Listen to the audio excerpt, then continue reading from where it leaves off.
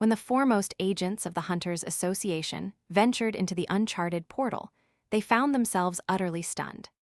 Hordes of S-rank monsters and formidable demons had been utterly obliterated by a solitary, unclad man of immense power. For 3 centuries, he had been confined within that world, locked in ceaseless combat, growing ever stronger. And when he finally re-emerged into the modern era, even the most formidable hunters appeared as mere weaklings in comparison to his might. Yet the full scope of his journey remained untold, a saga that commenced many centuries prior. As his eyes opened, he awoke in an entirely new world, one that seemed to spill directly from the pages of a fairy tale. It swiftly became apparent that this place lagged far behind Earth in technological advancement, yet it possessed a unique, undeniable charm. The dwelling he found himself in was no meager hovel, but a testament to considerable affluence. For a man who had succumbed to death from relentless overwork, with no family left on his original Earth, this was an undeniable elevation in circumstances. What truly cemented this newfound reality was the woman cradling him, the infant's mother. Her beauty was striking, certainly, but it was the profound warmth in her gaze, capable of melting even the most hardened heart, that truly captivated. If this was to be the beginning of his life here, he mused, romantic struggles would likely be a distant concern. Fortune, it seemed, had finally decided to grant him a respite. 3 years later, his tiny legs, still wobbly, carried him beyond the confines of his cradle, desperate for a glimpse of the world outside the window. What he beheld ignited a spark in his young eyes. From his small vantage point, the external world appeared boundless and imbued with magic.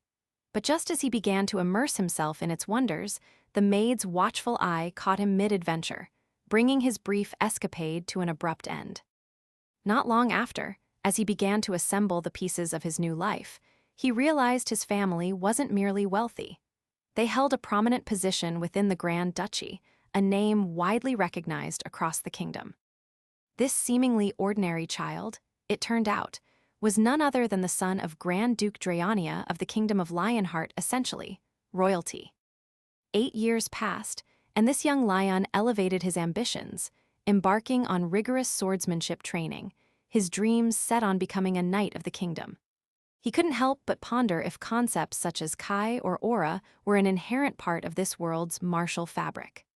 His mentor, Sir Gothic, a legendary holy knight hailing directly from the royal palace, assumed the role of his master. Gothic considered it an immense honor to train Draeania's son. However, for Lion, the passage to his 14th year felt less like a coming of age and more like a descent into a nightmare. Gothic was a relentless force, an absolute beast in human form, completely unyielding, no matter the intensity of Lion's efforts during their spars. Ascending to knighthood transcended mere swordplay.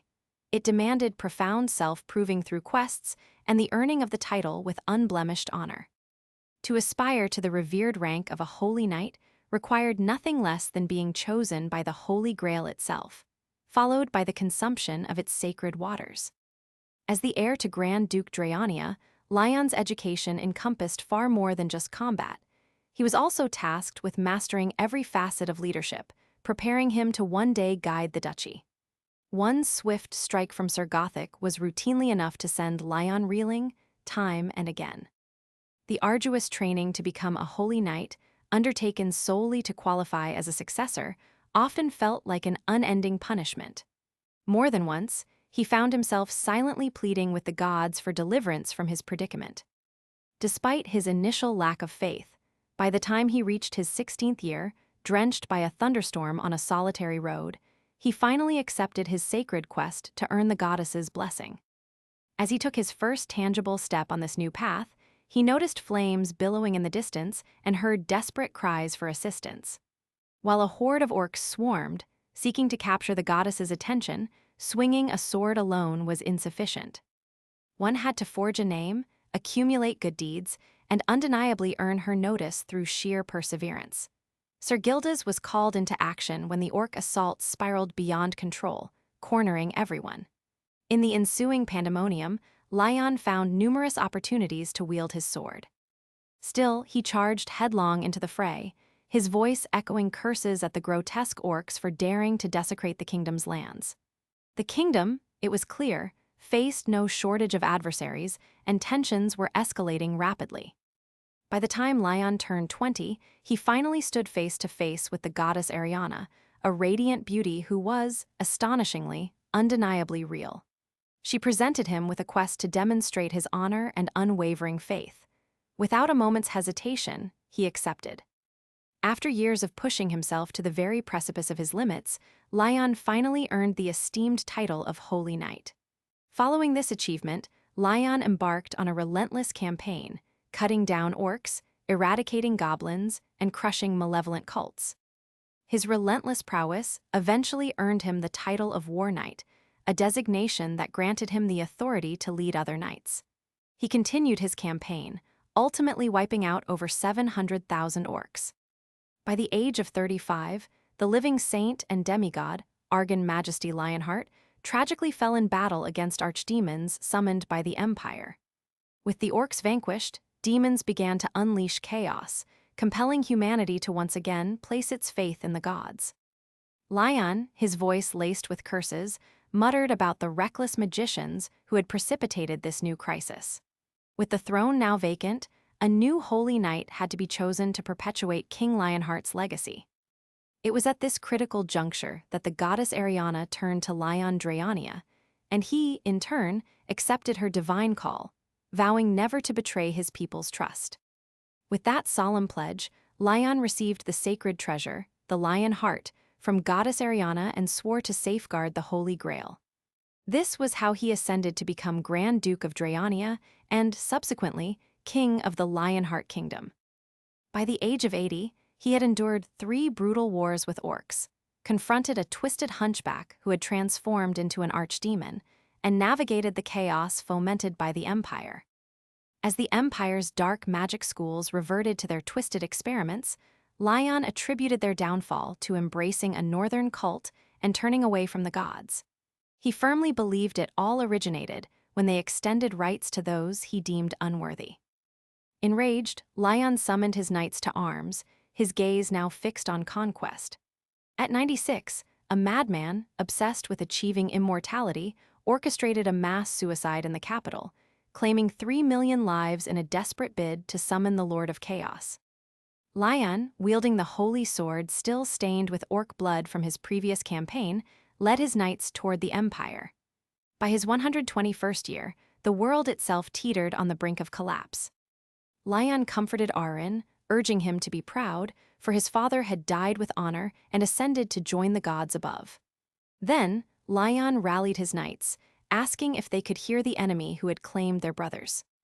Even in that desolate wasteland, he sowed seeds of courage, reminding them that honor still retained its profound meaning. They understood they could not halt the encroaching evil from spreading beyond the horizon.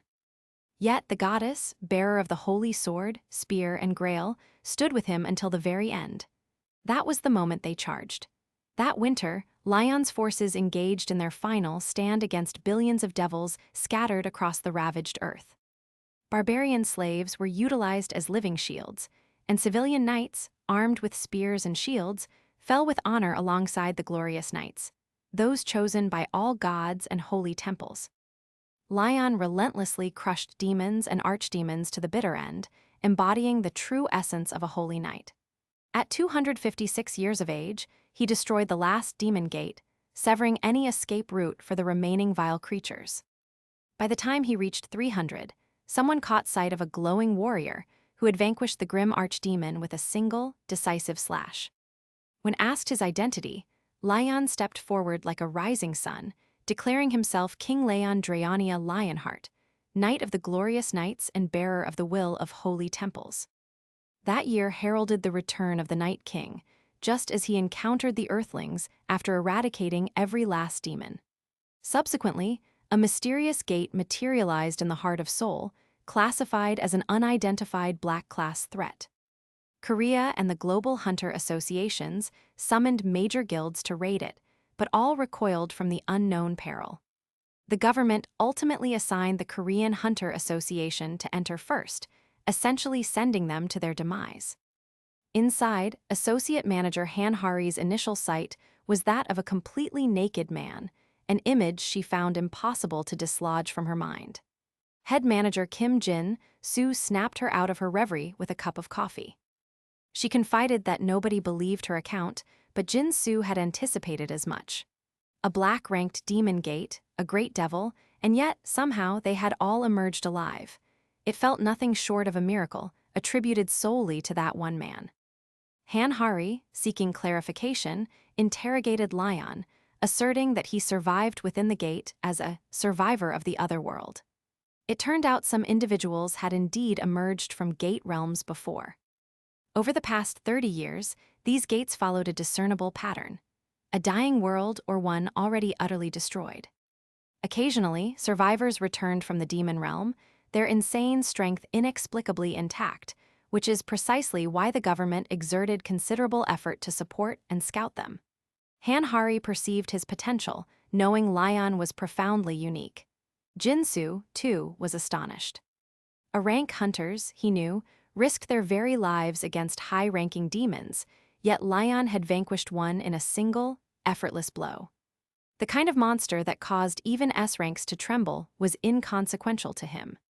Still, Jin-soo harbored a slight unease regarding the cultural chasm, as Lion carried himself with the bearing of full-blown royalty. Hanhari dismissed his concerns, believing Lion to be, in all likelihood, a good person.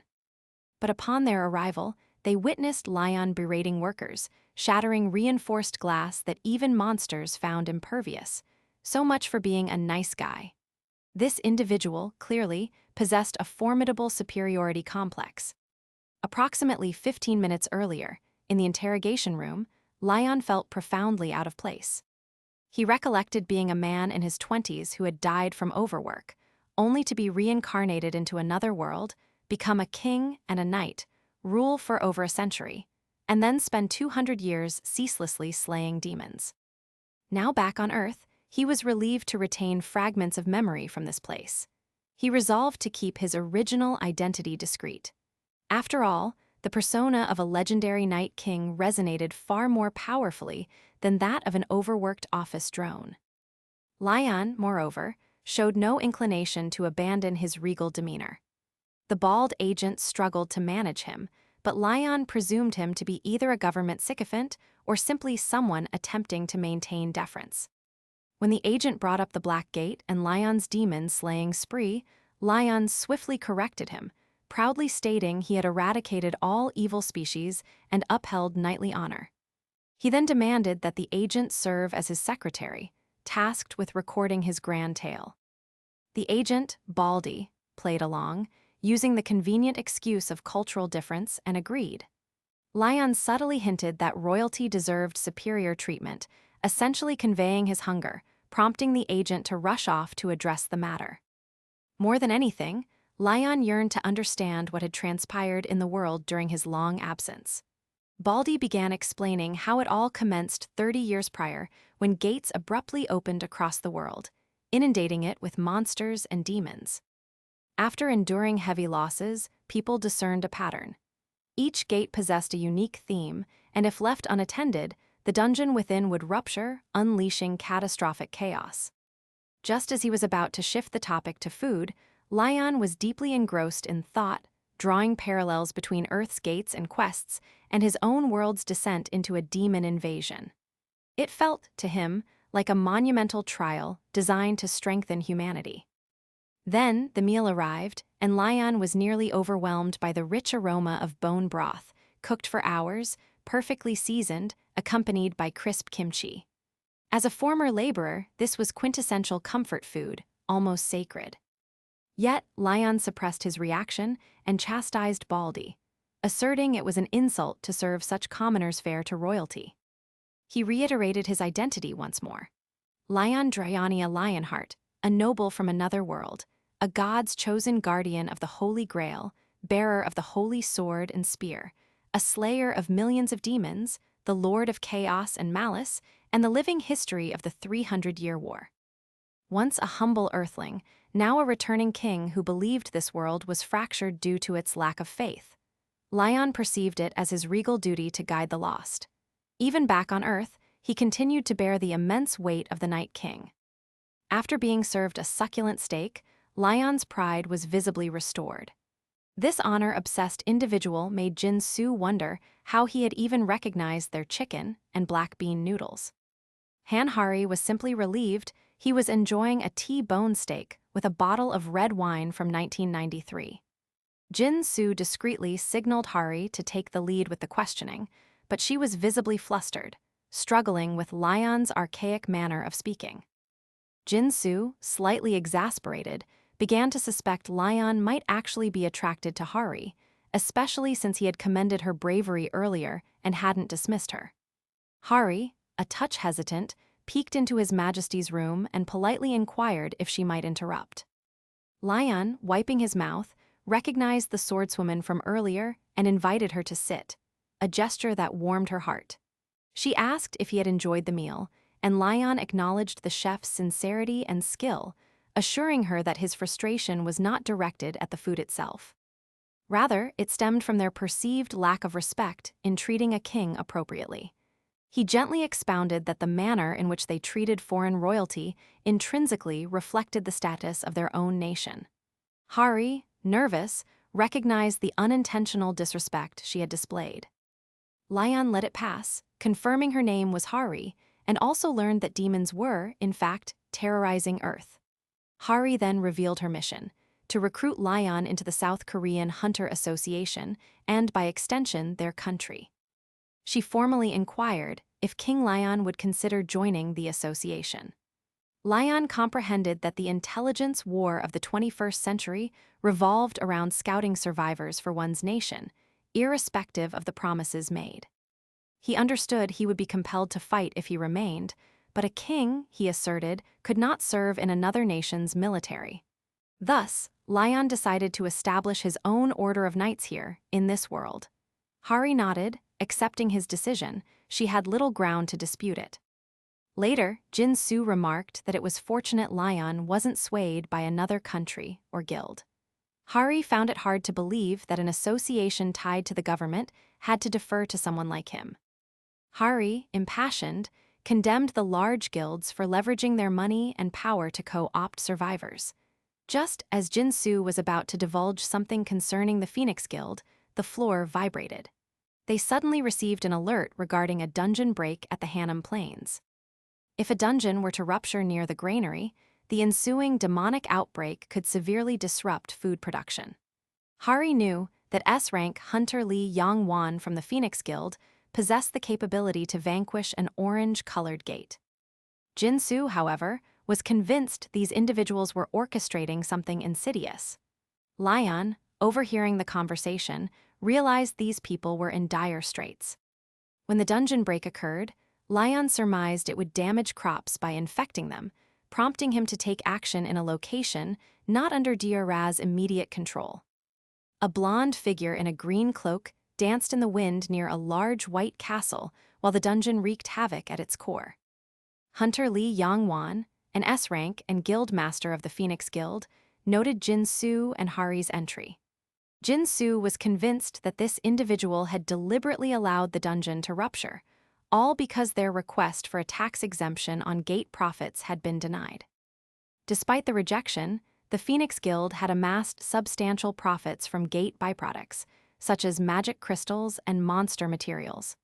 Yet, these individuals, he observed, were attempting to evade paying $1 trillion in taxes. Even though they had benefited amply from their status as a large guild, nothing, it seemed, was ever enough for them. Jin-Soo had never imagined they would stoop so low over a mere rejection. Hari vociferously reminded Hunter Yong-won that a full week had elapsed and the dungeon gate urgently required closure. Yong-won, grinning with a devil-may-care demeanor, acknowledged the consequences, but mentioned that injured comrades might pose a problem for the raid. He promised they would address it tomorrow, though he offered no guarantees. This infuriated both Jin-Soo and Hari. Hari, unable to remain silent, questioned Yong-won's patriotism, keenly aware of the potential ramifications if Hanam Plains became infected. Suddenly, Yong-won let out a sinister laugh, reminding Hari of the events of the previous year and coldly asserting that in this world, justice is all about money and power. A familiar voice interjected, labeling Yangwan a shallow, old-fashioned individual. He retorted sharply at Lion, but Lion did not take it lightly, informing him that someone of his lowly standing should not address a king in such a manner. Yangwan, stunned by the insult, was taken aback, particularly given his status as one of the world's top 20 S-rank hunters and the guild master of one of the top 10 guilds. He prepared to strike Lion, but paused when Hari swiftly reminded him that Lion was a survivor. Instantly, Yangwan altered his tone, bowing in a show of respect. He inquired if Lion hailed from a gray-colored guild, but Lion, disinclined to engage in trivial conversation with commoners, instead focused on Jinsu and demanded a clear summary of the gate. Jinsu and Hari, relieved, were pleased to have him involved. To expedite matters, Hari explained that dungeon breaks typically commenced with the land being infected by demonic elements, which inhibited crop growth. Given that the Hanam Plains constituted a crucial granary, this presented a critical situation. To rectify this, Hari stated they needed to clear the dungeon and purify the land. Once Lion grasped the predicament, he instructed Hari to summon backup. He insisted on assuming command of the situation the following day, once the allotted time for the other group expired. However, before any action, Lion demanded an official notice of consent from the nation's king. Until then, he refused to act. Hari attempted to explain that the matter was not so complicated, but Lion, a man of staunch principles, insisted on adhering to laws and demanded that a message be dispatched to the king immediately. Meanwhile, Yangwan was visibly shaken, appearing as if he had encountered a phantom. He was convinced that Lion was an even greater source of trouble than himself. After securing the president's approval, Hari communicated that all arrangements were complete. She inquired if the straw dolls were truly necessary, and Lion elaborated that purifying the infected land necessitated proper ritual arts. He had submitted requests for 2 specific items: the straw dolls and the mothers who crafted them. Once they were assembled, Lion commanded their attention and asked them to present their handmade dolls, unexpectedly initiating a doll-making contest. As the judge, Lion harshly critiqued the unattractive dolls, failing most of the women and even rejecting Hari's offering. He expressed disbelief that women who had given birth could produce such dreadful dolls. Finally, he approved an elderly woman in her late 80s who had raised 12 children, hailing her as a true patriot. While he would typically bestow medals and gifts, this time he simply requested her forgiveness, a gesture that caused her to blush. Subsequently, Lion brought the approved doll to the Hanam Plains, where everything was prepared. As he offered the harvest doll to the mother of the land, Yangwan's faction observed from the sidelines. Suddenly, droplets filled a sacred cup.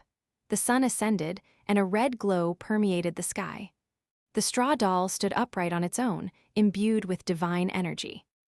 Then Mother Earth herself, Dara, the goddess of life and abundance, descended into the doll and greeted them after a prolonged absence, signifying the return of divinity to this land. Lion greeted Dara with praise for her divine grace, and she responded by declaring the land tainted and corrupted by evil. He concurred, noting that many wicked beings had infiltrated this world, yet no true divinity persisted, likely due to the failings of the lowly and unworthy. Dara pointed out that greed and ignorance were not always sins, but rather intrinsic to human nature. When questioned, Lion admitted it was challenging to distinguish oneself among swordsmen, but believed a true conqueror was inherently divine. He vowed to guide the ignorant with balanced authority and duty until a new pantheon emerged. When she offered to grant a wish, Lion requested that Dara, goddess of the earth, cloaked in green, purify the land. With joyous assent, she blessed the soil with her essence, promising that all who trod upon this ground would now follow Lion. A sacred drop descended, cleansing the earth, and Lion firmly called upon everyone to witness this world, now touched by divinity. To him, the fundamental purpose of life was to give birth and flourish. Lion expounded on how birth and prosperity attested to the fertile earth as a living testament to a divine promise. But Yang Wan abruptly snapped everyone out of their reverie by proclaiming the magically grown crops were poison. That remark deeply offended Lion, and he was not about to tolerate such ignorance a second time. With a palpable chill in the air, Lion warned Yang Wan to guard his insolent tongue.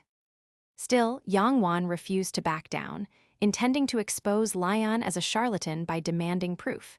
He even summoned an appraiser, who, upon employing appraisal magic on the crops, froze in stunned silence. It turned out the rice was a rare, blessed plant directly from Dara, capable of curing Tier 3 diseases if consumed in adequate quantities. Even cancer, it seemed, would stand no chance. The entire crowd was left dumbfounded. Jin Su immediately called for a pot from the chief's house, recognizing that such miraculous food was not to be disregarded. After it was cooked, a blue window materialized, indicating that Jin Su gained 8 hours of stamina and mana restoration every single minute. He was utterly astounded, realizing this item was worth approximately 3 million won per bottle. Out of nowhere, Hari burst in and casually dropped the news that she had consumed a bug out of sheer curiosity. Jin Su was on the verge of vomiting, but then she revealed the bug had granted her a buff, which completely shocked him. If divine energy had indeed permeated everything, then every living thing might now carry buffs. That ignited a flurry of activity in Jin Su, and he ordered a sweep for as many bugs as possible, intent on engaging the gate fully buffed, a prospect that energized the Hunter Association raid team like never before. As Dara prepared to depart, Lion thanked her for the divine love she had bestowed upon them. Her final advice to him was simple: stay fed. When Hari inquired about it, Lion explained to the non-believers present that a meaningful life and powerful words were predicated upon divine power. He then redirected everyone's focus back to the gate once the soldiers finished eating.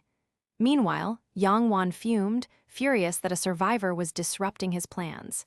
He wished Lion had simply perished, thereby compelling the government to approve his request. Then, an idea struck him. He instructed his subordinate to relax, noting that the gate had already been partially cleared. With only one rank hunter, Han Hari, he surmised Lion must be merely a lucky support-type individual with no genuine combat skills. In Yang Wan's estimation, there was no conceivable way they could overcome the monster inside with just basic maneuvers. Lion led his earthly troops into the gate and swiftly discerned that these gates only sealed when the final boss was defeated or the main quest was completed. He rather appreciated the setup. What Hari hadn't mentioned, however, was how these dungeons typically ganged up on intruders.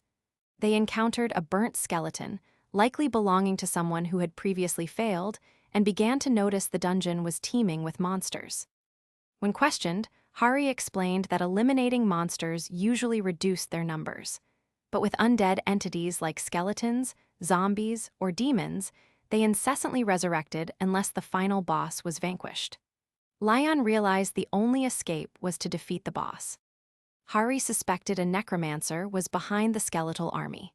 Suddenly, a red alert warned Hari of an imminent dungeon break, imposing a 3-hour time limit on everyone inside. The mission? To defeat the commander Knight Dullahan, who was advancing with his troops. The subordinates felt a chill, and Jin Su cursed Yang Wan for setting them up for failure. As waves of skeletal soldiers advanced, Jin Su ordered all combat options to be allocated to the upper ranks.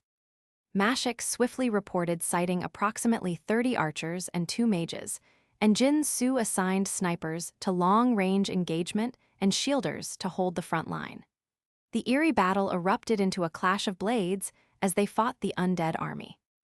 Jin Su found their strength surprising, musing that orange gates were constructed differently, yet still manageable for a B rank like himself. Then his eyes locked onto 2 skeleton mages casting advanced spells.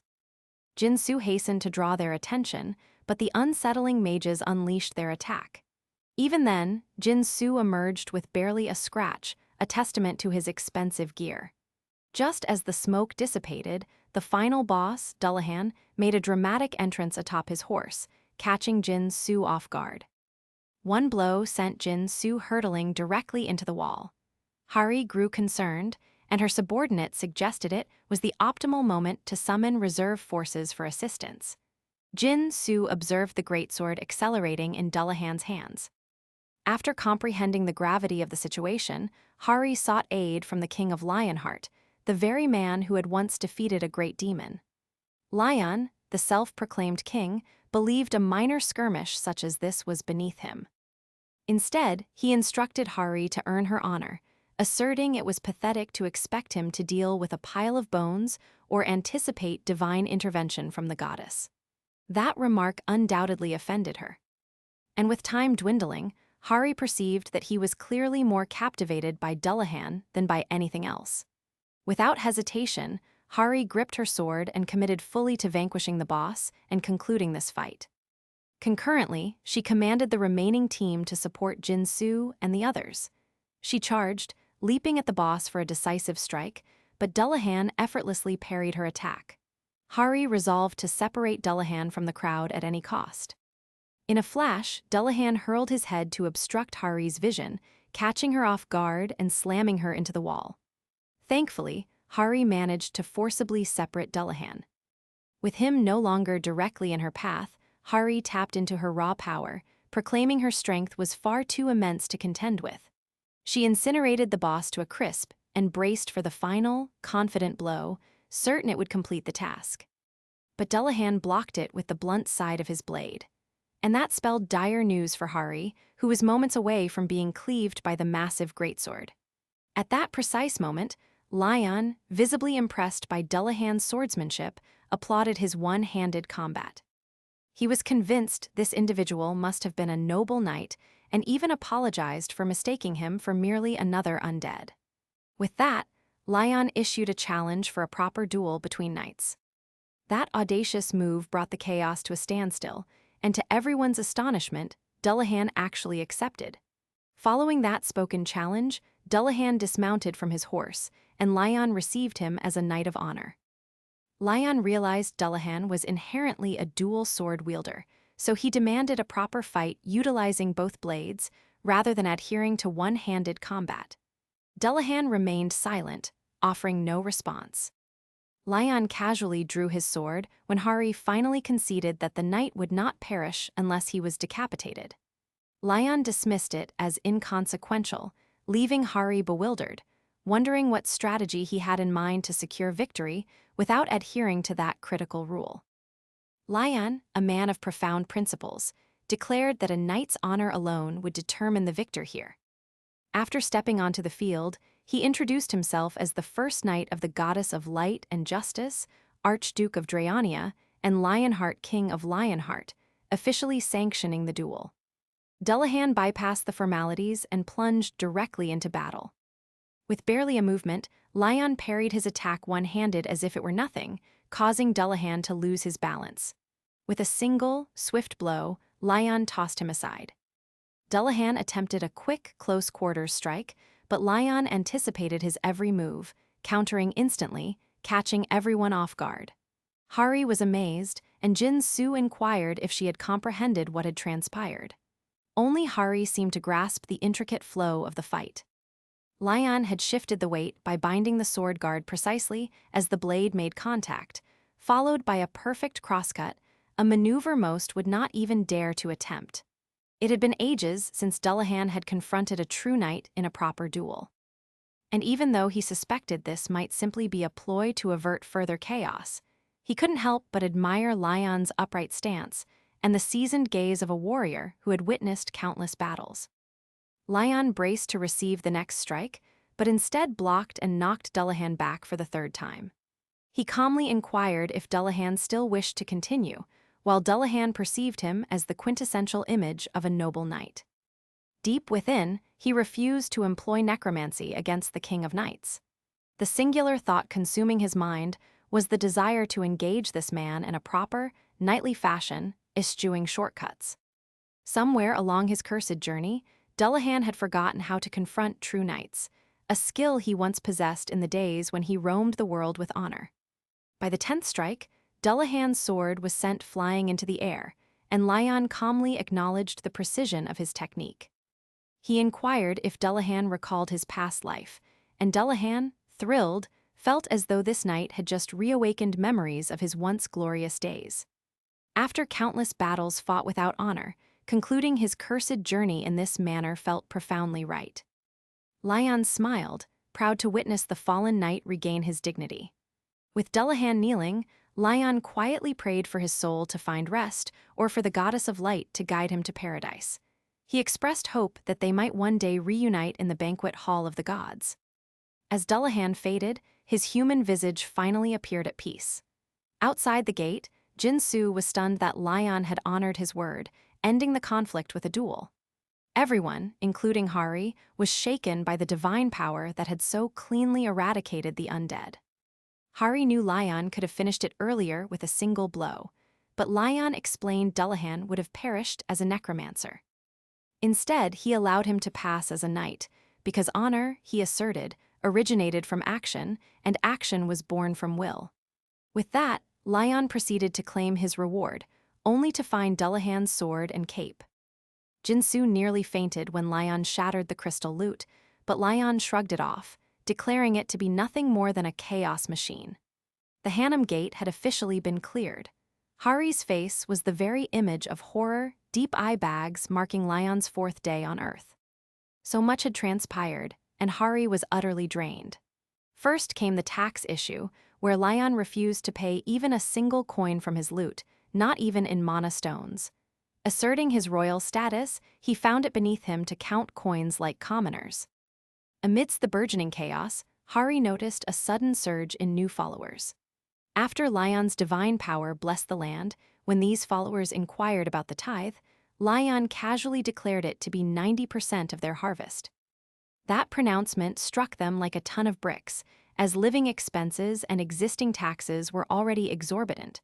But Lion dismissed their concerns, asking why true followers of the goddess should fear hunger. He promised that his guild would manage food, welfare, and all living costs. Then Hari dropped a bombshell.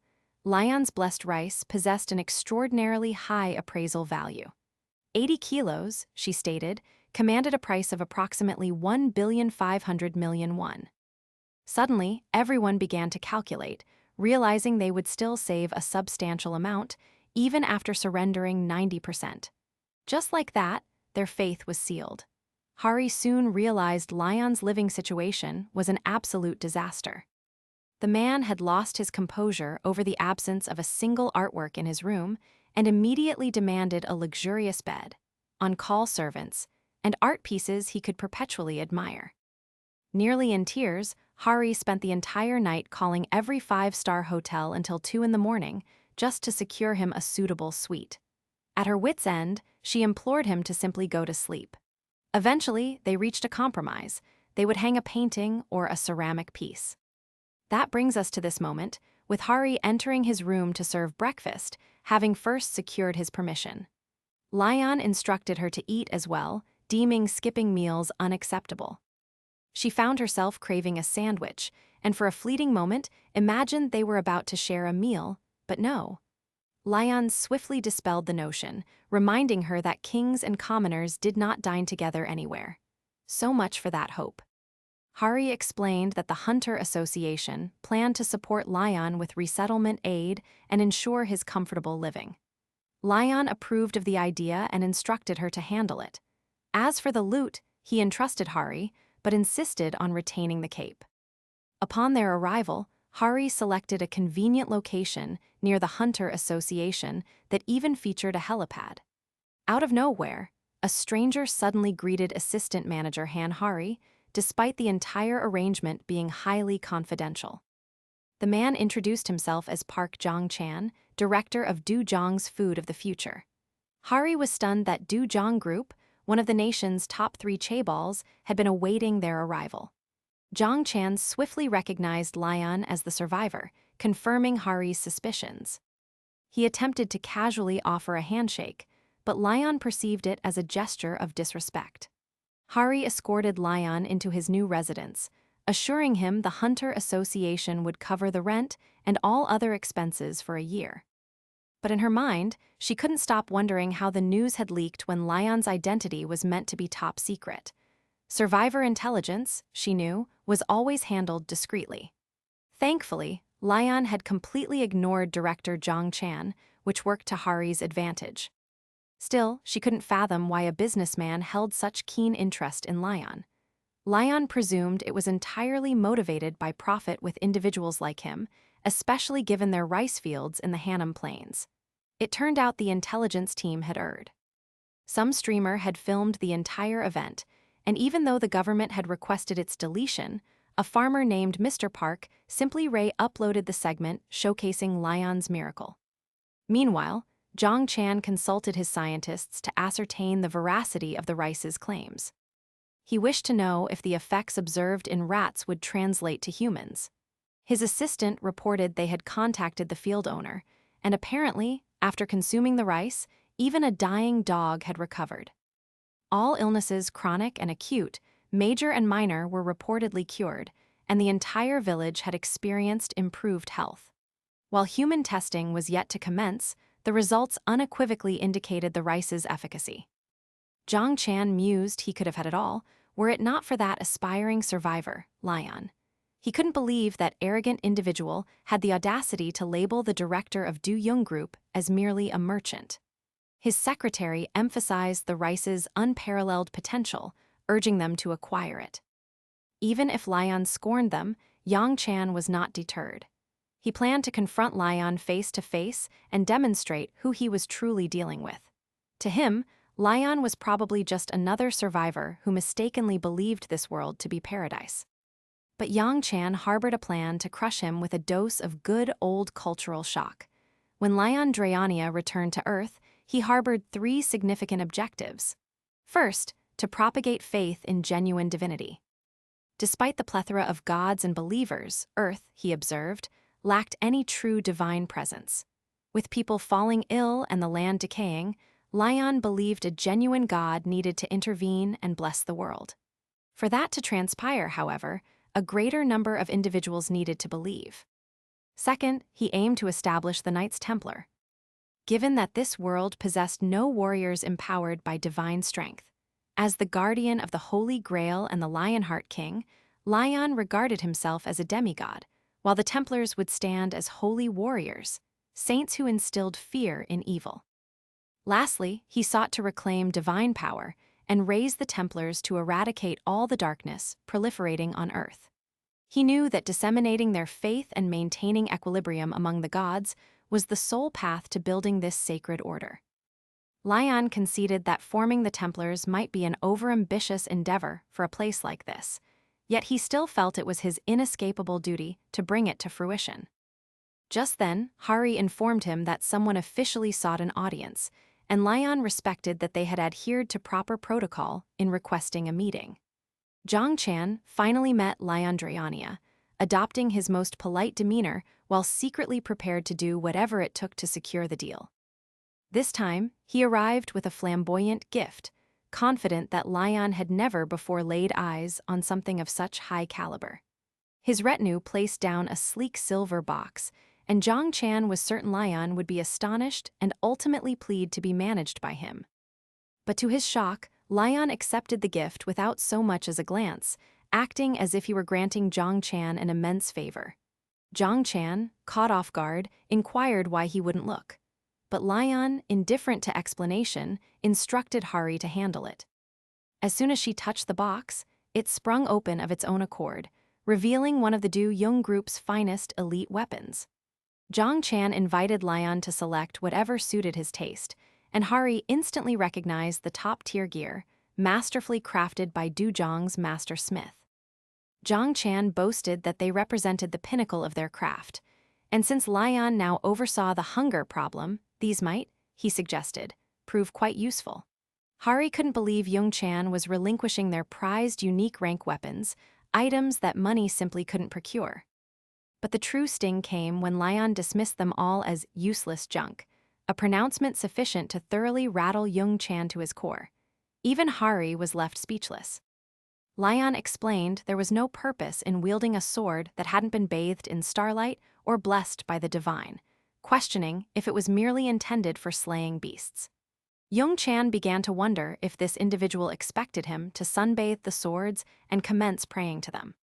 Lion labeled him unfaithful, asserting that individuals like him delighted in flaunting their shiny junk everywhere. Zhang Chan mused he could try it out, but deep down, he knew those swords were, at best, only suitable for slicing chickens or beef. At that very moment, Lion produced his own sword, drawing it directly from a portal as if performing a magic trick. The blade appeared ancient, and Yung Chan nearly erupted in laughter, thinking this lunatic was actually comparing that antique to his cherished weapons. Still, he harbored a curiosity to witness what this so-called king's sword could achieve. Meanwhile, Lion asked Hanhari to test one of Zhang Chan's blades. She was stunned, but selected the one she had admired for 4 years, the famed sword of Park Jinkial, named Dawn. The instant she gripped it, she claimed to feel its raw energy, drawn from 10 consecutive days of absorbing pure sunlight within a high-grade gate.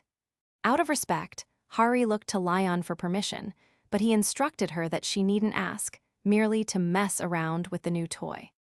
Just then, Lion raised his own sword and allowed Hari to take a swing at it.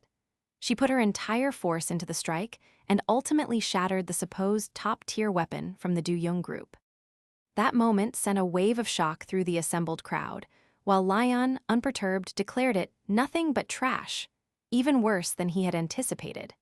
That small demonstration reduced Zhang Chan's estimated survival time to approximately 3 minutes. The man was visibly shaken, having just lost what he had proudly proclaimed was their most formidable weapon.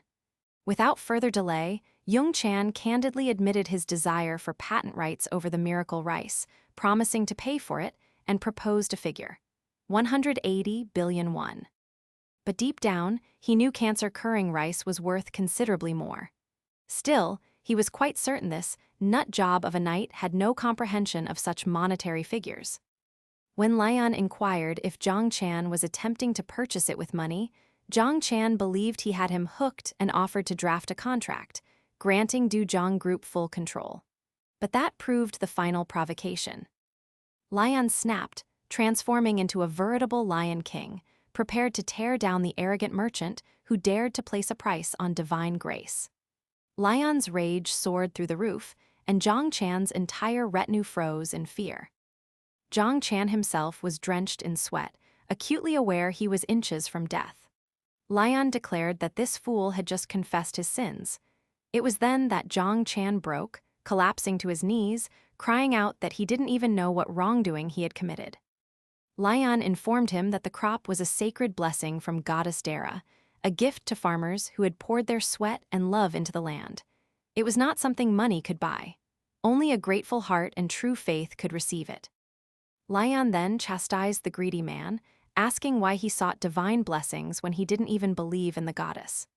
As Zhang Chan relinquished every shred of his pride, Hari interceded, reminding Lion that even if this individual was unpleasant, he was still an important figure. But Lion remained utterly unmoved. He then inquired if the task he had assigned Hari was complete. She reported that the association had made the necessary arrangements and wondered if he, too, would be undergoing the test, as that would simplify matters. Lion found it inconceivable that this bimbo expected a king to take a test. When pressed, he explained he was there to recruit and test genuine warriors. All Hari could manage at this point was to suppress her tears. Later, unaffiliated D-ranked Dong noticed Kim Do-han also presenting himself for this year's test. Do-han casually inquired if Dong thought he had a chance at ranking up, and Dong replied he would simply give it his utmost effort. Do-han suggested they form a team. Feeling despondent, Dong knew that even the least talented individuals had progressed to grinding C-rank dungeons. While he himself had been stuck at D-rank for over 10 years, still, Do-han admired his dedication and remarked he would be a natural ace in the mining division. Though it sounded tempting, Dong was not yet ready to relinquish his aspirations. The income from dungeons helped to cover his family's debts, and he couldn't simply walk away.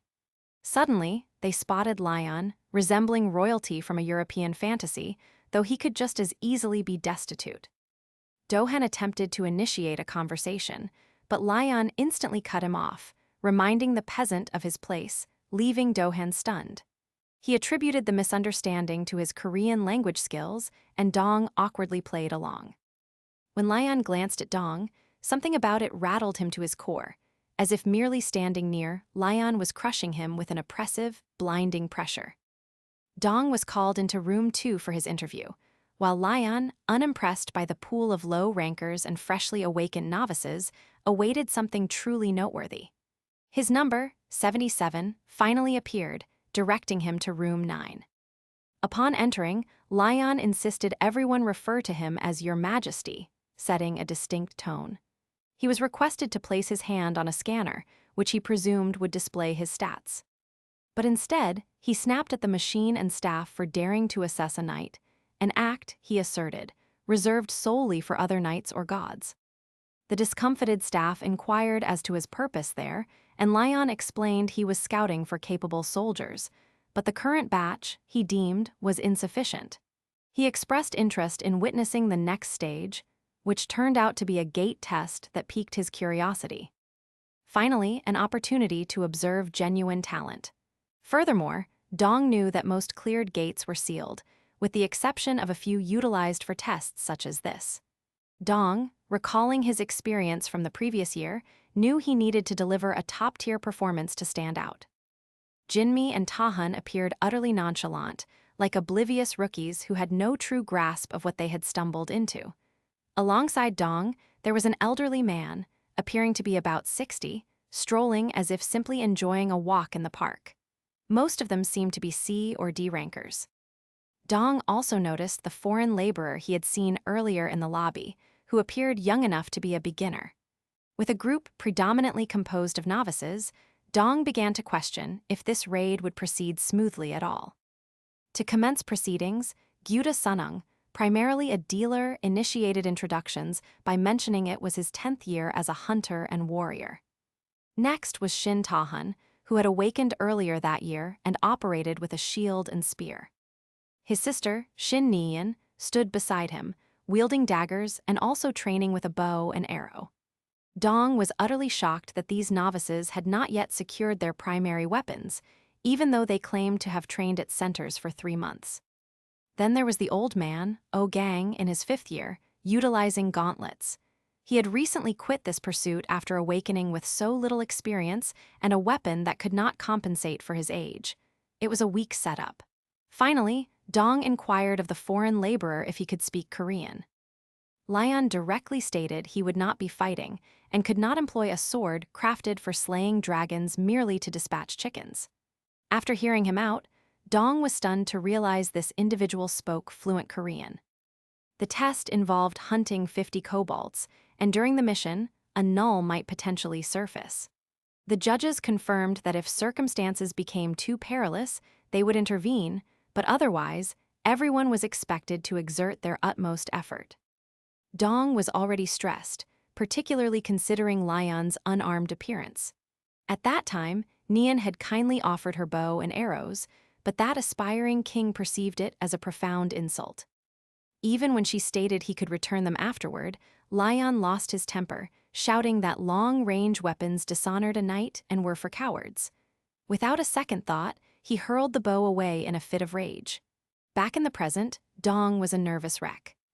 Convinced this test was destined for disaster, he suggested a location he believed was ideal for cobalt hunting, and the group simply deferred to his leadership, assenting to his plan without complaint. Tahan also pointed out that at the edge of the terrain, there was a settlement that could harbor a multitude of nulls. Dong did not believe their team was equipped for such a confrontation, as a small group like theirs could easily become encircled. So, instead, he opted to lead them to some cave hideouts where they could smoke out the kobolds by igniting leaves and grass. He viewed it as a straightforward method to eliminate them. Tahan complimented his experience, and Dong felt an unfamiliar surge of confidence, recalling all the guides he had read and the training he had undergone, dreaming of the day he would enter a top-ranked gate. But in reality, this was still his first, and he knew he had to advance this time, for D rank was no longer sufficient.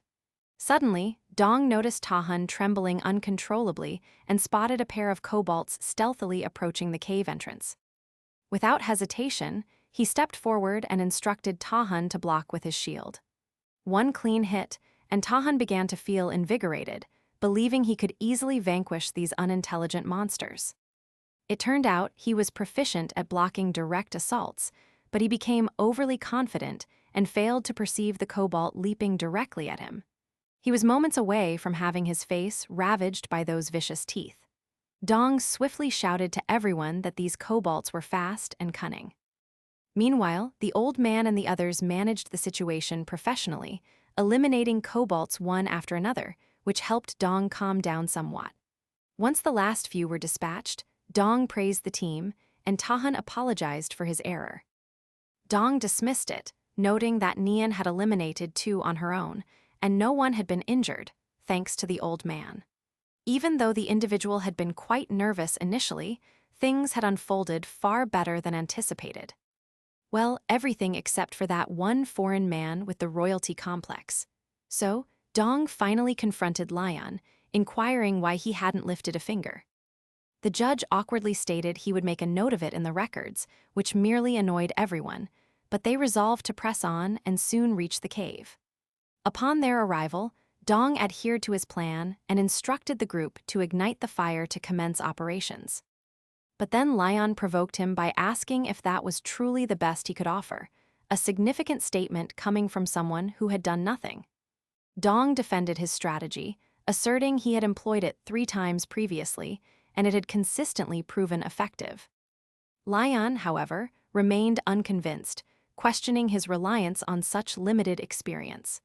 That infuriated Dong to such an extent that a vein on his forehead nearly pulsed as he sparked the fire. Once the trap was set, Dong warned everyone that the kobolds were approaching and directed them to take their positions. As anticipated, the kobolds rushed in like wild animals, and the hunters unleashed their attacks simultaneously. Dong felt like a genius, believing his plan was foolproof, and that between these kobolds and the few gnolls they would encounter on the plains, they would easily clear the test.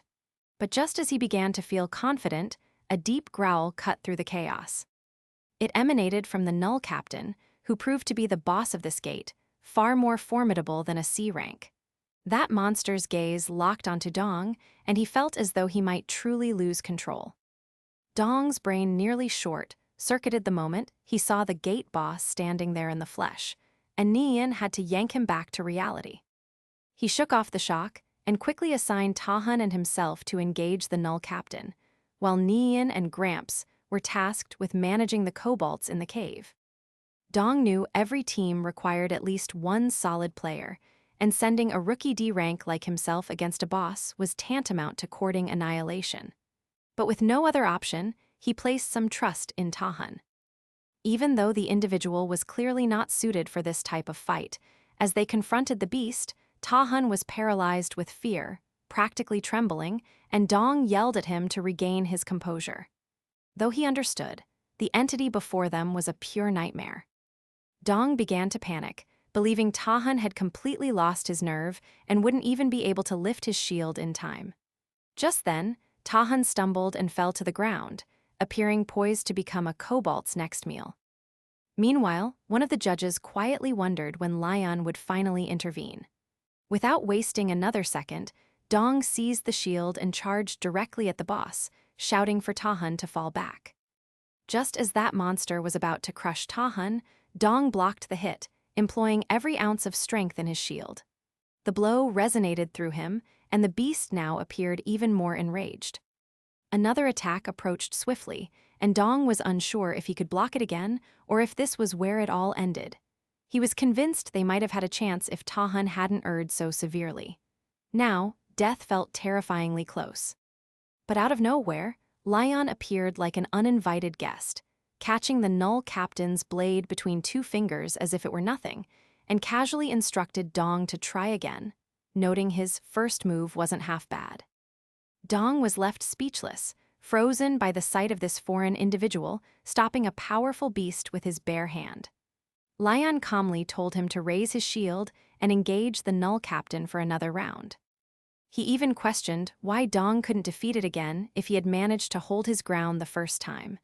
Dong was completely bewildered by it all. Lion instructed Dong once more to get up, block the kobold's attack, and retaliate. Dong attempted to remind this seemingly insane individual that they were in profound danger. But Lion was clearly not one to repeat himself. He was not the type to accept no for an answer, and ignoring him after witnessing his capabilities was simply courting trouble. Lion remarked that a Templar imparting teachings to a basic foot soldier was a rare occurrence, and Dong was left wondering how many generations had passed since such a thing had transpired. One thing Dong knew for certain was that remaining alive was paramount.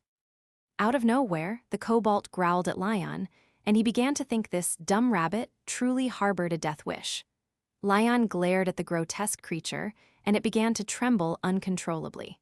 The fight erupted anew, and Dong noticed how its strength was sufficient to wrench his shield away. Lion yelled at Dong for employing the shield against an opponent far more powerful than him. Lion instructed him to cease merely defending and instead seek an opening, warning that the creature was not a mindless brute, but a beast that learned as it fought. While Dong was still attempting to ascertain how to deal with it, Lion suddenly kicked him in the knee and yelled at him never to avert his gaze from the enemy. That moment snapped Dong back to reality, and he realized just how narrowly he had averted death. Had he taken that last hit head-on, he would have been utterly finished. Lion continued to push him to tap into his potential, which, honestly, unnerved Dong. He had always regarded himself as a washed-up D-rank with zero skills or talent. He was not convinced by the potential speech, believing it wouldn't simply manifest because some eccentric individual claimed it would. But still, something shifted within him. He began to feel a strange spark, as if perhaps he truly could confront this monster. And precisely as the creature lunged to strike, Dong did not flinch. He believed, even for a fleeting second, that he could achieve this. He poured every ounce of his being into blocking the blow, and somehow it worked. Even he was stunned that he had managed to break through in such a manner, but it was far too soon to celebrate, because immediately after that, the kobold struck Dong in the face and tossed him aside like refuse. Lion sighed and questioned why Dong still couldn't comprehend the larger picture, pointing out that he remained stuck at D rank even after all this time.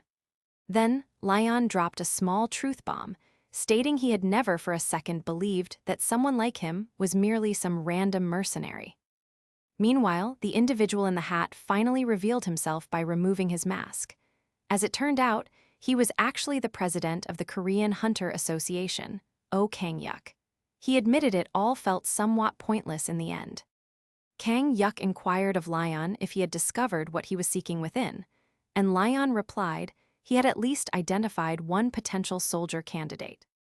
Kang-yuk seemed slightly uneasy, wondering if Lion intended to pursue hunting overseas, particularly after witnessing him casually dismantle a C-rank boss as if it were nothing. But Lion corrected him, stating that the creature was not even worthy of being called a toy. Then Kang-yuk shifted gears and offered to support Lion if he ever wished to establish his own guild. He pointed out that if Lion planned to build something from scratch, achieving fame was the swiftest path to making it happen. And in this current era, there were few shortcuts to widespread recognition. It was then that Kang-yuk mentioned a red gate that had opened in Cheongju after a raid had failed miserably. It had remained uncleared for over a year. Within that gate lay the Jewel of Wisdom. But to access or destroy it, one had to confront the boss of the red gate, the Jagged Spinner. At the Cheongju Sports Complex gate, the first team from the KPPP Guild commenced their raid. Hyang and his crew stumbled upon a modern civilization that appeared far more advanced than anything on Earth. One of the women on the team thought it actually looked quite impressive. With all the discussions of fantasy and other worlds, Guildmaster Hyang surmised it wasn't too outlandish to believe a futuristic world could also exist.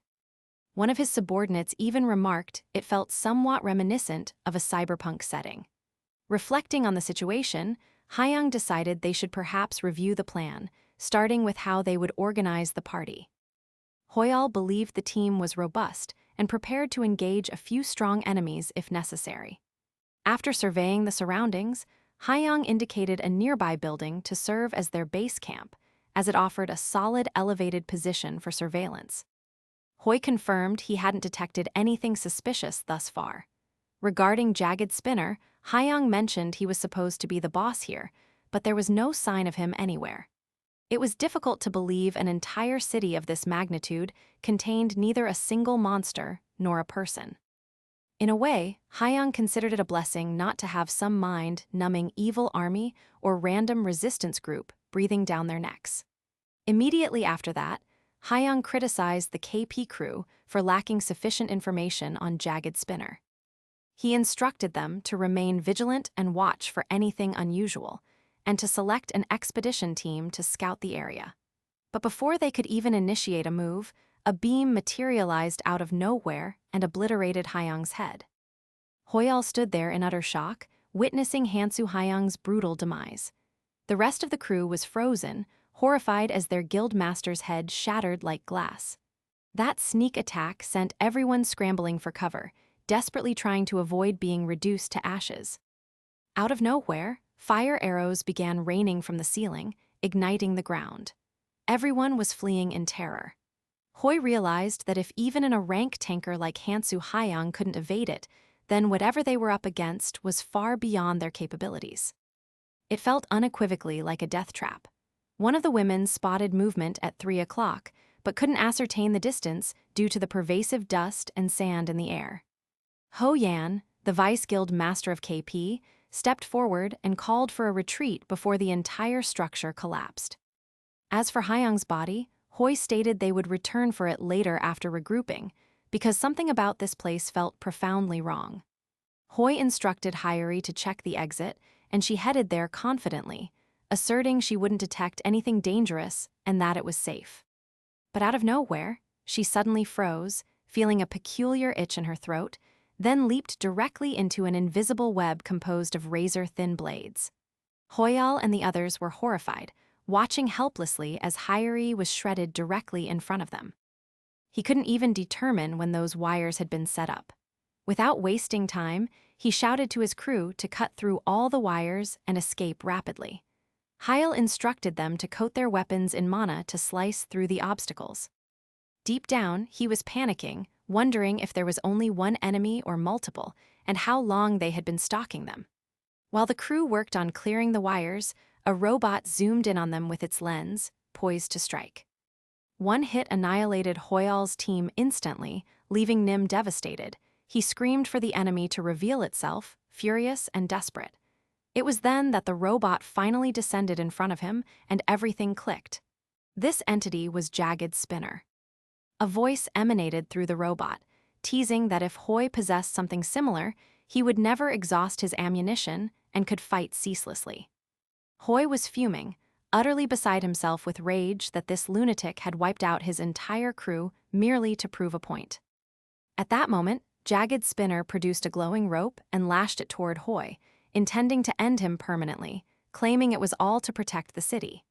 At Cheongju Gate, the first raid team of KPPP hunters, 58 members strong, not a single one made it out alive. The gate boss had now been elevated to red level, and all operations were indefinitely suspended. Later, the second raid team resolved not to venture into the city to avoid encountering Jagged Spinner. Meanwhile, the third raid team was entirely focused on acquiring the Jewel of Wisdom and any other spoils. A white-haired individual boldly declared that the 60 billion one would be allocated to the second team's guild. With all matters settled, they proceeded into the Cheongju Sports Complex gate. Access to this gate had been granted to one of Korea's top 10 guilds, the Golden Lion, led by Guildmaster Hwang Gum-cho, an S rank, and Vice Guildmaster Hang Yanha, an A rank, along with 47 additional members. In addition, the Magic Tower had dispatched Gil Taesung, close to S rank, with a squad of 48 mercenaries. And not to be overlooked, Han Hari of the Korean Hunter Association, an A rank, was also present, pouring barley tea for His Majesty, who was also joining the action in this desolate stretch of what remained of modern civilization. Cheongju Gate's fourth raid team established their base camp. Lion checked in with Han Hari, inquiring what troubled her. Hari admitted she harbored a premonition. She doubted things would proceed smoothly here, but paradoxically, she also worried if they actually did. She surmised the ideal scenario was that everything unfolded without incident and Lion wouldn't need to intervene. But that also meant his opportunity to gain fame might slip away. Lion was perfectly content with that. He calmly explained that if the Lionheart King had no need to exert himself, it simply implied the situation was not dire. He elucidated, stating that leadership could be handled by anyone who did not allow arrogance to cloud their judgment. But it was an entirely different matter when it came to the King of Knights. That piqued Hari's curiosity. Then it clicked. She realized that every time Lion had intervened, it had been to thwart an attack that no one else could manage. Lion made it unequivocally clear that the king had to be the ultimate wall, the final line of defense. If the King of Knights was compelled to enter the field, it signified that matters had seriously deteriorated and all others had already failed. And judging by the sorry state of the current crew, Lion was wagering it wouldn't be long before he would have to step in again. However, Hari believed this raid team, with S-rank Huang Gumcho and a mage on board, might actually stand a chance.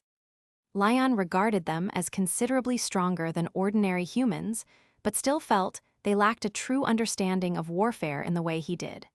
More than that, he questioned their strategy, particularly their assumption that the city's outskirts were safe. Even after encountering enemies, Lion was stunned by their unwavering confidence in their intelligence. He couldn't fathom how these self-proclaimed raid teams believed analyzing monster patterns and reacting to them constituted intelligent tactical maneuvering. For Lion, that was utter nonsense. No genuine general would ever rely on such a plan, especially when dealing with an opponent like Jagged Spinner, whom he perceived not as a mere monster, but as a sharp and dangerous warlord. It was then that an explosion erupted out of nowhere, catching everyone completely off guard. A boy called out to Yappy, the robot expressing sorrow that it had to end this way, but asked for one final favor. Yappy accepted the boy's ultimate command, which was to eliminate all foreign beings who trespassed in the city. With that mission firmly imprinted, it set out to fulfill the boy's last wish by eradicating every intruder. Yappy, now functioning like a rogue agent, embarked on a full-blown rampage, terrifying everyone present. As its lens zoomed in to acquire targets, some individual suddenly swung a hammer and knocked the small robot aside.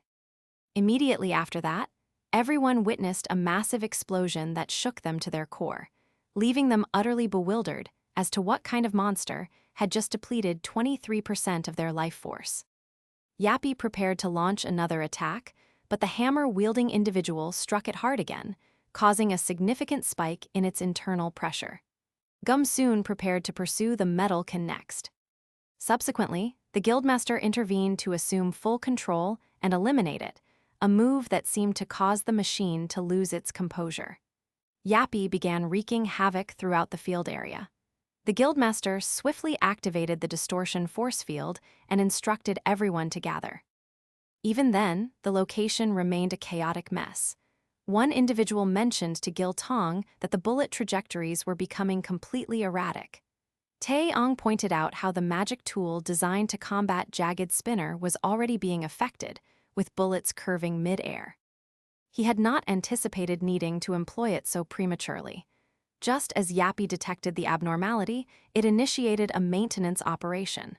Out of nowhere, Tae-sung's subordinate was shot. Realizing that Yappy had already calculated the angles to cause bullets to swerve, he was panicking, attempting to comprehend the nature of that entity. At that moment, Tae-sung received a call to deactivate the distortion field because the bullet directions were excessively unpredictable. The magic tool's battery was running low. So, Tae-sung ordered it to be recharged the instant the force field was down. Precisely as the group came to a halt and the force field dissipated, that's when it struck them with full force. The entire area was suddenly enshrouded in web-like wires, revealing that Yappy had been relentlessly working the entire time. Yappy emerged like a grim reaper, prepared to electrify the entire squad. Tae-sung instantly realized his grave error in summoning everyone to a single location, knowing there was no way they could evade this imminent attack. As soon as the charging concluded, the group spotted a horse advancing toward them, and they were all stunned to behold none other than Lion Drayania, riding in as if he were an old, sworn companion. Lion dismounted, commenting on the courage it demanded to ride alone into a sea of enemies, asserting that the King of Lionheart deserved praise. Without wasting a moment, Lion honored the occasion by granting Jagged Spinner the privilege of combat, decreeing a duel as if by royal command. The rest of the crew stood there, wondering if this individual had lost his mind or was simply utterly disoriented. Lion muttered aloud, focusing on the sheer bravery required to charge into a multitude of enemies with nothing but a horse. He declared himself the king of the Lionheart, an individual deserving of profound acclaim. Without a shadow of a doubt, he seized the moment and bestowed upon Jagged Spinner the honor of confronting him in battle. Yappy, conversely, was completely perplexed by this dramatic flourish. It powered up its railgun, adhering strictly to its mission of eliminating every foreign entity in sight. Just then, Lion burst forward like a blazing sun, riding his old sworn companion into the fray. As Yappy fired, Lion charged with the fury of a true knight, utterly unfazed by long-range attacks. With incredible speed and the gleam of his spear, both Yappy and Lion unleashed their inner beasts. Suddenly, a massive explosion sent debris hurtling through the air as Yappy sustained a devastating impact. In that moment, Jagged Spinner's highly functional AI completely crashed. It turned out, Yappy had no logical explanation for the phenomenon unfolding directly before its sensors. Apparently, Yappy's machine had already analyzed the entire scene, noting that Lion's weapon appeared antiquated and somewhat joust-like, but it was swift enough to capture its attention. Still, the machine calculated that the impact would be minimal based on Lion's mass. Yappy assigned a threat level of 0, surmising the railgun could easily eliminate Lion with a single shot and was not even worth the effort. Such was the machine's logic. 3 seconds earlier, Lion's shout had created a thin barrier, a pattern unlike anything previously recorded. 2 seconds before impact, the system predicted a direct hit from the railgun bullet and estimated the shockwave alone would suffice to eliminate the target, even if the shot was blocked. 1 second before impact, the bullet was deflected. There was no clash or overt block, merely a smooth deflection executed effortlessly, like breathing, utilizing a skill passed down by the Knights Templar. Lion perceived it as a miracle only humanity's most formidable warriors could wield, enforcing divine law through the blessing of the arrow shield, a power that repelled every incoming attack. The machine could not comprehend what had just transpired and suffered a severe malfunction, its internal systems spiraling into chaos. In that moment, it recalibrated Lion's threat level to the maximum, level 5. The machine slammed into the ground in a desperate and pitiful retreat. Even now, Yappy echoed the boy's final wish, never to allow anyone to reach this place, no matter the cost. With most of its systems failing and its balance utterly compromised, Yappy locked onto Lion as a level 5 threat and initiated emergency modulation to counter the new weapon. Suddenly, Yappy heard Jog's voice, thanking him for everything he had done, and Yappy's modulation for counterattack completed its loading sequence. Right in the heart of the city, specifically in Block 8 of Cheongju Sports Complex, an individual standing approximately 250 meters across the street spotted a component of a machine gun. He swiftly ordered the long-range dealers to move into the nearby building opposite Jagged Spinner, while the remainder of the team held their position. But as he rounded the corner, he was confronted with the gruesome sight of a full-blown bloodbath. Flesh and bones were shredded everywhere by tangled wires. The color drained from his face instantly, as if he were staring at a ghost. Then, out of nowhere, he felt something clingy brush against him. He spun around to strike, his heart pounding, but there was absolutely nothing there. Still, the man was drenched in sweat, absolutely certain he had felt something breathing down his neck. It was then that a web of piercing blades sliced through him in seconds, tearing him apart and ending his story right there. Yappy sealed the victory by eliminating 5 foreign entities. But one, Crybaby, somehow remained camouflaged until the very second he witnessed his boss being torn to bits, a sight that terrified him sufficiently to bolt. Yappy pursued him all the way to the cemetery, where the individual collapsed to his knees, begging for his life. Just then, Yappy recalled a memory of the boy expressing his desire to be buried in the cemetery like everyone else, so he could become an eternal part of the city, and he hoped Yappy would protect the place. That memory struck hard, and suddenly Yappy's reasoning system shut down as his priorities shifted after locking eyes with the crybaby. The individual was left wondering if the small robot had simply decided to release him, as Yappy silently ascended into the sky without uttering a word. Moments later, Tae-sung appeared and walked over to the young man, while the crybaby nervously muttered that the metal spider must have been too weary to finish him off and had merely fled. The crybaby explained how Yappy's expression conveyed everything, as if it knew there was no chance of victory. Perhaps because it had caught sight of Tae-sung approaching. That, he concluded, proved the machine, too, possessed its limitations. But what truly bothered Tae-sung was how the cemetery in this city was noticeably cleaner than everything else around it. Meanwhile, Yappy calculated its success chance at 92% and ultimately decided to retreat, prioritizing the protection of citizens, even if they were already deceased. Tae-sung and the others found the eerie atmosphere of this place unbearable. Concurrently, Yappy logged 49 active targets, with both Level 5 and Level 3 threats in good health, while the probability of neutralizing the Level 1 threat was only 35%. So, the battle erupted anew. It was then that someone noticed Yappy quietly tucked away, attempting to repair itself, and called it out, inquiring if it had enjoyed playing with commoners. And that someone turned out to be none other than Lion himself. As it turned out, Lion lived and breathed chivalry. And it was no exaggeration to label him its very embodiment. With that smug expression, the king of Lionheart despised cowardly ambushers above all else and craved a fair, head-on confrontation. So Lion boldly inquired of Yappy if it was prepared for battle. Yappy instantly became alarmed by the unexpected visitor in its territory. It was evident that the opponent had no reason to engage in fair play, but Lion was not one to cast aside his knightly morals. Chivalry fueled his will, and that unbreakable will was the very source of Lion's strength, making him the chosen one. Lion wagered a machine could not possibly grasp the concept of honor. With 480 bullets remaining and all other equipment in order, Yappy went straight for the trigger and fired at the arrogant jerk. But Lion's radiance did not flicker, protected by his divine law energy and the blessing of the arrow shield.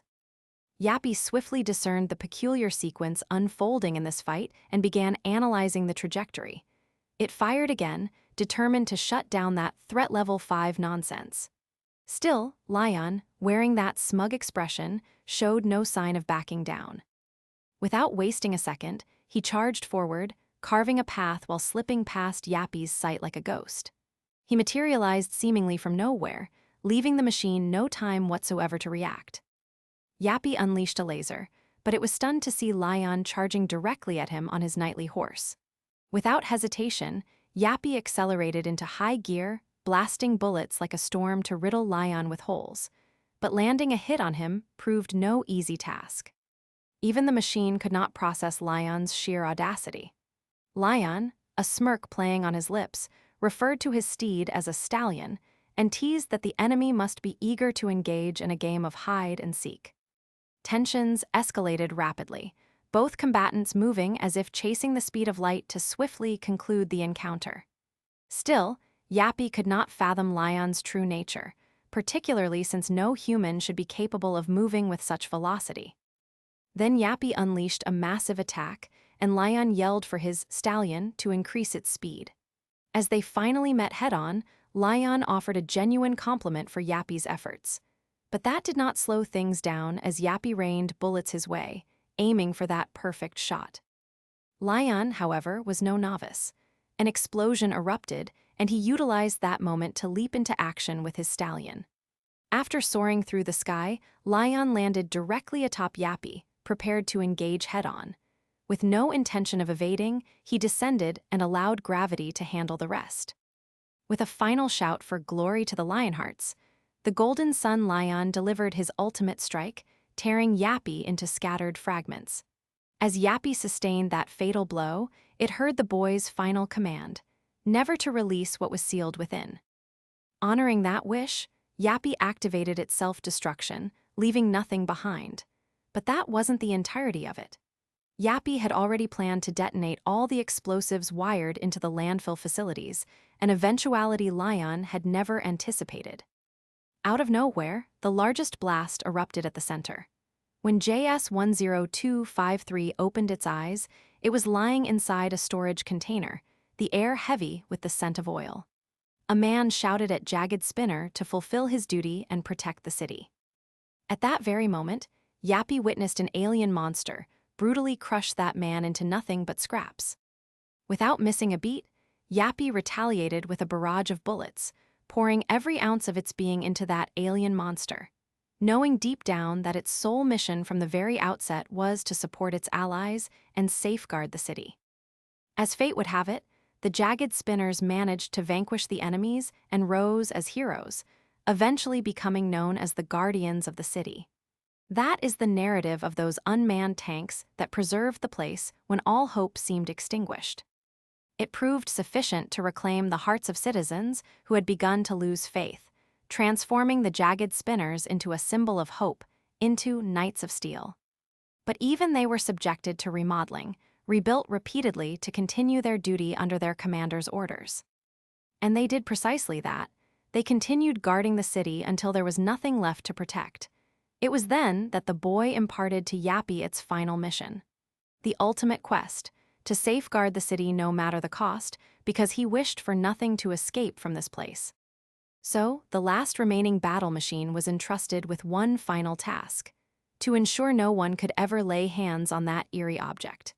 Yappy, the last of its kind, continued through the cycle of preparation, protection, and repair until it ultimately brought everything to an end. Meanwhile, Lion tracked down the machine and discovered what it had been so desperately guarding all along, which proved to be the Jewel of Wisdom. Lion knew that this was an item that should never have existed in the first place. Suddenly, he sensed something behind him and turned to inquire of Yappy how long it had stood guard there, entirely alone.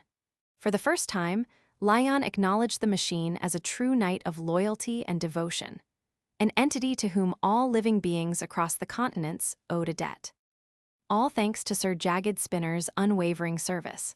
Without a shadow of a doubt, Lion declared that Jagged Spinner's quest was now complete and concluded it by destroying the Jewel of Wisdom, hoping it could finally rest in peace. The last words Yappy heard were a quiet thank you from that boy. Later, Kang Hyuk learned the entire story and how Lion had destroyed the Jewel of Wisdom. As it turned out, Kang Hyuk believed that Lion held full discretion over what to do with the world's jewel, since he was the one who had dealt with the Jagged Spinner.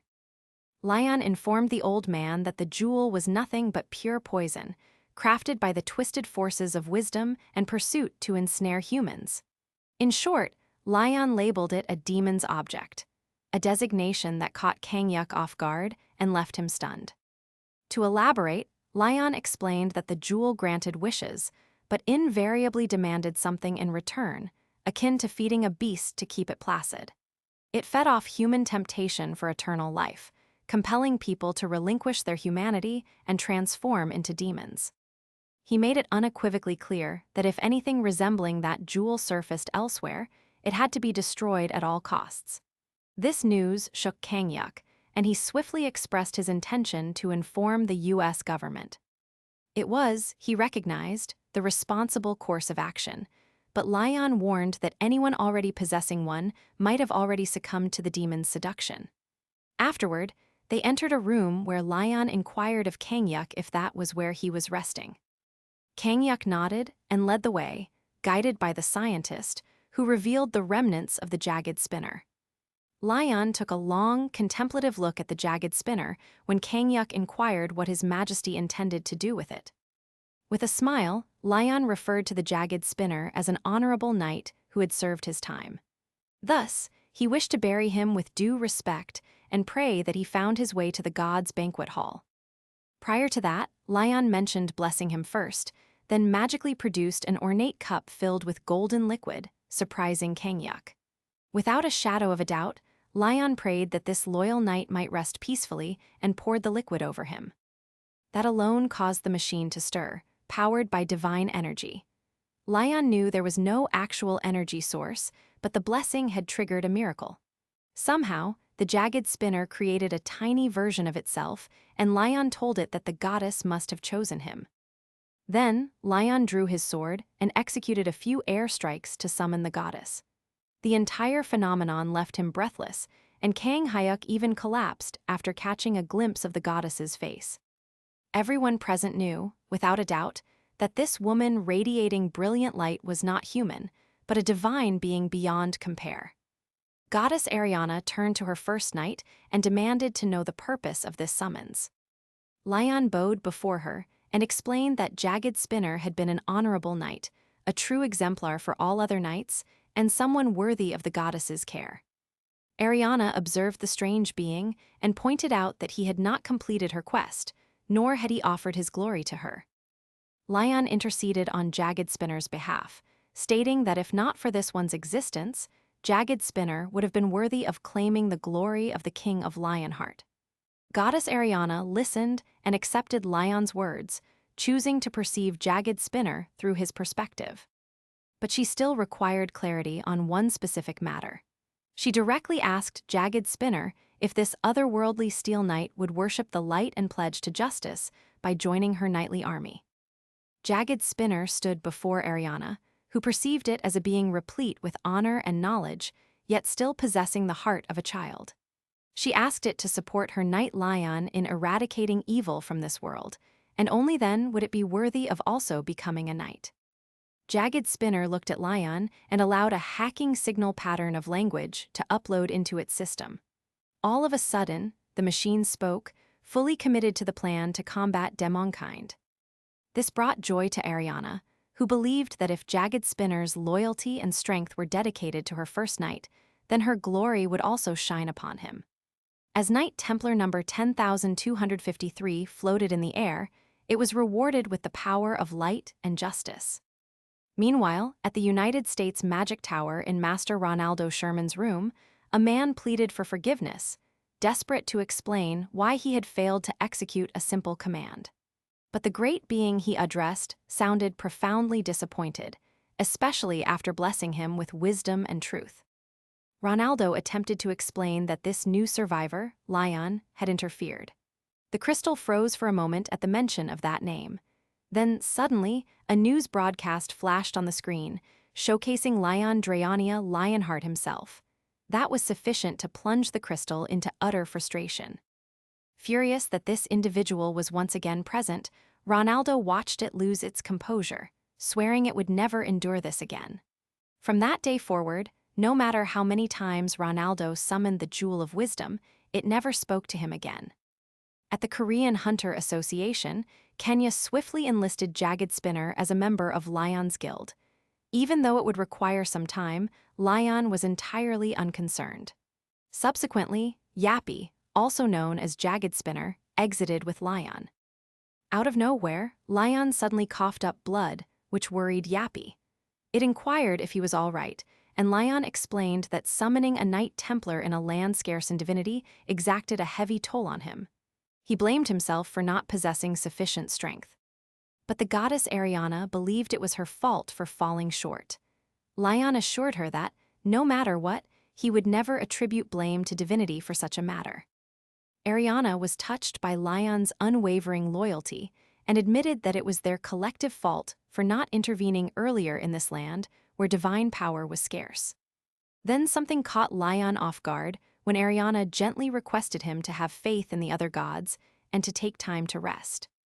Later, Ariana summoned her brothers and sisters to assist their loyal follower. The day Lion, the King of Lionheart, turned 21 was the day the entire world was obliterated, leaving only one knight standing.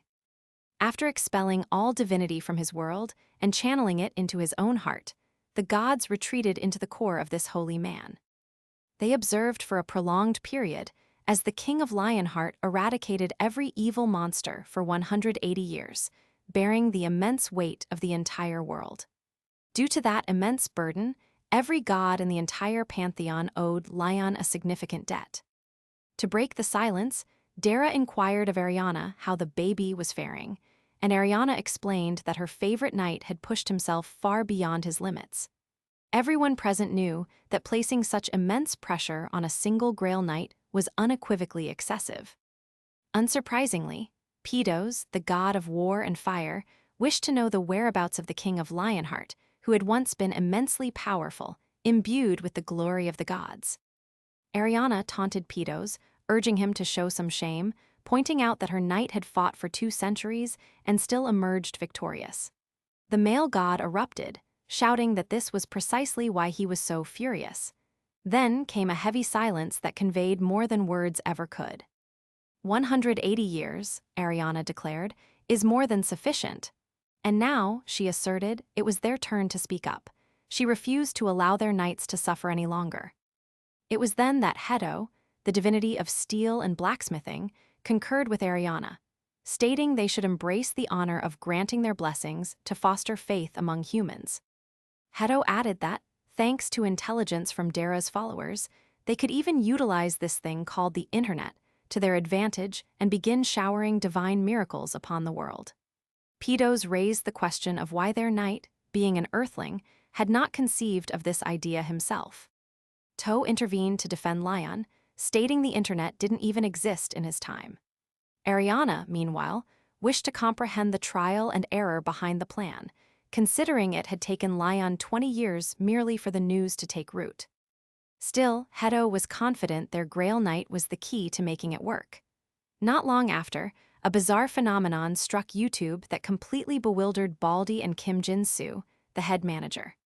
A channel named Pantheon TV began broadcasting live from the Naju Plains, demonstrating how to pray to goddess Dara. On top of that, there was an interview with an elderly man who silenced an arrogant office worker with a statement about how 1 spoon of rice could transform a life, and an AI commenting on God with results that left people stunned. It was all prime clickbait material, but what made it even crazier was that everything was available in 104 languages in top-tier quality that felt utterly unreal. It was enough to overload anyone's mind, but Baldy's instincts kicked in, and he began to suspect the Pantheon might be linked to Lion. Manager Jin-soo, however, was skeptical, stating Lion didn't seem like the YouTube type, and Han-hari was, apparently, inept with computers. But even with that, Jin-soo pointed out the genuine issue. The videos were legitimate. He began to panic, utterly clueless as to Lion's potential activities, and resolved it was time to meet him face to face. In the interim, Yappy, Lion's new companion, had found himself a fresh mission. And it turned out he was the tech wizard behind adding subtitles and uploading all the content. At that very moment, Hari inquired about his current activity, and Yappy casually mentioned that Phase 1 of his noise marketing plan was already in motion. Next up was Phase 2, which involved some good old-fashioned network hacking, currently underway. Meanwhile, Hari presumed this small machine was probably just playing games or idling, but the truth was she was quite terrible when it came to dealing with computers. This was at the Pantheon Guild's temporary branch in Naju Plains. Jin-soo burst in, panicked, insisting that the videos must be deleted. Han-hari, caught off guard, offered him some barley tea to help him calm down, but Jin-soo swiftly reverted to the real issue. Lion calmly explained that it was Sir Jagged Spinner who had orchestrated it all, a revelation that left Jin-soo stunned. He couldn't believe that ruthless machine was capable of such endeavors. His eyes then settled on Yappy, the skilled tech expert diligently at work. Jin-soo explained that the rice from Naju Plains was not ordinary. It possessed healing properties. If that information became public, the entire world would pursue it, and the plains would be inundated with dangerous thieves. He warned that once the Food Administration approved sowing, the association would dispatch reinforcements. But until then, Lion should wait. Lion listened and understood they possessed their own rules and systems. Still, he remained unconcerned. The goddess's crops, he asserted, were not something that could be stolen. Jin-soo was left speechless by Lion's unwavering confidence. In the dead of night, a couple of cars approached Naju Plains, where a group of thieves plotted to steal seeds and torch the rice field. But they were stunned to discover the million-dollar area completely unguarded. The Viper Squad, the Korean branch of the Demonic Human Association's hitmen, had been hired for the job. They produced gasoline tanks and stealthily infiltrated the rice field, but their plans were interrupted when a shadow spooked them. It turned out to be merely a scarecrow, however. One of the men was certain it had moved, attributing it to the wind. Suddenly, they spotted more scarecrows, which terrified them. Hyun couldn't believe this individual had joined a demonic association when he was afraid of scarecrows. Hyung directed them to locate the largest area for burning and to steal the seeds from storage. After unloading the gasoline tanks, they intended to pocket some seeds for themselves. It was then that Hyung noticed Mansu, Doin, and Jint were missing, and the scarecrows were uncomfortably close when they should have been distant. Suddenly, Hyung noticed a scarecrow behind him, grinning grotesquely. It was enough to thoroughly unnerve him, so he slashed it in half, shouting that these monsters were moving. All the scarecrows, with their cartoonish expressions, began creeping toward them, and the Viper Squad was left bewildered, wondering their origin, as there had been no dungeon break. No one knew the nature of these creatures, and they ultimately abandoned their subordinates in a panic. Hyung had harbored a premonition that something was amiss with this mission, but they remained determined to demonstrate their capabilities. Just then, one of Hyung's subordinates pointed out the silo ahead, and they cheered, eager to load up as much rice as they could. If the stories were true, this could transform them from destitution to immense wealth. As soon as Hun stepped toward the silo, he was blown back, terrifying everyone else. They were all clueless as to who had planted the mines in front of the storage facility. Suddenly, Yappy materialized out of nowhere, having detected a foreign presence in the area. The thieves swiftly recognized it as Jagged Spinner from Cheongju Gate. Yappy, now on high alert, assumed command of removing the intruders. By morning, all the thieves were bound and discarded in a corner, stacked beside the Doctrines of Life and Fertility. The documents detailed the first harvest, which had to be offered to the goddess along with songs of praise. The rules included no skipping meals, even when busy, and the placement of scarecrows adorned with hats and clothes. At the bottom of the rules, a note stated the most crucial rule: thieves will die. The Viper Squad had been successfully apprehended. After the Viper Squad's arrest, the value of Pantheon and blessed rice skyrocketed. Yappy, the embodiment of algorithms, had truly achieved a significant feat. Subsequently, Lion Drayania went all out promoting Pantheon to boost rice circulation.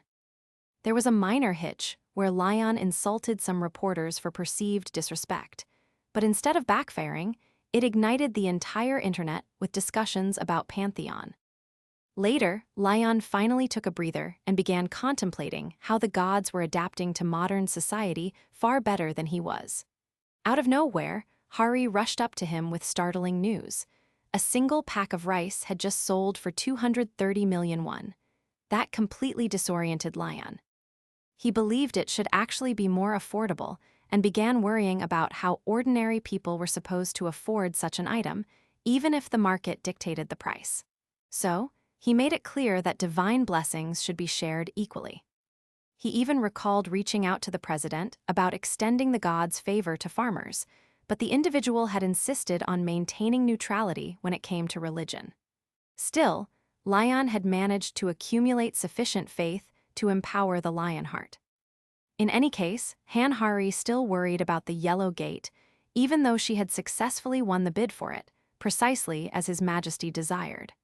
But the prospect of raiding that gate with the party he had chosen felt almost impossible. With a serene smile, Lion simply stated he was curious to witness what would transpire next. Later, Dong encountered team manager Kim Do-han, and it turned out the president of the Hunter Association had dispatched a message to all struggling hunters, summoning them to gather here. Dong began to wonder what was unfolding after observing a multitude of D and C rankers appearing. Then Han Hari arrived on the scene, the ranked mage swordsman who had set the highest record since the previous year's draft. Immediately after her, Lion Drayania appeared, and Dong was utterly stunned to see him again. He had always known Lion was extraordinary, like someone from another world, but he still had no idea what was about to transpire. Then, after welcoming everyone, Lion stepped forward and addressed the entire group. He got straight to the point, stating the reason he had invited them all was because he was in search of soldiers to join his guild, Pantheon. Anyone who proved themselves and successfully completed the training would be accepted into his military. Dong was caught off guard, realizing Lion was actually establishing a military force, not merely assembling regular guild members. Lion then moved things along and announced the entrance test, to clear the yellow gate at Samjun Station. That immediately triggered alarm bells among the hunters, as most perceived it as a straightforward suicide mission. But honestly, such a reaction was expected. The color of a gate indicated its rank and difficulty.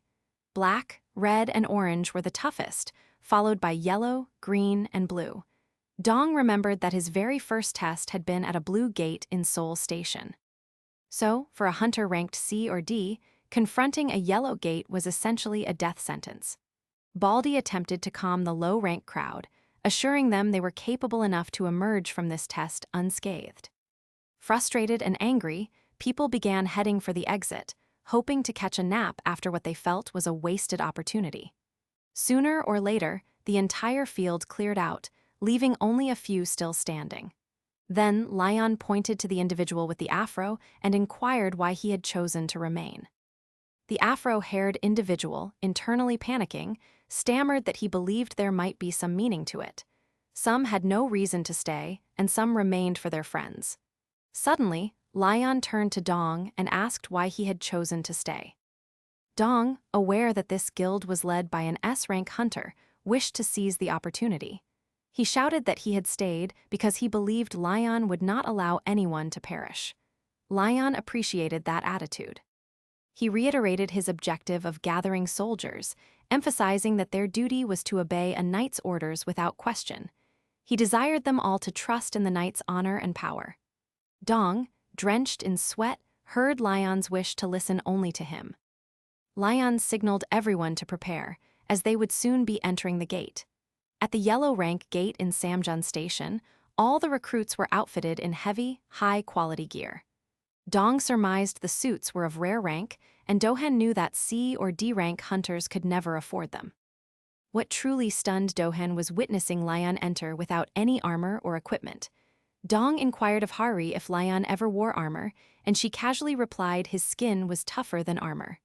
That left Dong even more perplexed, but he understood. Lion was simply that strong. Dong trusted nothing too dire would transpire, especially with Lion leading. Then Lion initiated proceedings by cleanly decapitating an ogre, leaving the recruits in shock. At that moment, Lion yelled that these monsters were not honorable warriors and would perish like insects, which was precisely what they deserved. Han Hari strolled in with the fresh recruits, anticipating the fight to unfold in the open air.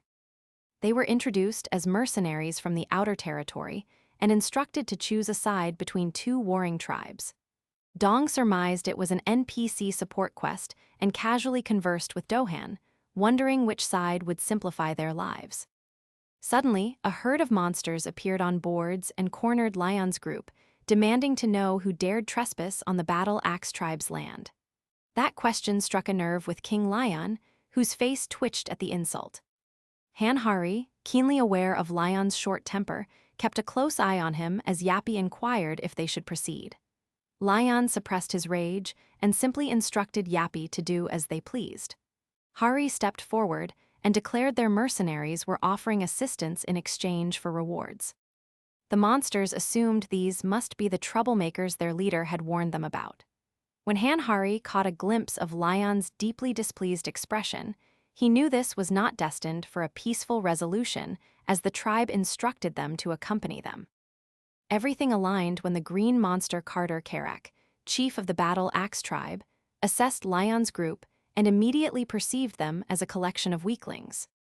Carter called for support in this large-scale war, declaring it was for an honorable death and that the victor would claim all spoils. But Lion had endured enough. Every fiber of his being burned with fury as he spoke, mocking the very notion of honor emanating from beasts who dared to harbor such lofty aspirations. That provoked Carter. But before he could react, Lion beheaded him in a flash. Roaring with rage, Lion labeled the orcs bugs deserving of annihilation, showcasing the depth of his hatred for them. Standing over the orc chief's corpse, Lion lost his composure, proclaiming his actions as justice, the work of an orc slayer, and a living legend. The remaining Battle Axe tribe, witnessing their chief's demise, charged in, screaming for vengeance. Dong and the others went on full alert. Lion, still fuming, ordered his soldiers to raise their shields, form a circle, and hold their ground. They obeyed. And while Dong panicked, contemplating how D-rank hunters were expected to contend with actual orcs, he surprised himself by blocking an attack, leaving him utterly stunned. Out of nowhere, a blue window materialized, granting Dong the effects of Lionheart's aura, which included a defense boost, fortification, large-scale reinforcement, bravery, lighter armor, thick skin, and more. There was also a 50% chance of inflicting casualties on orcs, who were likely to fall into panic and despair. Dong was stunned that he was receiving blessings such as the Knight's Blessing, Dragon Slayer's Honor, and Grail Guardian title. Even though the Legion's low levels meant some buffs would not apply, he was still delighted by them. Lion commanded the troops to clear out the trash and strike at the opportune moment. The soldiers committed fully, stabbing orcs like seasoned professionals. Then, Lion observed a group of orcs praying to their warrior gods, which pushed him past his breaking point. Furious, he yelled for their heads to be severed for insulting his gods. Leaping onto his stallion, he crushed orcs beneath its hooves, then switched to dual blades and cleared the field with remarkable style. In no time, not a single orc remained standing. Lion raised his blade in triumph, declaring their victory, and the soldiers cheered with him. But Hari cut through the excitement, inquiring Lion's reasoning for annihilating the orcs in such a manner. Hari's face tightened with a serious expression as Lion bluntly stated that assisting orcs was utter nonsense. He claimed he would rather die than offer aid to those green beasts, asserting they deserved not a shred of respect. Gritting his teeth, Lion made it unequivocally clear he regarded their existence as inherently less worthy. Unable to compare their savage nature to the bravery of true knights, the look in his eyes conveyed everything to Hari. Lion was undeniably a full-blown racist. Hari attempted to argue, suggesting there might be kind orcs somewhere. But Lion shut it down cold, stating that the only good orc was a dead one. When the gates opened on Earth, countless orc survivors emerged, and humans actually welcomed them. But the orcs chose violence instead, allying with demonic humans to massacre people like insects. From that point onward, orcs became Earth's problem. Later, Yappy arrived and stated that if he executed his part correctly, a complete wipeout might be achievable. Lion and Hari, wearing peculiar head coverings to conceal their hair color, entrusted everything to Jagged Spinner. Without wasting time, Yappy announced that the core uploader's capacity had reached 99%. He swiftly tossed the device into the pool, which Hari thought bore an uncanny resemblance to excrement. Hari questioned if dumping radioactive material directly into the river to eliminate orcs contravened a knight's honor. Her bold question caused Lion to smirk as he explained that this was not war or battle, merely a necessity to dispatch beasts. Hari could practically detect the racism in the air and was seriously judging him. Lion then flatly stated that a good orc was a dead orc and nothing would ever alter his conviction. Meanwhile, the orcs lost their composure, stabbing their own kind like maniacs. Grocket shattered a golden skull open, and his clan praised him, asserting the god of warriors would welcome him to the eternal fighting grounds. They even raised their drinks in celebration, mumbling about Grokkar savoring his victory. Subsequently, a giant orc drank from the river, but instantly sensed something amiss. The water tasted prickly and irritating. He attributed it to the blood in the river, oblivious to the truth. In a flash, the orc collapsed to the ground, clutching his chest and screaming for a witch doctor. He was not alone. Every orc around him was falling. None of them had ever encountered a curse or poison like this before. Out of nowhere, Lion appeared, asserting his twisted sense of honor, and launched the orc into the air, eradicating every last one of them.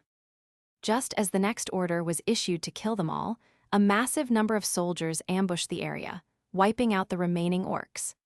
In the nick of time, the Battle Axe tribe was completely erased from the Great Plains, effectively transforming the entire orc race into enemies of every soldier. The new command was unequivocal: slaughter all orcs in the hidden quest field.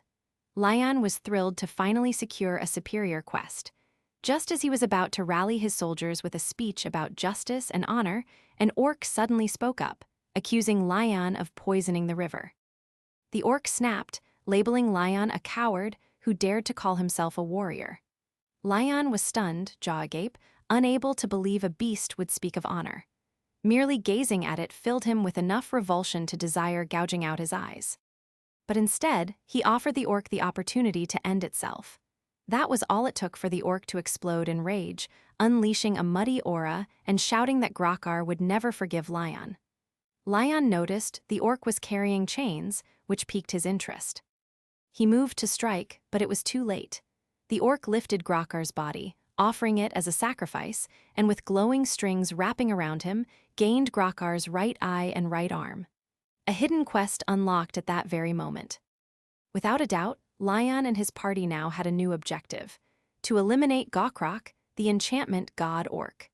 Now, Lion confronted a strange anomaly, as Grokkar's eye seemed intent on ending his life, unleashing a laser-like strike that enveloped everything in smoke.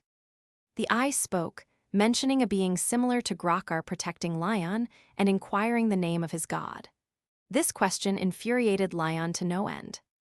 With a roar of anger, he activated his divine law blessing of the arrow shield, charging forward in full rage, demanding to know how a beast like Gorak could even dare to compare himself to a god, merely because he was a captain of meager beasts. Lion's muscles burned as he rushed in, unwilling to tolerate this nonsense any longer. Gokrak, wielding the great eye, attempted to crush Lion with his fist, but a single strike from Lion slashed through Gokrak's hand, causing the orc to scream in agony. Confused and in pain, Gokrak could not understand why he felt it when his original body was not even harmed. It was then that he realized Lion was holding the holy sword of radiance and was none other than the orc executioner and a demon slayer. Grok recalled that Lion was the sole survivor of the nightmarish world and was struck with fear. Deciding to retreat for now, he cursed Lion and vowed to make the orc pay for this reckless move. As he abandoned his summoner to fight alone, Lion observed Gokrak's retreat, knowing that was the most he could expect from a god dealing with trash like them. The orc was practically weeping in Lion's presence, but he had not relinquished his desire to avenge his comrades. However, Lion had endured enough of this nonsense and swiftly beheaded the orc, stating that beasts like them were not meant to survive. After successfully completing all the hidden quests, the titles Orc Hunter and War Knight's Men-at-Arms were bestowed upon all participants. The Orc Hunter title boosted damage by 30% while fighting alongside a War Knight, granting 20% more physical attack resistance, a bonus typically reserved for tankers. Dong and the others were stunned by their system upgrades. Suddenly, Lion yelled his orders to gather the loot, which was the victor's right.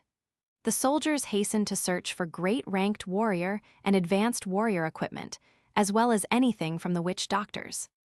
Amidst all the chaos, Hari inquired of Lion what they should do with the amputated arm of the self-proclaimed god, the divine orc witch doctor. Suddenly, Yappy played Hedo's message, detecting a surge of mana from the beast's amputated arm. Hedo ordered Lion to drain all that mana using the Holy Grail, promising to grant him powers.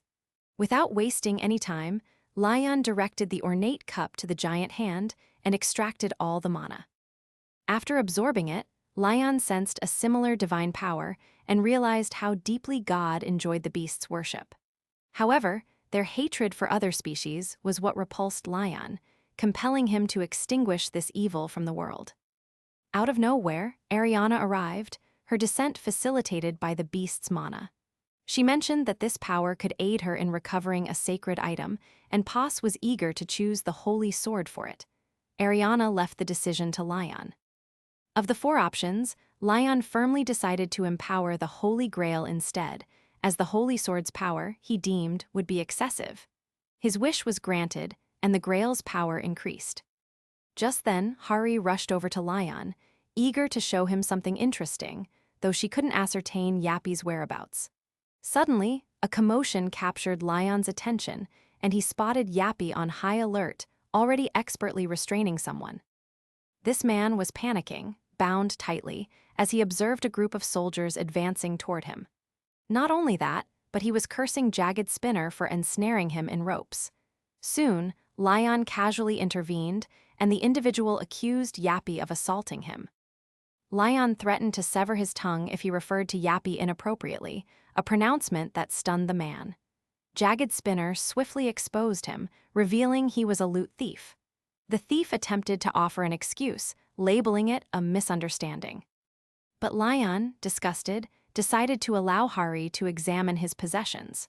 Hari, with a judgmental gaze, quickly scanned his belongings and discovered the great orc warrior's heart, the most valuable loot from the Orc Gate. Hari inquired why, when loot swindling was such a serious crime, the thief insisted it was all a misunderstanding. Lion disregarded his excuses and severed his arm, stating that his laws and common sense differed from their worlds.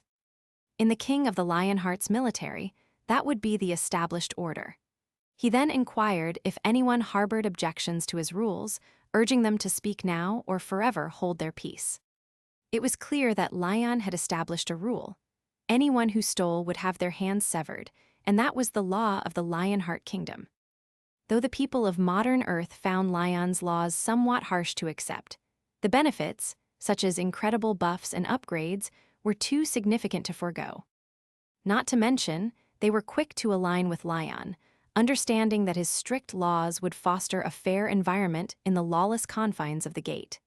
Just then, Dong respectfully requested that Lion permit the thief to retrieve his arm and reattach it. Lion replied that such an act would negate the purpose of his punishment. Still, Dong pointed out that their lives followed different ideals, and since the rules were only being disclosed now, it felt unjust to blame the thief. He wished to grant the thief a chance, and Lion considered this a reasonable request. Lion then informed the thief that he should be grateful for possessing a comrade who spoke with reason. With that, he poured the Holy Grail onto the thief's severed arm, which instantly regenerated. Dong, witnessing this miracle, realized that an S-rank could reattach an amputated arm, but regenerating it was on an entirely different level. Such combat power and healing ability far exceeded that of an S-rank. Dong wondered if a single individual was capable of so much. Lion, the man of radiance, felt disgusted by the thief and instructed him to remove himself from his sight. For the time being, he was willing to let it slide out of respect for their world's laws, but he made it clear that the thief had forfeited his rights here. Tears welled up in the thief's eyes as he thanked Lion for another chance. Lion then inquired if anyone who wished to remain would join his military, and those who did not could claim their share of the loot and depart. After some consideration, the soldiers did not convey the impression of being sore losers, and many decided to stay. Dong expressed his desire to join, and Lion, perceiving their potential, was prepared to launch their training program. He instructed everyone to collect their loot as they were departing. The soldiers, filled with excitement, were on cloud 9.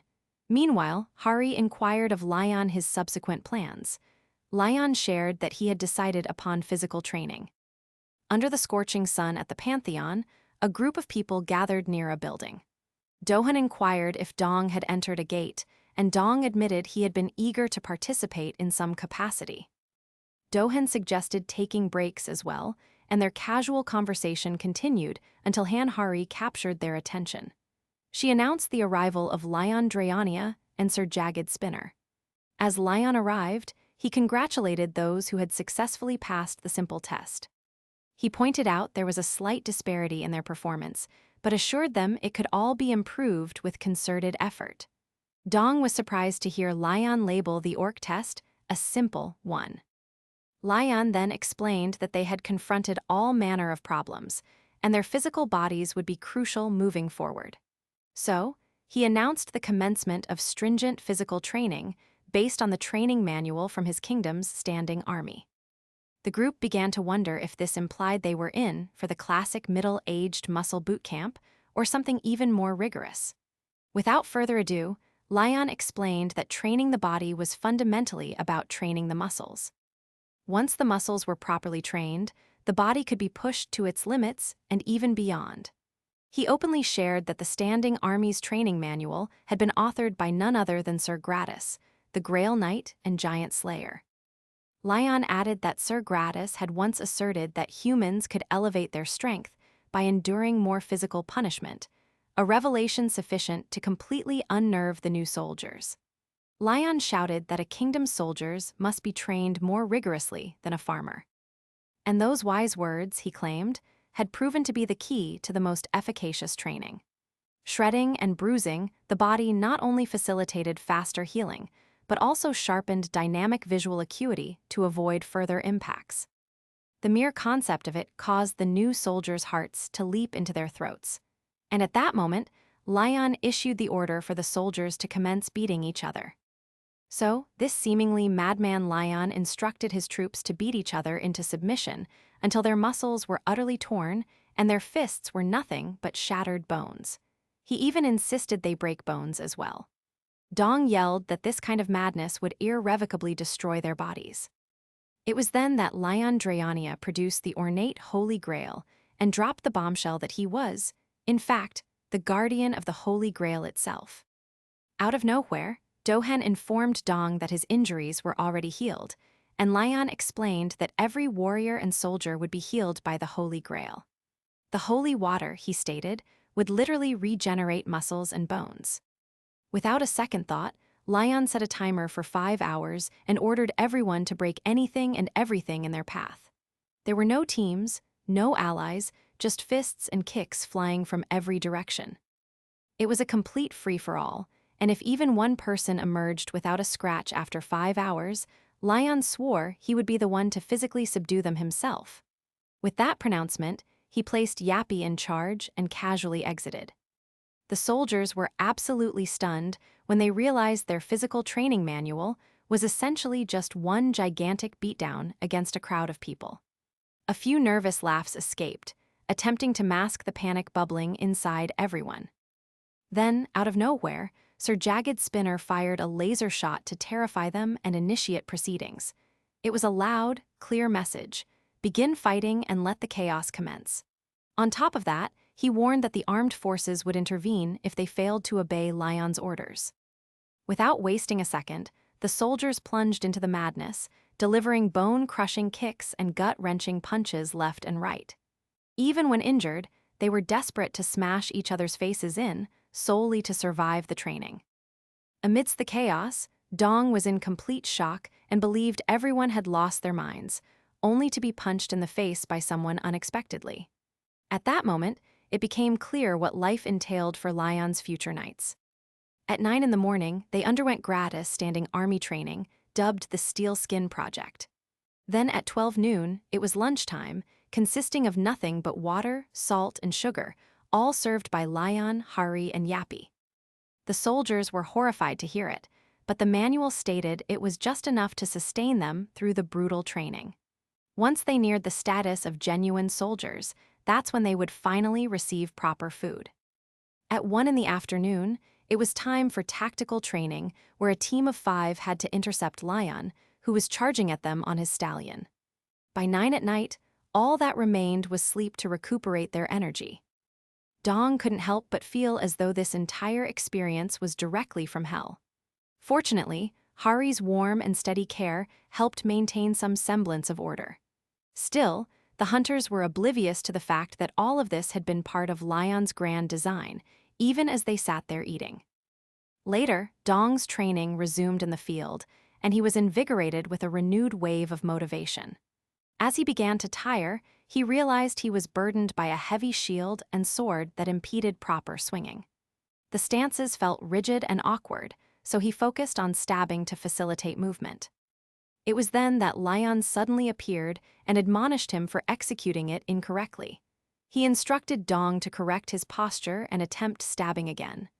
Dong adjusted his stance and tried once more, but Lion remained unimpressed. After several more attempts, Lion pointed out that Dong consistently dropped his shield whenever he stabbed, which left him vulnerable. On top of that, he reminded Dong that he needed to protect his ally's right shoulder. Lion advised him not to lower the shield so much that it obstructed his own vision. When questioned, Lion explained that a poorly positioned shield created a gap, offering monsters an easy opening to strike.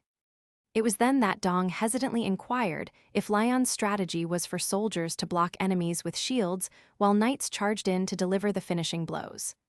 Lion simply replied, "Hammer and anvil," signifying that was his method, and it was not open for debate.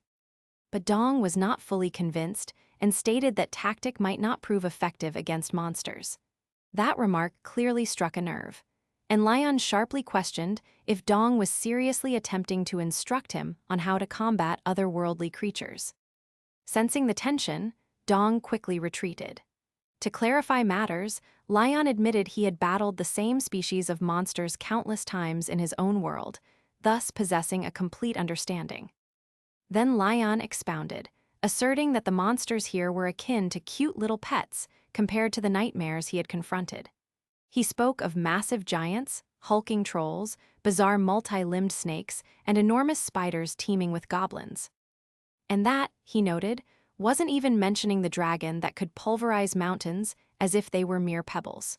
Furthermore, Lion discussed the importance of mastering all manner of hunting methods to contend with the countless monsters that existed. Dong understood that to survive, he needed to master the art of adapting to unexpected situations. And that kind of skill, he recognized, only came from genuine experience. With decades of combating monsters while serving a goddess, Lion possessed the spirit of victory that brought glory to any battlefield, regardless of the weapon. That was precisely why he had seized this opportunity to train soldiers into well-rounded fighters, an absolute necessity if they aspired to become true knights.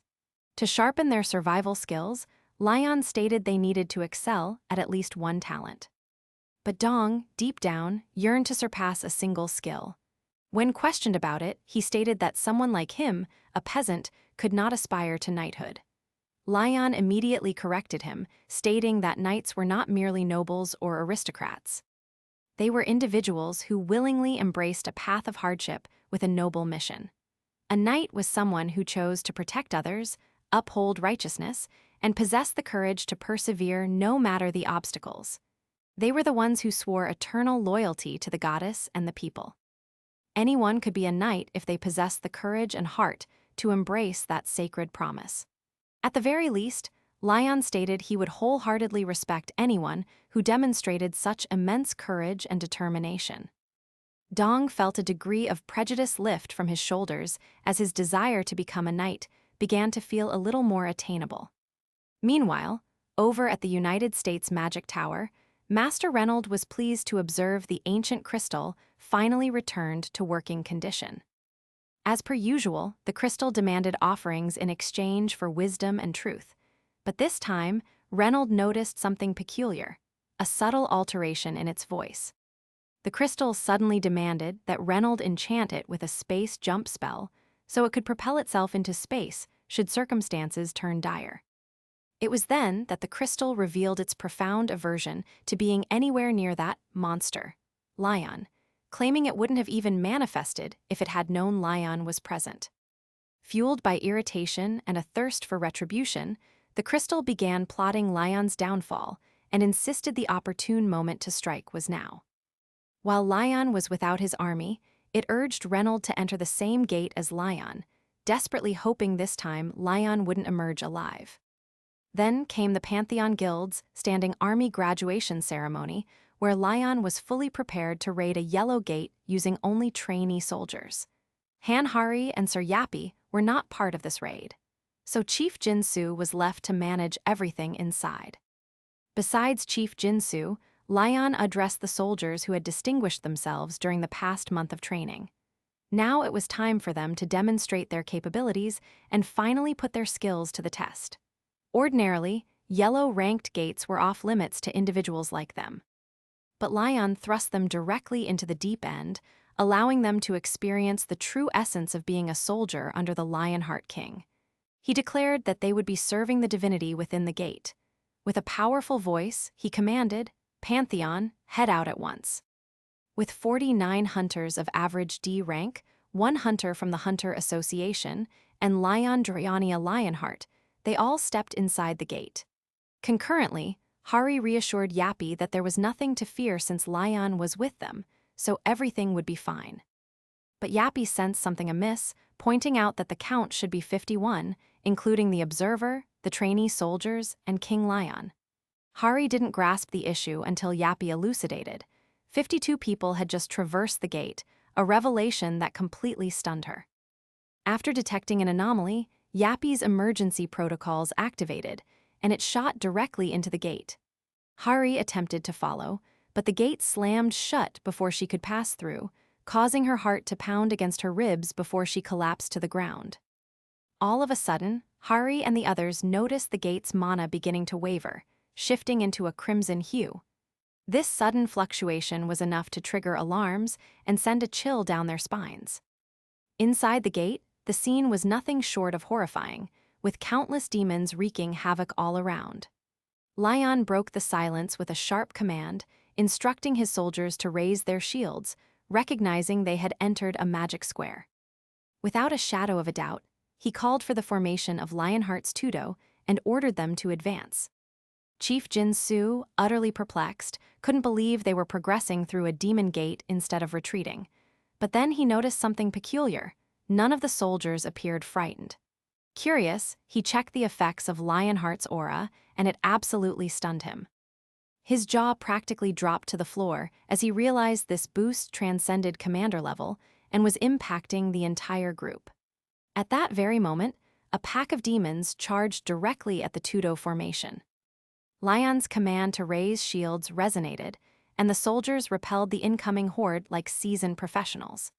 Jin Su was shaken to his core, observing these recruits hold back demons with sheer willpower, particularly when even a B rank would find it challenging to contend with a bloodhound. It made him wonder what kind of training they had endured in the past 4 weeks. Lion then ordered them to step forward, push the enemy, and launch a counterattack. He instructed them to strike at any opening, denying the demons an opportunity to retaliate. The soldiers followed every word meticulously, overwhelming the battlefield and pressing onward. Suddenly, Jin Su spotted a demon troll approaching and swiftly warned the others. He panicked, believing they were doomed, as that type of monster typically required an A ranker to handle. However, Squad 3's captain, Dong, intervened and blocked the demon troll's attack as if it were nothing, especially compared to Lion's powerful strikes. Jin Su was astonished to witness Lion's army endure such a heavy blow without collapsing. The demon troll grew enraged, but Sir Yappy materialized just in time and drilled directly through the monster, bringing it down decisively. Lion, surprised by Yappy's sudden entrance, swiftly praised the solid block that had facilitated the beast's demise. The demons were left speechless, watching their strongest fighter fall dead just like that, when he was supposed to be reverse summoned. That was sufficient to send a chill through the entire demon host, and they fled. The humans were equally stunned, observing demons retreat for once, realizing they had actually won the battle. Everyone began thanking Lion's squad for saving the Sparrow Kingdom from destruction. It turned out their true mission was to halt the Demon King's invasion within 1 week. This shocking detail about a Demon King's involvement caused the soldiers to question things, as Yellow Gates were not supposed to operate in such a manner. Then, out of nowhere, Lion's subordinate dropped a bombshell. The Yellow Gate, their escape route, had vanished. Lion maintained the group's composure, even as Yappy reported that a foreign invasion had been detected, demanding answers. Lion turned to Dong, who stepped forward and explained that they were trapped in a fluctuating gate, where the gate's difficulty abruptly spiked without warning. There was no clear exit until the gate was completely cleared, and Lion began to suspect this was not merely a random occurrence. Still, he adhered to the plan of raiding the gate. Dong warned there was a high probability they would encounter Demon Kings. but Lion reminded him that he was the king of Lionheart, who had already slain 2 demon kings and more than 30 great demons. Merely contemplating the multitude of demon-related traits, King Lion possessed elevated the group's spirits and helped to calm everyone.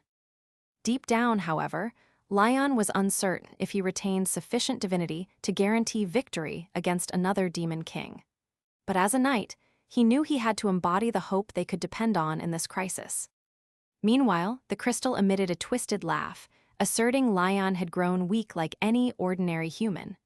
Reynold inquired if it was time for his descent, but the crystal swiftly silenced him. It then revealed that the demons of mating desires had been toiling for 100 years on something specifically designed to permanently eliminate Lion Drayania. Thus, the Sparrow Kingdom, renowned for its peaceful ways and proud of its history spanning over 1,000 years, suddenly found itself in a dangerously precarious position. The demons maintained an unrelenting invasion. In the end, only the palace remained standing, with just a handful of survivors clinging to the last sliver of hope.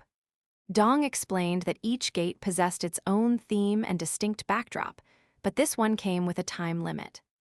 Typically, dungeon breaks occurred because monsters were left undisturbed for too long inside a gate. But in the case of timed quests, the gate closed once specific conditions were fulfilled. That aside, Lion had a change of heart and requested Jin Su's permission for him and Yappy to intervene. Jin Su, maintaining his composure, granted his full approval, mentioning that the president had already accounted for the worst-case scenario. Additionally, Lion brought up the topic of hidden quests, a revelation that completely stunned Dong. When questioned, Lion openly shared his desire to kill the Demon King. Later, Lion realized that the demonic energy from the demonic troll was far too weak to sustain a proper connection with Pantheon. Just moments later, Ariana checked in on her favorite knight and inquired if he, too, had sensed it. Lion confirmed he had detected a different kind of energy inside the gate. Ariana stated that because Lion was still alive, the unsettling energy hadn't struck too severely, but it had gradually begun to spread throughout the world. She described the power as overwhelming, something even she had failed to notice earlier. She speculated it might be the Demon King at a Lord-level power, though it was peculiar that the energy source wasn't stronger. Ariana also shared a message from one of Pantheon's deities. Plo wished to inspect this world, likely because something was amiss. Ariana requested energy to facilitate her descent, and Lion already knew his next course of action. The carriage arrived at the palace, where head butler Farco welcomed King Lion and his servants, prepared to attend to their needs with utmost diligence. He then escorted them inside, where Lion admired the king's profound artistic sensibility. Farco mentioned that the Sparrow Palace narrated the lengthy history of their kingdom, from the first Queen Fiora to the current Queen Beatrix. Dohan realized it was a matriarchal society, with only the queen serving the kingdom. Lion immediately turned and cast a sharp glance at Dong and Dohan, reminding them that peasants should never gossip about royals in such a manner.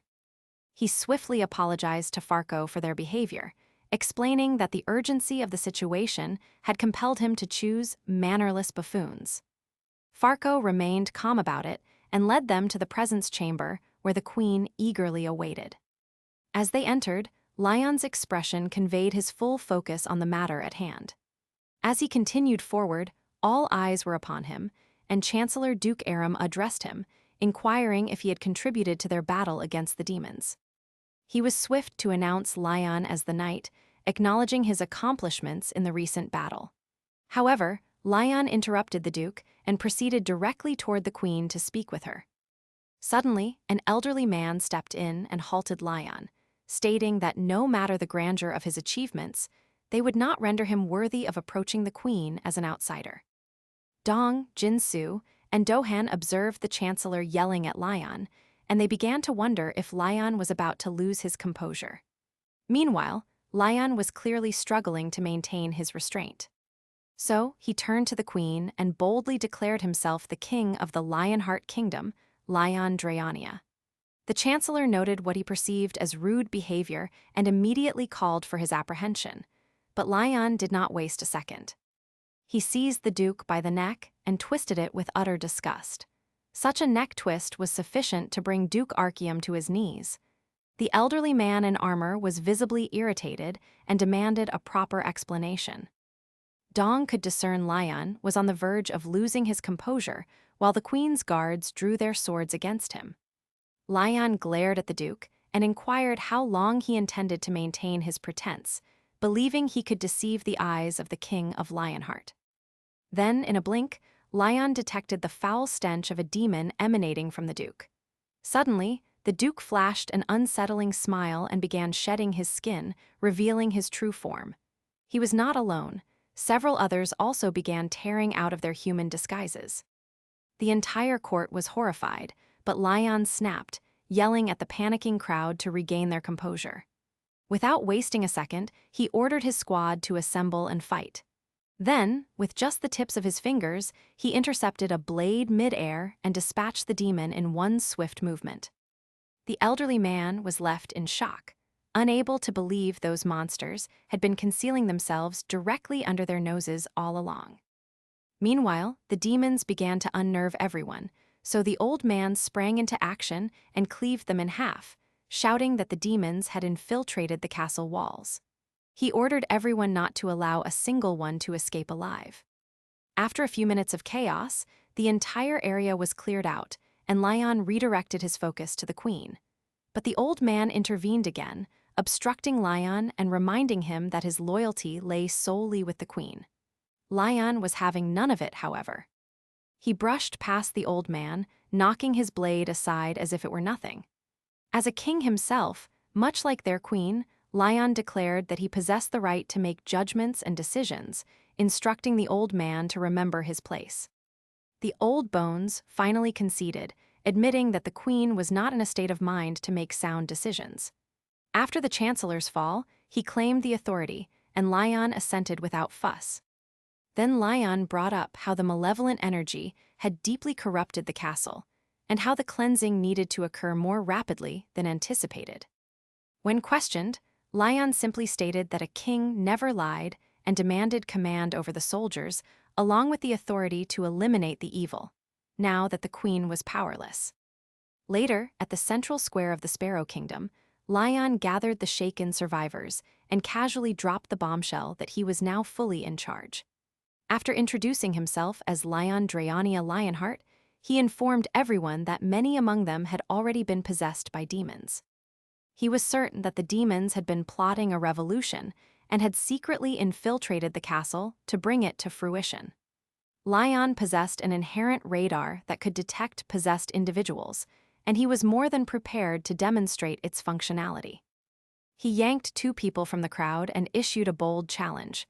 Anyone claiming they were not evil, not corrupted, or not some sneaky heathen had to step into the flames to prove their innocence. To underscore his resolve, Lion personally tossed the 2 individuals into the fire, sending shockwaves through the crowd. The soldier boy burned to a crisp, but the girl stood tall within the flames as if impervious. Lion calmly explained that the sacred flames only consumed those who were truly evil. He thanked Pedos, the god of war and fire, and urged the crowd to chant his name in glory as they walked through the flames to prove their purity. When the crowd began to display hesitation and doubt, Lion snapped, yelling at them to enter the flames without delay. He warned them that if they were all corrupted, he would not hesitate to cut them down. Panicked, the people rushed into the fire, revealing the foul-smelling demons hiding in plain sight. The demons snarled that Lion would not die peacefully under their watch, but they had clearly underestimated his temper. Lion lost his composure, raging at the filthy worms for feeding off human emotions and pretending to be soldiers. There was no way Lion Draeania would allow that to stand. His fury boiled over as he swore to make them scream in agony. It was then that the demons realized they had chosen the absolute wrong individual to provoke. Just like that, their infiltration plan crashed and burned. From the sidelines, Reynold witnessed it all, while the crystal candidly admitted that this individual was terrifying. At the altar, Lion stood tall before the people of the Sparrow Kingdom with a ferocious demon bound beside him, urging everyone not to fear. As long as he was present, no evil creature could harm them. He addressed the crowd, explaining how these twisted beings corrupted the minds of good people. Just then, the boar-faced demon emitted an unsettling laugh and snarled that nothing could save them from destruction and corruption. Lion silenced him instantly by cleanly severing his head. He continued to explain how succumbing to temptation and fear allowed evil to run rampant, which ultimately caused starvation, sickness, delayed marriages, gambling losses, and broken families. The demon attempted to protest, whining that none of it was his fault, but Lion didn't even allow him to finish before cutting him off again. Suddenly, the people's anger surged as they realized demons were the underlying cause of everything wrong in their lives. Just as the demon attempted to interject, Lion flicked him on the forehead so forcefully it felt like being struck by a hammer. Lion explained how demons subtly introduced misfortune into human lives, attributing their downfall, pain, and suffering to these wicked creatures. But then he assuaged their fear by revealing that Pitos, the god of war and fire, had gifted him the divine flames. Out of nowhere, Lion summoned a red-haired boy from the crowd and instructed him to wield the flame, ordering him to punish the demon until it atoned for its sins. The boy hesitated for a second, which instantly irritated Lion, who inquired if he actually felt pity for a demon. Then the boy yelled back, stating his father had died because of them. The demon began threatening the child, swearing to haunt him forever if he dared lay a hand on him. But one solid strike from Lion silenced him, followed by a fiery bat swing from the red-haired boy that ignited the demon's head. That pathetic demon's threats had gotten under Lion's skin, and he roared at the creature to silence itself. Later on, Balters, the demon of pleasure and corruption, found himself bound in a prison cell. This diminutive entity knew full well he had spent 34 years corrupting and torturing countless humans, but never imagined he would end up in this particular predicament. Suddenly, Yappy appeared and the demon panicked, realizing he could not corrupt a machine. Yappy demanded answers, but Balters merely erupted in mocking laughter. With no time to waste, Yappy concluded that Captive 14 was uncooperative, and precisely on cue, the soldiers marched in. Balters might not have feared death, but when the soldiers produced holy water of 15% strength, the demon began trembling uncontrollably. After observing Balters' reaction, Yappy surmised this holy water might be the key. Without holding back, Yappy splashed a generous amount directly onto Balters' face, burning him so severely it appeared his soul was attempting to escape his body. Even as the demon screamed, Yappy labeled him uncooperative, no matter how much Balters begged for mercy and claimed to know nothing. After several more brutal rounds of holy water, Yappy finally extracted the information. Captive 14 produced a 30,000-character report, while the first 13 captives had averaged approximately 39,000 each. Even then, Yappy was confident that Balters was still concealing some information, but Balters informed the dumb machine he was not a psychic and had no clue how much the others had already divulged. Yappy made it unequivocally clear that the sole reason the hostage was still alive was to extract genuinely solid information from him. That revelation struck Balters forcefully, and he swiftly altered his demeanor, inquiring what Yappy wished to hear. Later, the intelligence gathered from 32 different beings demonstrated a startling similarity of over 89%. Lion praised Jagged Spinner and stated the Song of Justice sounded beautiful, but then his mood shifted, and his heart raced with rage as he threw a tantrum, declaring he could not bear to breathe the same air as these evil creatures who dared to inhabit human land. When questioned, Yappy did not hold back and stated their kind needed to be eradicated without a second thought. Lion was entirely in favor of it. The demigod and the machine, immune to exhaustion, commenced their late-night mission. That's where the 4 brutal nights of cleansing began. There was a burst of purple smoke and energy in the area where Reynold Sherman held the Crystal of Temptation, once known as the Jewel of the World. Alongside him, a couple of prostitutes ended up nearby, and the crystal swiftly warned Reynold to hold his horses, as it was easy for a mortal to succumb to corruption in a place like this. Reynold listened and maintained his composure, then encountered a six-armed individual who appeared poised to unleash pure terror. Reynold was overwhelmed by the sudden wave of dense energy in the air, and the crystal warned him not to look at the crown. Eventually, Reynold came face to face with the great demon of pleasure and corruption, Androgen, a creature devoid of common sense and utterly spineless. This goblin, reveling in a sudden surge of success, received an offer that even the crystal couldn't refuse. The demonic beast completely lost its composure over the deal, screaming in frustration and rage. It yelled at the crystal, reminding it that their lord and the great demons were already deceased. Androgen reminded the crystal that it was nowhere near his level.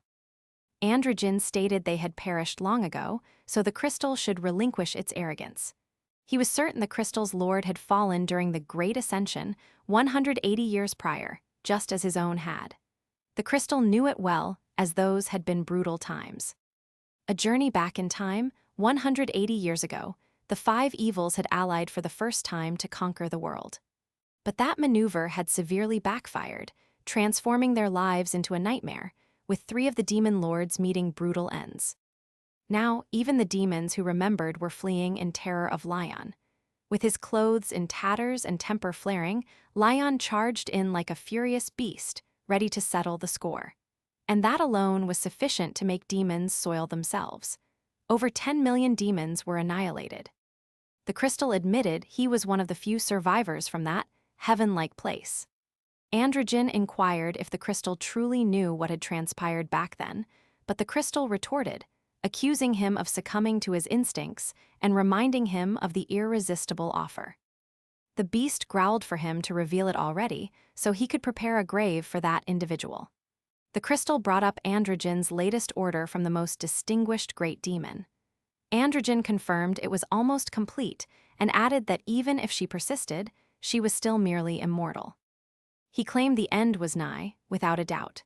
Later on, the crystal informed Reynold that this was the most effective method in play, with a 7-3 chance of success. With 7 in favor of Androgen and 3 for Lion, Reynold, surprised, inquired if that implied in a confrontation between an S-rank mage and the crystal would actually emerge victorious. But the crystal harbored no plans to fight. For now, it decided to head toward the corpse harvesters near the palace forest, known for their overwhelming offensive power. Once there, Reynold stumbled upon one that resembled a brain-dead zombie, which was instantly dispatched by Sir Jagged Spinner, terrifying both of them. Yappy reported that more were still lurking nearby. The crystal swiftly activated stealth mode to remain hidden from Lion's sight just as he appeared. The elderly man couldn't believe he hadn't heard Lion approaching. He surmised it must be the Grail Knight's divine law of silence, which even negated the sound of horses, and believed Lion had employed that to clear the forest of demons. Suddenly, Lion admitted to sensing an unwanted energy mere inches away while Reynold was panicking.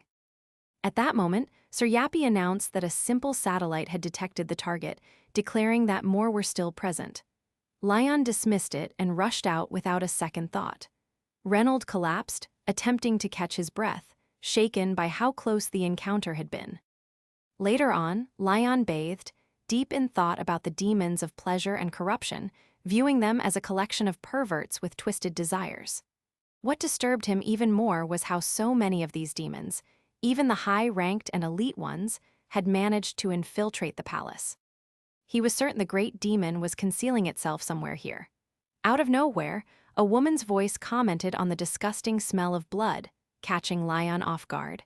This stunning woman gently suggested that he should seek some rest. A graceful woman stood before Lion, her presence impossible to ignore. She possessed the kind of beauty that required no effort to attract attention.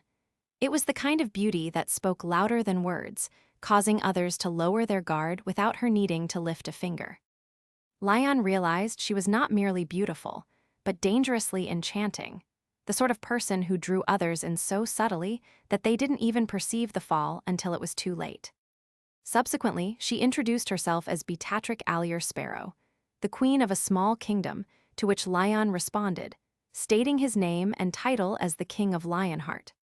In that moment, Lion comprehended the profound danger of her presence, not because she intended harm, but because even someone of his caliber had not perceived her influence until then.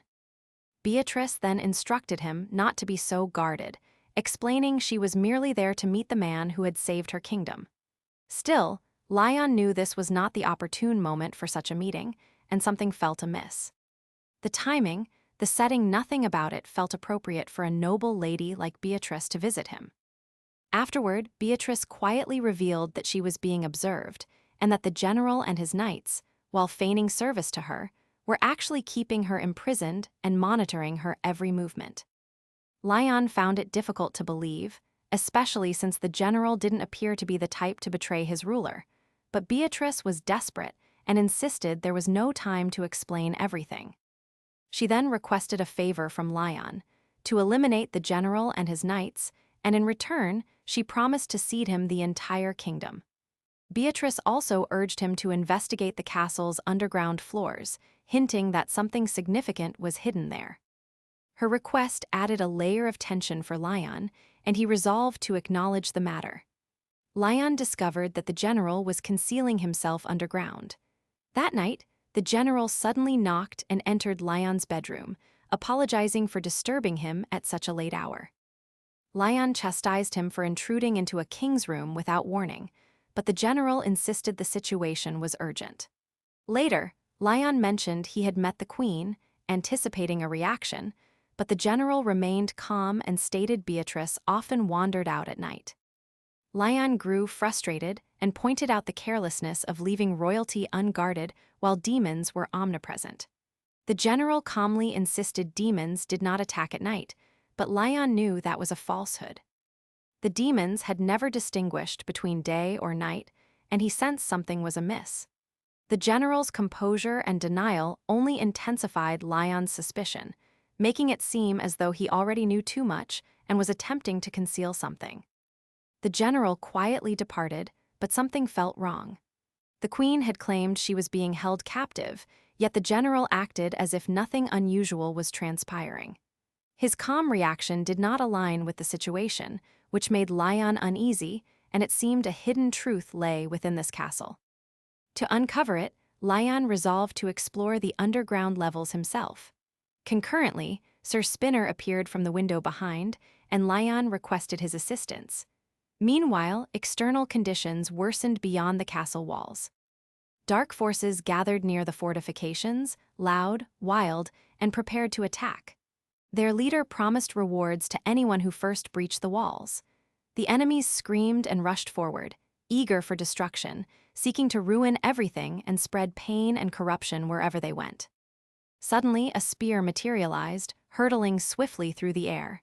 It seemed to embody Lion's rage, crafted to wound and intimidate. The sharp tip gleamed brightly, poised to inflict harm. As it flew toward its target, everyone sensed its power and the fear it instilled. After that, Lion appeared, consumed by anger, and surveyed the beings around him. His emotions were intense, and he felt as though he was speaking to creatures who fundamentally did not grasp the true meaning of life and death. He pondered how living entities who had never experienced death could possibly comprehend what he was about to impart to them. He referred to them as insects, beings driven solely by their instincts and desires. Lion continued, revealing his identity as the King of Lionheart and vowing to expose them to the evils of the world. He believed it was his responsibility, as a representative of the pantheon, to teach these beings the true value of life, a concept they clearly failed to understand. As he spoke, Lion's anger escalated, and he declared that fear would now become an integral part of their existence. He promised that they would confront the terror of their own souls and experience a fear they had never known. In his position of power, Lion had decided it was time for these dirty souls to learn the lesson he intended for them. General Ricardo appeared unexpectedly, particularly amidst an ongoing battle. Someone nearby wondered why he was present when the fight was not yet concluded. But Ricardo appeared unconcerned.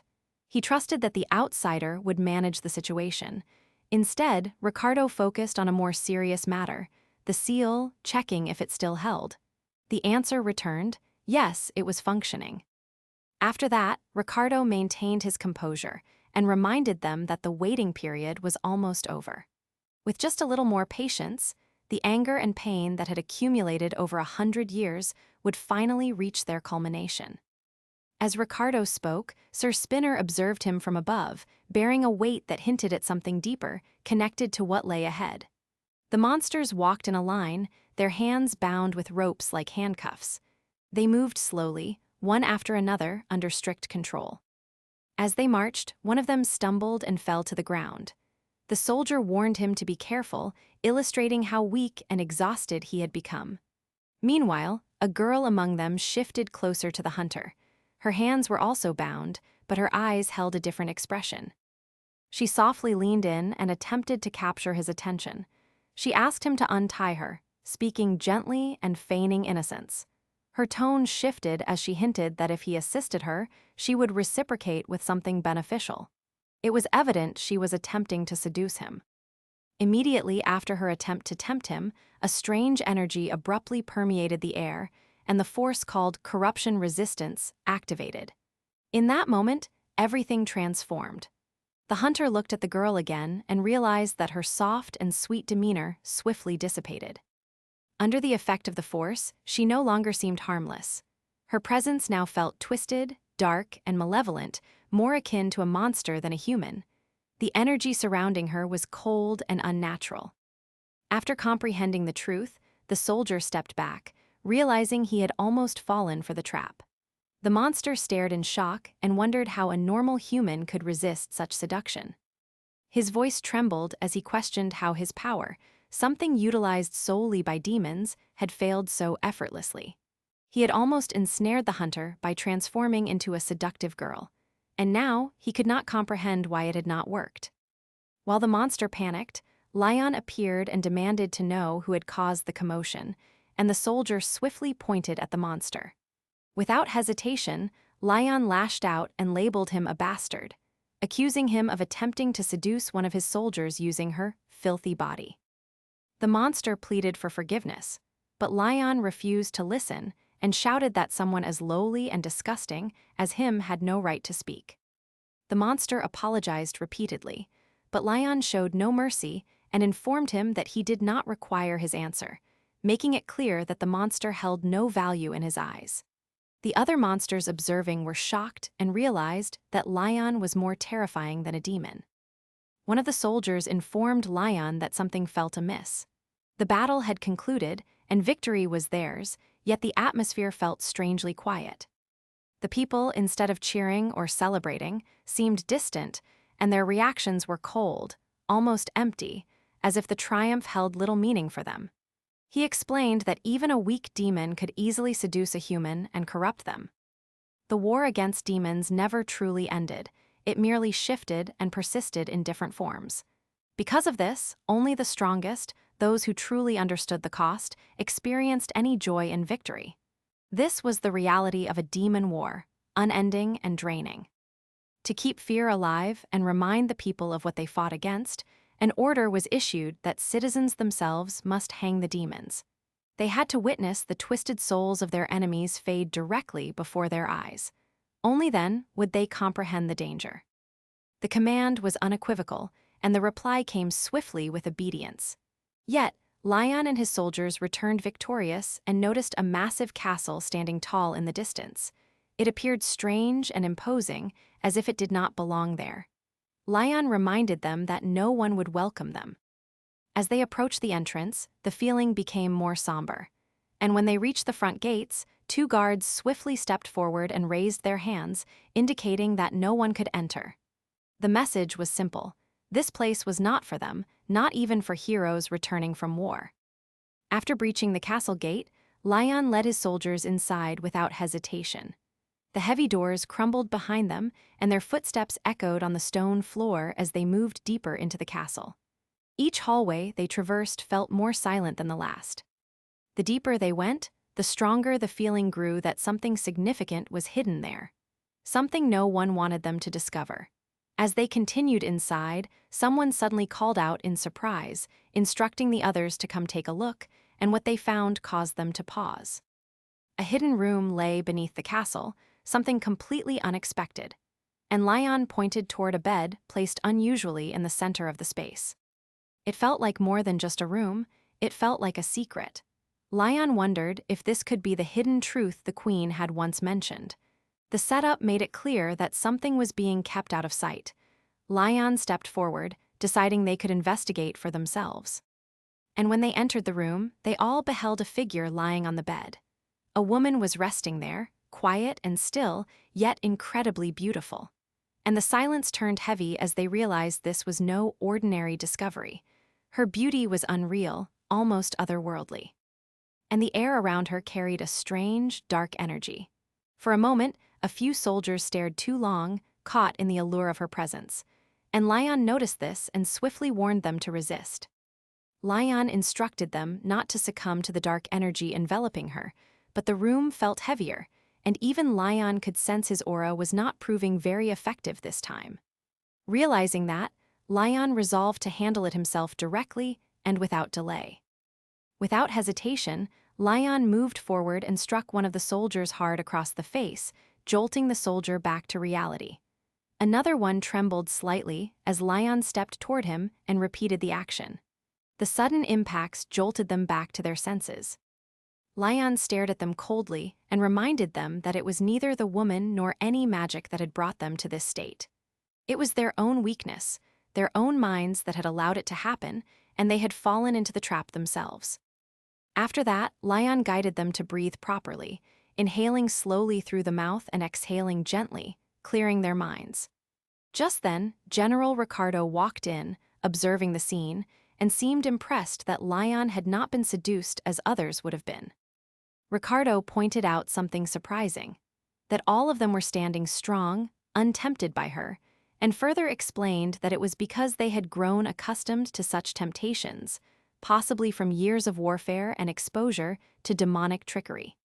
Lion heard it but dismissed the idea immediately, calling it nonsense. To him, there was more to this than simply being accustomed to temptation. Further ahead, Lion explained that the queen's charm was not normal because it was not merely beauty. It was a potent kind of magic that felt like a curse, and he had encountered this type of power before. It belonged to someone known as the Lady of Pleasure, a demon capable of tempting any living being. And her magic was designed to draw people into darkness, slowly corrupting them without their even realizing it. This kind of magic was dangerous and difficult to resist, but as Lion looked at the queen, something felt amiss. Even though he despised demons more than anyone else, Lion did not detect that same dark energy emanating from her, which caused him to pause and reflect. After that, Lion took a breath and began to speak quietly, invoking a divine power, a force linked to dreams and death. Lion spoke with reverence, asking for its blessing. He did this not as an ordinary man, but as a guardian and knight of someone important, Ariana. Suddenly, the air felt different because something powerful had awakened. A voice answered his call. It addressed him as the Knight of Ariana and the true owner of the Lionheart. The divine power accepted his request and prepared to assist him. Standing with Lion, the king of the Lionheart, Lion stood firm and greeted the divine being he had summoned, Plo, the divinity of dream and death. The divine power recognized him as Ariana's knight and the true owner of the Lionheart. Just as Lion wished, this powerful force had now descended before him. Subsequently, Plo sensed the energy in the space and confirmed that something was profoundly wrong because the demons of corruption had been spreading their influence here. In this endless, dream-like state, they were twisting thoughts and constructing a false world filled with a corrupt form of awareness. Plo explained that dreams were not meant to persist indefinitely. At some point, one had to awaken, and the time had come to dismantle the illusion and reveal the truth concealed beneath it. Whatever had been masking itself here now had to display its true form. Plo struck a lamp-like object above, and the blast impacted Ricardo. Instantly, a dark energy erupted from him. It was a hidden demon soul that had been buried deep within. Everyone watched in shock as the twisted spirit separated from Ricardo's body. Plo's power revealed the truth and forced the darkness out. Lion, now perceiving everything clearly, finally understood why none of this had felt right before and why he had not sensed the danger. The reason the queen's energy had felt different now made complete sense. It was not simple seduction. It was an authority, a power so potent it could create an entire world on its own. Afterward, Lion was finally aware of what they were truly confronting, because this was no ordinary trick. It was a meticulously crafted world built by corrupted power, and Lion had to break free from it to discover the truth beneath. The queen lay quietly, surrounded by strange magic. Someone nearby whispered not to disturb her, and stated she had to be protected along with the seal that held everything together. Suddenly, a soldier yelled that more Death Knights were approaching from behind, and the danger was escalating. Afterward, Lion noticed something peculiar about one of the Death Knights. Unlike the others, this one did not feel wild or consumed by anger. It seemed calm, not fully corrupted, and that caused Lion to realize something important. The dream they were trapped in probably began with the queen, and if he approached her, the dream might dissipate on its own.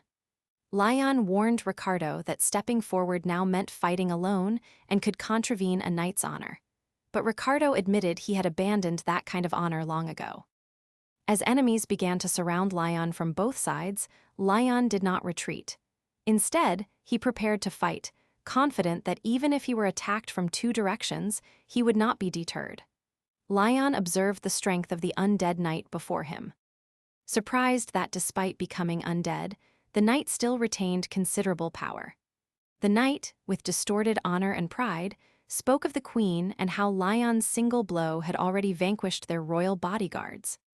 After that, Lion urged him to awaken from this dream and warned him that if he did not, he would remain ensnared in this fantasy for eternity. As Lion processed the knight's words, he experienced a strange feeling that while many had betrayed their oaths, the apostles had remained loyal. And this engendered doubt in Lion's mind. Queen Beatrice, despite all that had transpired, had requested him to end their lives, which did not sit well with him, and he began to sense that the truth behind everything was more intricate than it appeared. Lion assembled the pieces of the puzzle, and it became clear that the queen was not a villain after all. Ricardo's dead knight spoke up and revealed the truth. The queen had made a pact with a demon. The knight explained that the queen, despite her bravery, was compelled into this agreement, and she agreed to harbor the essence of corruption and relive the kingdom's collapse for 100 years. But in exchange, the demon promised to spare her and her people as long as they were not corrupted by its power. The kingdom was already on the brink of destruction, and Queen Beatrice had no choice but to accept. Even though she knew it was a trap set by the demon, she had no other option but to make the deal. Hoping to save her people from an even worse fate, Queen Beatrice, 5 years into her pact with the demon, began to feel both the power and the heavy burden of her decision. At first, Beatrice felt strangely invigorated by the deal. But soon she began to witness the horrific consequences as the corruption started to spread, causing more people to lose their minds and turn violent. They also became obsessed with the twisted pleasures the demon offered. During the day, Beatrice watched helplessly as demons killed her people, and at night, the corrupted ones whispered to her, feeding her guilt and despair. After all of this, Beatrice began to wonder if she had made the correct choice, feeling the crushing weight of her actions. In the beginning, the deal had seemed manageable, but she soon realized the true nature of the demon's trap.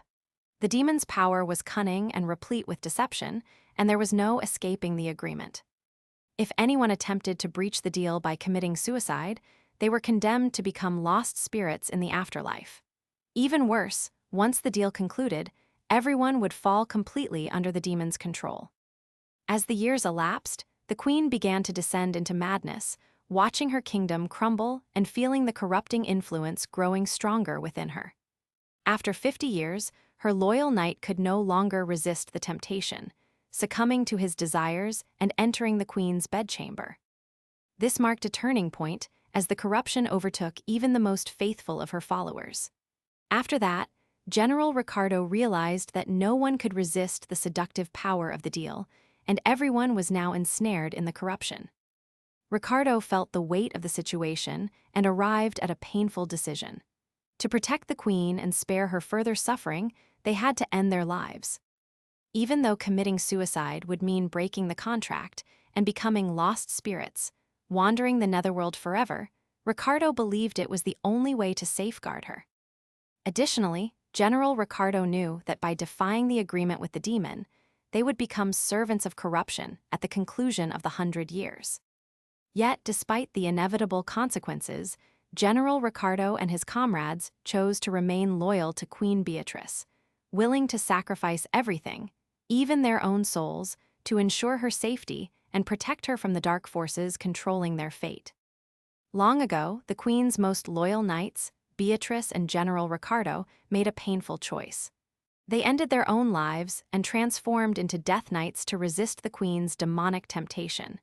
In doing so, they became immune to the curse and sealed her away to protect her.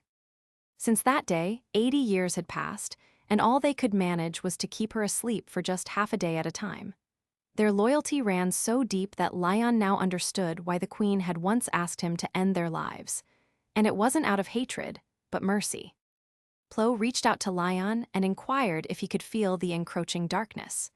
Lion sensed the heavy energy around him and realized the demons were awakening, preparing himself for the impending battle. With urgency, Lion summoned his soldiers and commanded the warriors of the Lionheart to awaken. Moments later, Lion's soldiers slowly awoke as his voice called them. They had been in slumber for a prolonged period, but now it was time to fight again. One by one, they rose, ready to fulfill their duty. Suddenly, a strange and terrifying voice echoed through the air, signaling the demon's arrival. He appeared calm and confident, as if he had been awaiting this moment and wished to finish what he had started. Concurrently, a soldier ran in, screaming that the demons had breached the castle, and there were countless demons too many to count, and they seemed to be omnipresent. The commanders swiftly issued orders to raise their shields and assume defensive positions. The knights were frightened, but they prepared to fight. The knights were scared, but they trusted Lion because Lion had instructed them to hold their ground, and he would manage the rest. The battle commenced, and the demons were peculiar. They laughed while fighting and employed a strange power that transmuted pain into something they relished. It was unsettling and perplexing, yet they maintained their relentless assault.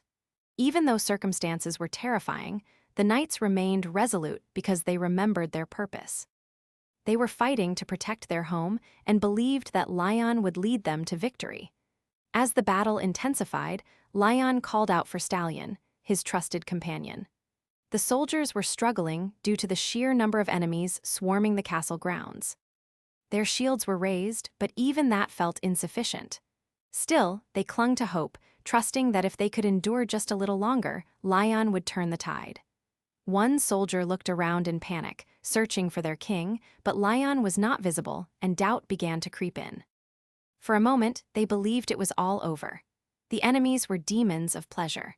They were not formidable in one-on-one combat, but their true power lay in their ability to influence others. Their capabilities weakened willpower, making them difficult to resist. Lion understood this tactic well, as it was frequently employed by powerful demons of pleasure, overwhelming with numbers, distracting the mind, and dulling the body's strength. Lion realized he needed greater power to retaliate because his current strength was insufficient to breach the buff protecting the enemies. There was hesitation in his heart, uncertain if he could manage it in time, but he cast off the doubt.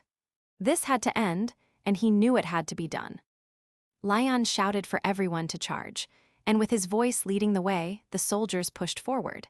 Suddenly, General Ricardo awoke from the long dream, and the illusions dissipated. He realized the nightmare was over. Ricardo remembered everything and rose, finally free from the curse.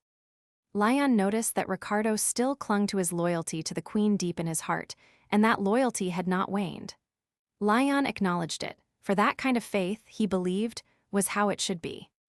Confronting a king from another land, Lion listened as General Ricardo spoke of the heavy losses they had sustained. Despite all the pain, they were still willing to believe that Lion could bring change, and they were prepared to place their hopes in him.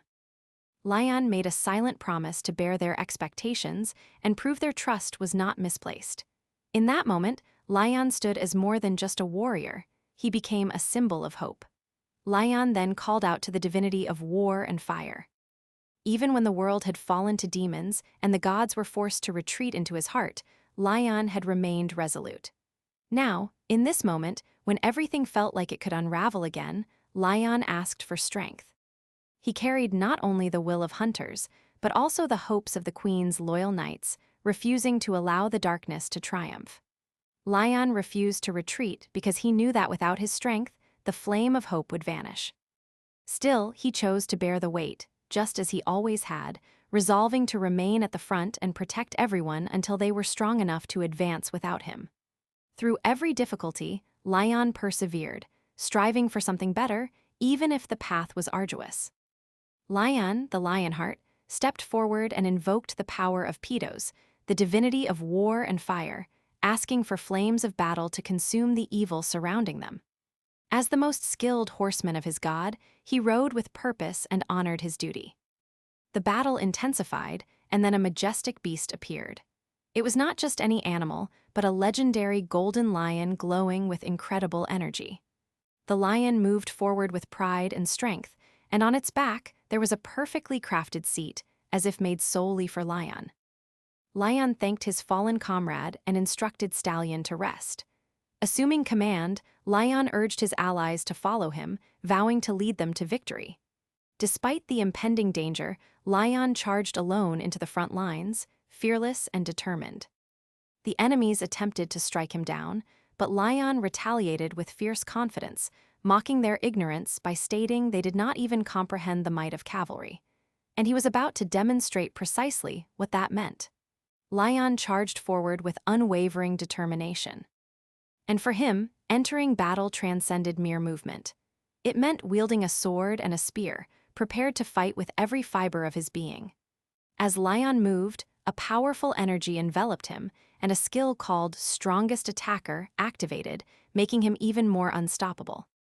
The demons panicked because no matter how strenuously they tried, they could not impede Lion for even a second.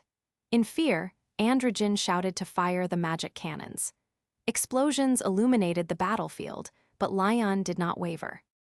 Instead, he yelled that employing long-range attacks demonstrated no honor, and true courage lay in fighting up close. At that moment, a divine blessing permeated his army. Arrow nullification activated, rendering them immune to the arrows and magic hurtling toward them. The Death Knights were shielded by divine power and continued to press forward. The battlefield began to shift as Lion's allies received greater support. Their charge power increased, and their attacks grew stronger, while the enemy's defenses weakened. Fire gleamed from their swords as Pitos' horsemen strengthened everyone with flames. Curses spread through the enemy's ranks, weakening all nearby demons.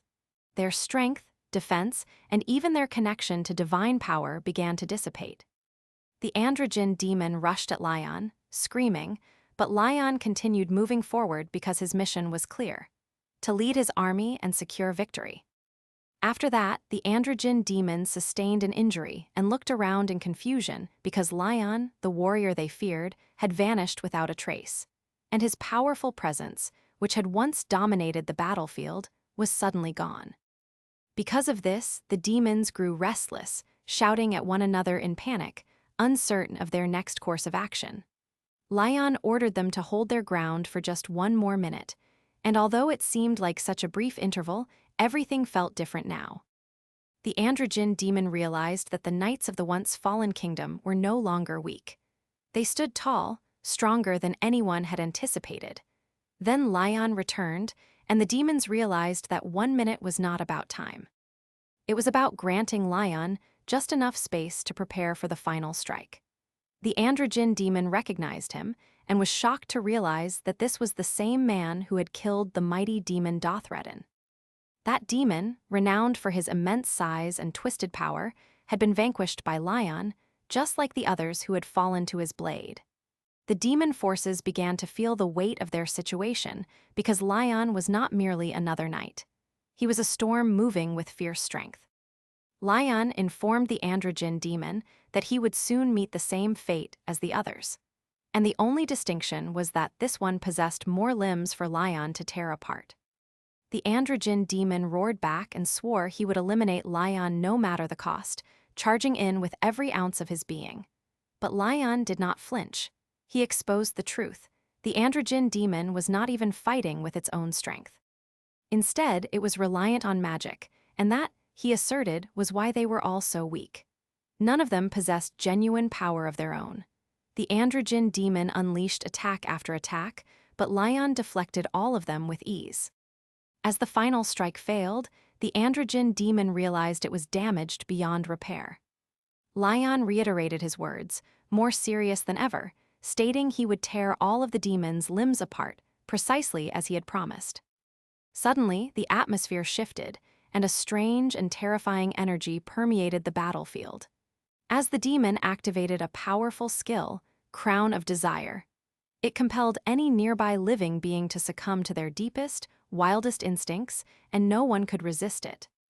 One of the knights nearby sensed the danger and shouted a warning, believing that the king of the Lionheart was confronting something deadly. The androgen demon stared in shock, unable to comprehend how Lion evaded the illusion of desire, because that magic should have been effective. It ensnared every living being in their deepest temptations, yet Lion remained unaffected. Lion explained that even the powerful Lady of Pleasure had failed to tempt him, so a lesser demon like this one stood no chance. Panic set in, and the androgen demon began doubting everything. It made no sense because every living thing should possess some form of desire, and something felt wrong. The fear intensified, and the demon realized its only remaining option was to flee. It yelled at the others to stop Lion, begging for backup, but it was too late. Lion moved swiftly, and the demon's back was left wide open. Lion seized the opportunity, landing a sharp, clean strike. The androgen demon attempted to accuse Lion, labeling him a coward and shouting that a divine being must have interfered in their fight. But his words held no weight at this point because fear already revealed who had truly lost. The androgen demon also accused the knights of violating the rules of fairness, asserting that a duel should be sacred, untouched by external interference. Lion concurred, stating that in any proper battle, honor mattered, and a true duel should never be interrupted. But this, Lion reminded them, was not a duel. Demons like these, he declared, replete with corruption and cruelty, did not deserve honor. And what was transpiring here was not a battle between equals, it was a complete extermination. The androgen demon attempted to distort Lion's words, labeling him a racist, desperate, outmatched, and running out of arguments. But none of it mattered. Finally, the demon of pleasure and corruption, androgen, fell, and just like that, another piece of evil was eradicated from the world. In its nascent years, the kingdom brimmed with peace. People lived contentedly, with abundant food and no fear. Everything felt secure and tranquil, and no one envisioned anything could go awry. Queen Beatrice, a sagacious mage, ruled with meticulous care, overseeing her people and striving to safeguard their peaceful existence. For a period, everything appeared harmonious. Even when minor threats emerged, the kingdom consistently triumphed, which instilled hope in everyone. But deep within, Beatrice harbored a premonition, and she knew something larger and more perilous was approaching. She understood that the malevolent beings from beyond would not forever remain at bay. Soon her anxieties materialized as demons commenced their invasion, and the early victories faded. The hope people had once clung to began to dissipate, and the peace they believed would endure forever started to slip away. Eventually, Beatrice uncovered the horrifying truth: these demons did not remain vanquished. Even after defeat, they resurrected, and that altered everything. Beatrice realized that this war was never winnable. And no matter how many times they succeeded or how many demons they eliminated, those creatures relentlessly returned, rendering it feel hopeless and unjust. As destruction drew nearer, something unexpected occurred. A demon approached the queen with a proposition. He offered her a chance: embrace the essence of corruption and relive the downfall of her kingdom over 100 years. If Beatrice could resist becoming entirely corrupted during that time, the demons would cease their invasion of the world. It sounded impossible and perilous, but Beatrice didn't even question how she was supposed to believe such a promise. Deep down, she knew it might be a trap, but it was the only option she had left. With no other means to protect the people she cherished, Beatrice agreed and accepted the deal, hoping that somehow, someday, she could restore everything to its former state. And so, the demise of the Sparrow Kingdom began. The once glorious land slowly succumbed to a cycle of pleasure and corruption. The people who had once shone with light, the hopeful citizens, the brave knights, and even the proud queen, began to fall. Darkness spread, and those who yielded to evil never reverted to their former selves. Among them, a knight eventually lost control, allowing his desires to triumph, and crossed a boundary no one thought possible. He entered the queen's room, driven by temptation. Realizing what he had done, he pleaded for forgiveness, but the damage was already done. The kingdom's general Ricardo, unable to observe the corruption further, made a painful decision. He sealed the queen away in the underground chambers to protect her from herself and the world. Then, General Ricardo took his own life, choosing to remain behind as a spectral guardian bound by guilt. Years elapsed, and regret consumed him as Ricardo blamed himself for everything. Though he knew the ultimate outcome, Ricardo was compelled to witness the tragedy repeat incessantly. Moreover, he knew that the damage was wrought by their own choices, and now it was too late to undo it. He yearned for this nightmare to conclude. As the battle ended, Lion's eyes fell upon a strange crown and weapon, items that had once belonged to the defeated demon. Spinner approached, examined them closely, and tapped the weapon lightly, explaining that it was forged from strong metal and could prove useful. But Lion explained there was a problem. It had been corrupted, and evil clung to it. Worse, it seemed to trap souls within. Sir Spinner then offered to destroy it, and Lion, trusting his judgment, left it in his hands. After that, Goddess Plo called Lion from behind. Lion turned to the goddess, holding out the crown taken from the fallen enemy, telling her it might be too tainted, something unfit for her eyes. Still, Goddess Plo gently nodded, stating it was acceptable and that she wished to see it. As she examined the crown, it seemed familiar to her, and she explained that this crown was shared by all evils of pleasure. She added that it was steeped in wickedness due to its ability to lure the innocent into false dreams, especially the young, which was sickening. It was a weapon built on lies and temptation. Goddess Plo examined the crown more closely and sensed that something might still be extracted from it. Perhaps a trace of energy or a hidden truth. Lion admitted that he had planned to destroy it regardless because he perceived no value in retaining such a cursed object. After listening to Lion, Goddess Plo desired it. She was willing to let him have it. Further on, Goddess Plo thanked Lion, acknowledging his efforts and offering him kind words, stating that the Pantheon was proud of what he had accomplished and the honor and glory he had achieved through his battle. Lion did not take the praise to heart and simply stated it was something he had to do. Another voice joined in. Pos, a divine presence known for strength, refused to display warmth at first.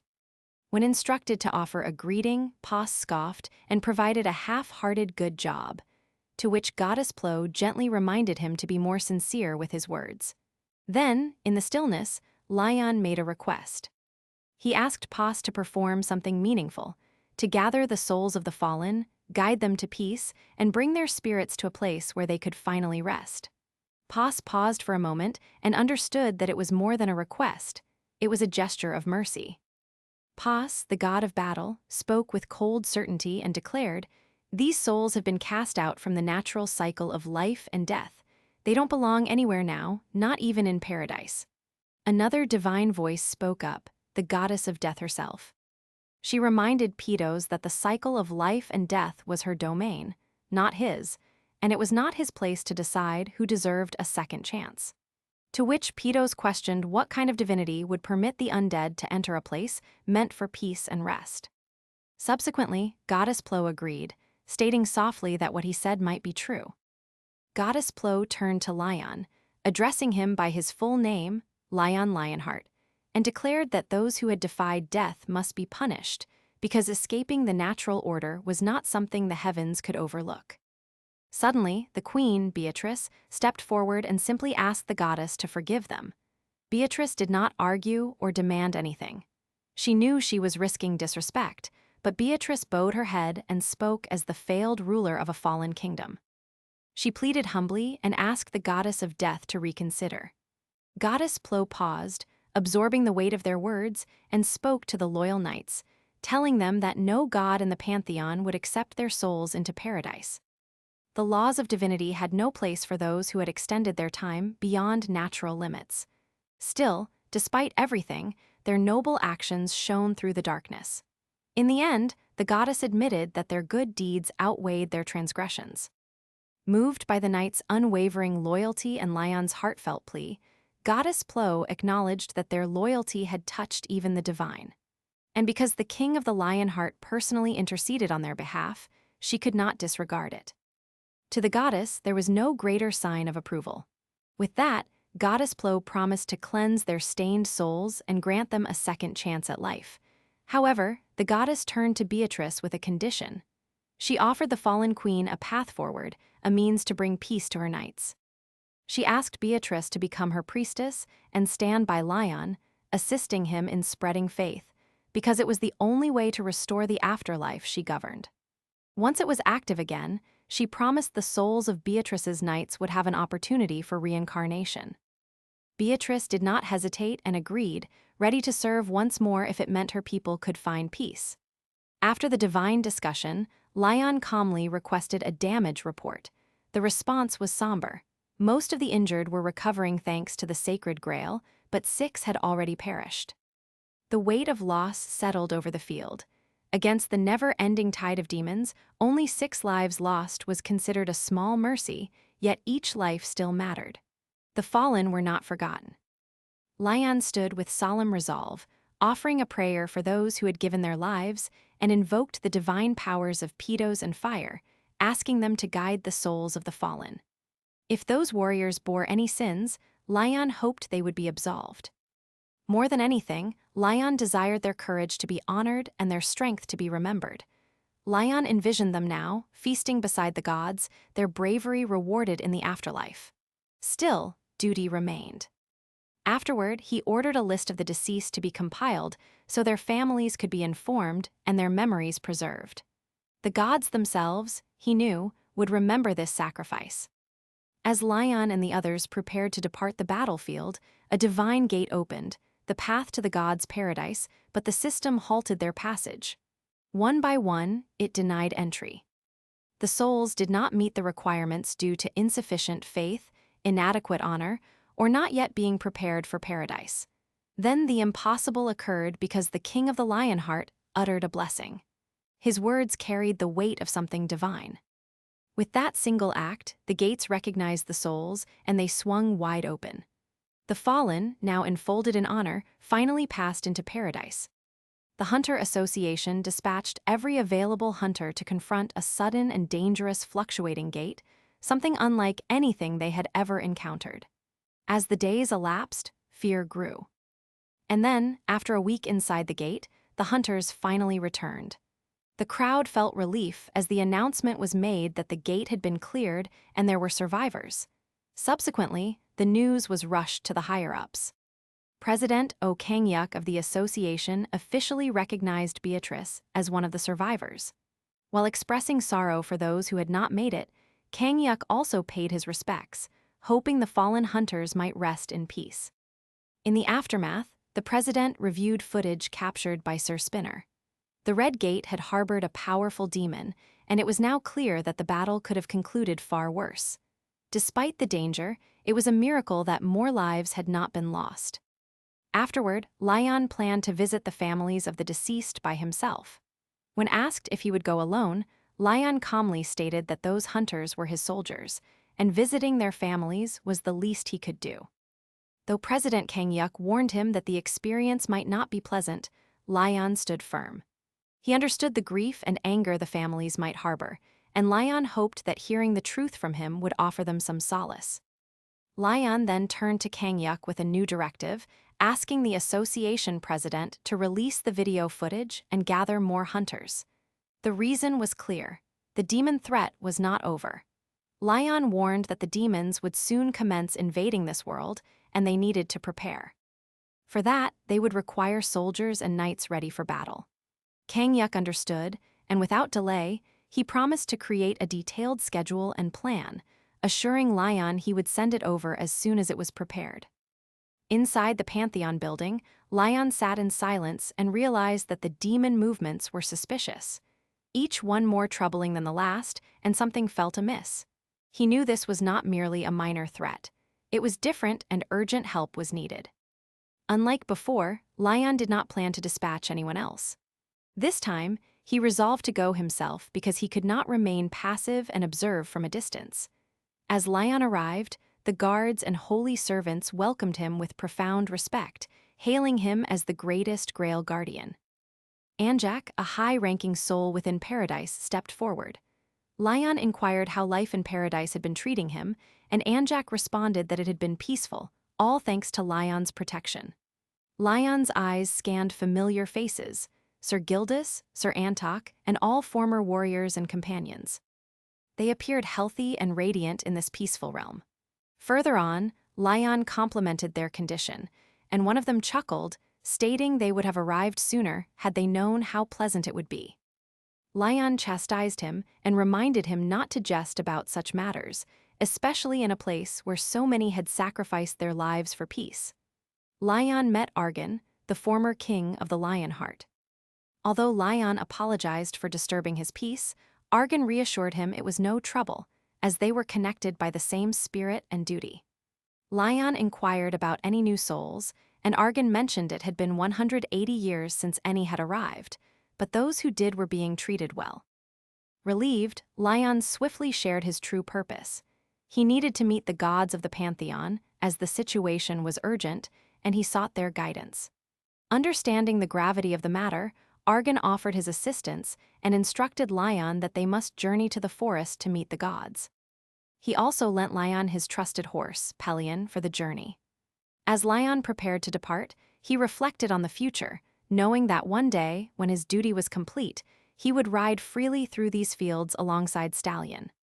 But for now, he had to keep moving forward, bearing the burden until the next individual was ready. Lion arrived at the forest, deep within the paradise of the dead, where the ancient sages resided. The trees whispered his name, recognizing him not only as a visitor, but as the rightful lord of Draeonia and bearer of the holy relics.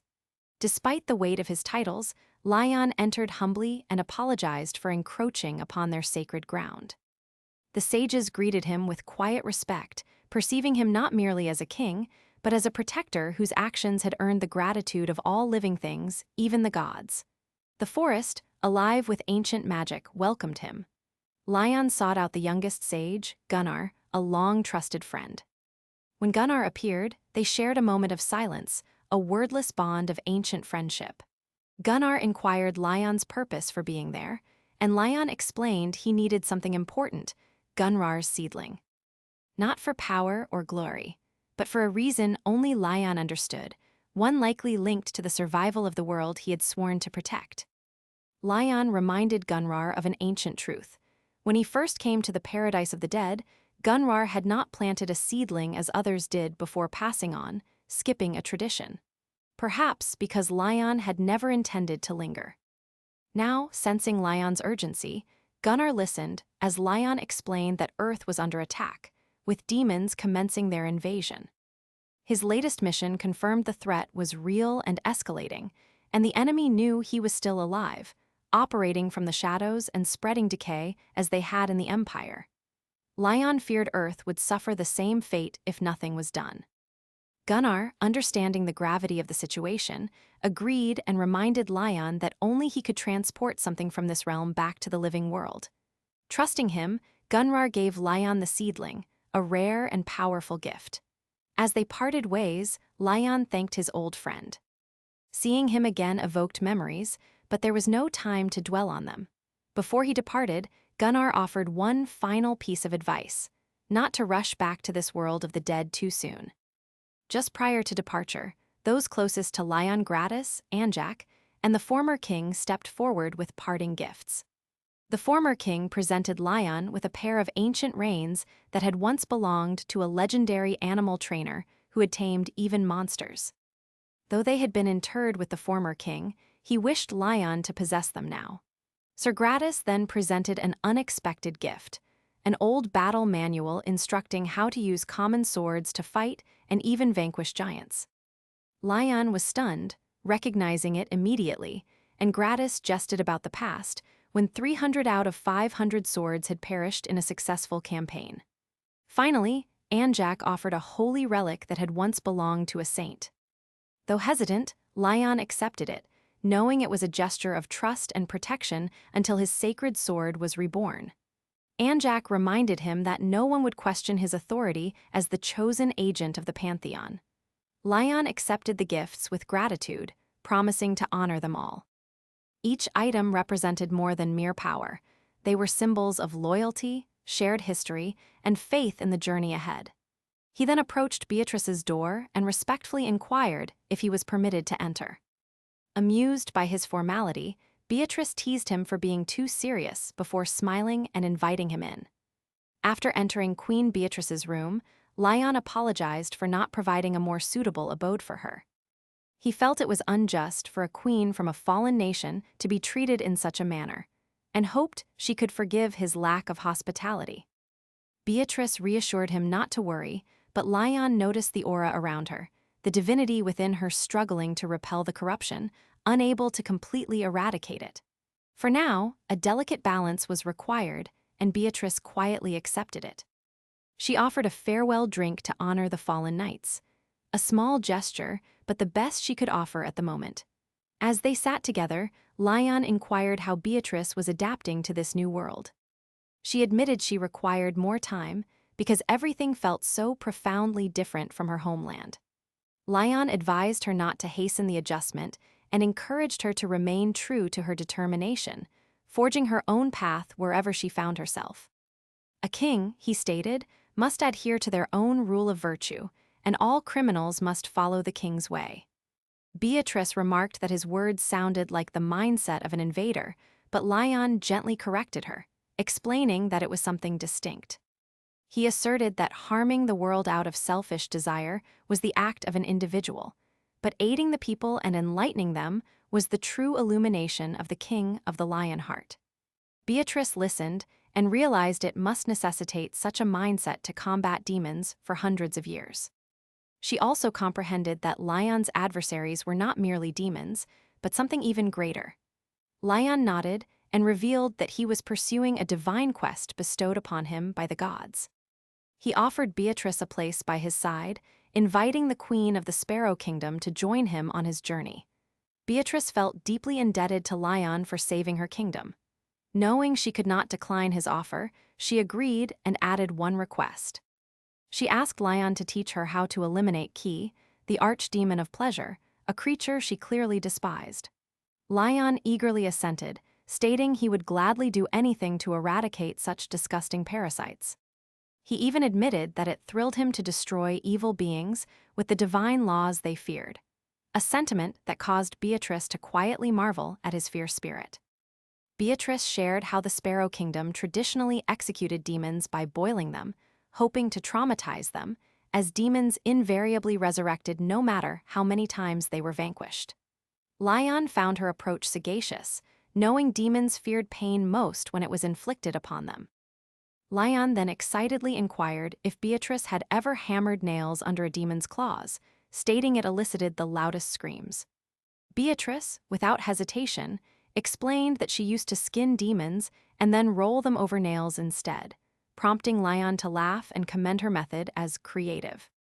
Their dark humor was interrupted when Hari suddenly rushed in and greeted them respectfully. Lion casually instructed Hari to pour some tea, and Beatrice requested something warm. While Hari served tea, Lion assigned her a new task, stating Hari should work for Queen Beatrice for a period. Beatrice attempted to decline, but Lion insisted that royalty deserved appropriate treatment and respectful servants. Beatrice turned to Hari and inquired if she was indeed Hari, to which she nervously responded. She sensed a potent energy emanating from Beatrice. Hari requested to examine her more closely and wondered how Beatrice could so easily detect her exclusive skill. Lion instructed Hari to swing her sword, explaining that since she had been serving him for some time, she deserved proper guidance. Honored but nervous, Hari drew her sword and swung it, but Lion swiftly pointed out that her movements were excessively broad.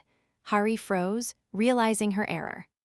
Lion advised her that while wielding a sword required power, the movement had to remain short and precise. He then demonstrated the proper distance and instructed her to practice this motion 10,000 times a day. Lion turned to Beatrice and asked for her opinion. Beatrice observed that Hari lacked proper control over her fire energy. She explained that fire naturally dissipated easily, and merely filling the sword with fire mana and swinging it wildly was insufficient. There needed to be superior control to make the fire an extension of the sword, not just a flashy effect. Beatrice advised Hari to concentrate the fire meticulously, as a focused flame did not scatter as easily as a loose one. When releasing it, the flame should be aimed precisely for a deadly strike, almost akin to stabbing with precision.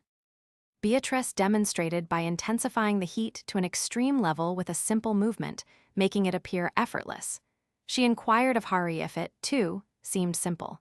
But Hari could only inwardly muse that it was far from easy. Later that night, Hari's mind whirled with all the tasks she still needed to manage. She had to report to the section chief and the association president, prepare food like potatoes and sweet potatoes for the new soldiers, procure weapons and armor, and somehow locate a blacksmith.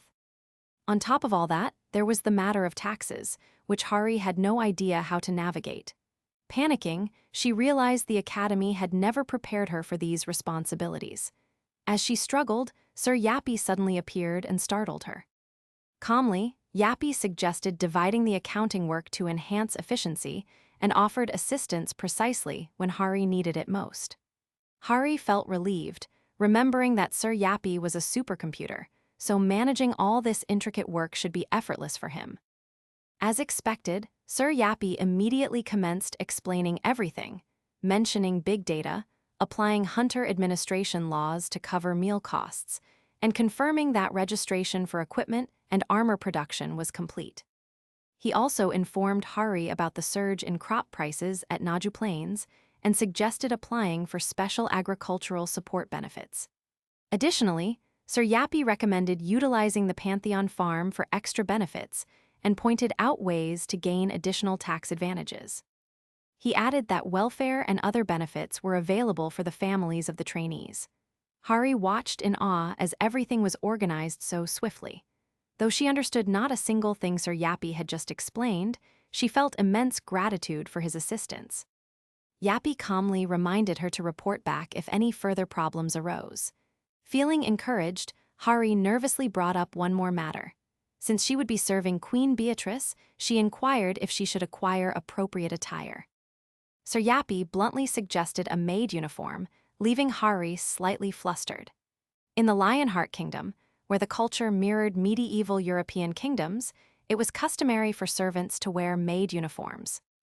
Sir Yappy calmly explained that, based on his analysis, ordering a maid uniform was a reasonable decision. Hari felt relieved because she had worried someone might scold her for wearing something that resembled cosplay. But now she was reassured. Sir Yappy offered to order a reasonable maid uniform using big data as a reference. Hari gratefully agreed, trusting the supercomputer without any doubt. However, what Hari failed to realize was that the big data Sir Yappy utilized was actually compiled from online fashion trends.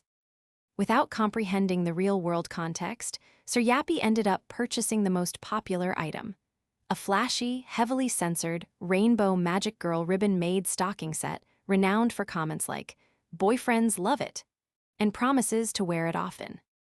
Innocently relying on big data led to a significant error, leaving Hari completely unaware of the peculiar influence behind modern online shopping trends. At Hunter Academy, Kim Juk, a top student, noticed the large crowd and commented that more people had shown up than he had anticipated. Nearby, Han Suho, another top student from Class A, agreed and recalled the events of a few days prior. It had all begun when Lion visited the academy. Instead of seeking regular soldiers, he announced he was there to find seedlings of knights. Moreover, Lion offered to teach them not only swordsmanship, spearmanship, and horsemanship, but also theology.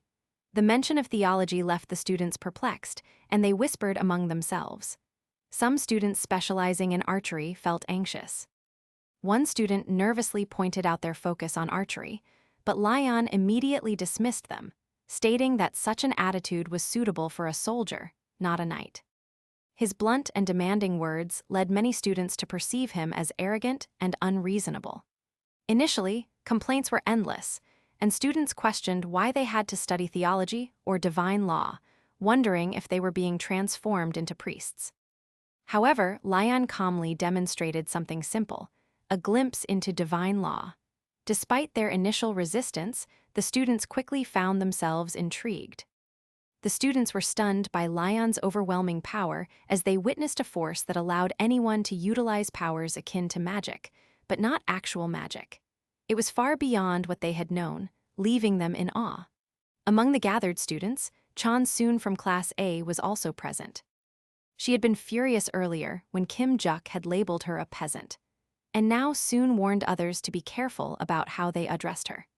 As the granddaughter of the Divine Sword Guild's guild master, she felt it would be impossible not to join after witnessing Lion's abilities firsthand. Kim Juk and Suho noticed Pantheon TV, a popular channel with over 500,000 subscribers, playing a video about divine laws and fluctuating gates. The videos covered topics such as how D-rank hunters survived thanks to divine laws and the benefits of regular worship and prayers in the name of Goddess Dara. In the midst of this, Suho spotted Hari and affectionately called her Nuna. Surprised, they also commented on her using an outdated phone despite her wealth, to which Soon simply explained that Hari had donated most of her money to an orphanage, earning admiration from those around her. They mentioned that Hari was currently on dispatch at the Pantheon, and everyone believed she must be performing admirably. Meanwhile, an embarrassing detail appeared on Hari's old phone screen. A listing for a sexy cutie maid uniform, advertised as a 5-piece set for special events, boasting a nearly perfect satisfaction rate. Suryapi insisted that the outfit was correct. Firmly upholding his big data analysis, Hari, feeling embarrassed, attempted to argue that the outfit was far too short, but Suryapi coldly reminded her that numbers do not lie. And with a dependability rate of 99.999%, Suryapi questioned whether Hari was doubting the integrity of big data itself. Panicking, Hari attempted to hide when she heard familiar voices approaching. Realizing that guests were arriving soon, she instructed Suryapi to defer greeting them, but it was too late. Hari stepped out awkwardly to greet the incoming guests, hoping to somehow smooth things over. However, the guests froze, shocked at the sight of her outfit. Suho stared, barely able to process what Hari was wearing, and confused and concerned, inquired what was transpiring. Hari attempted to explain that it was not by choice, but Suryapi coldly interrupted, questioning if organic beings dare distrust big data.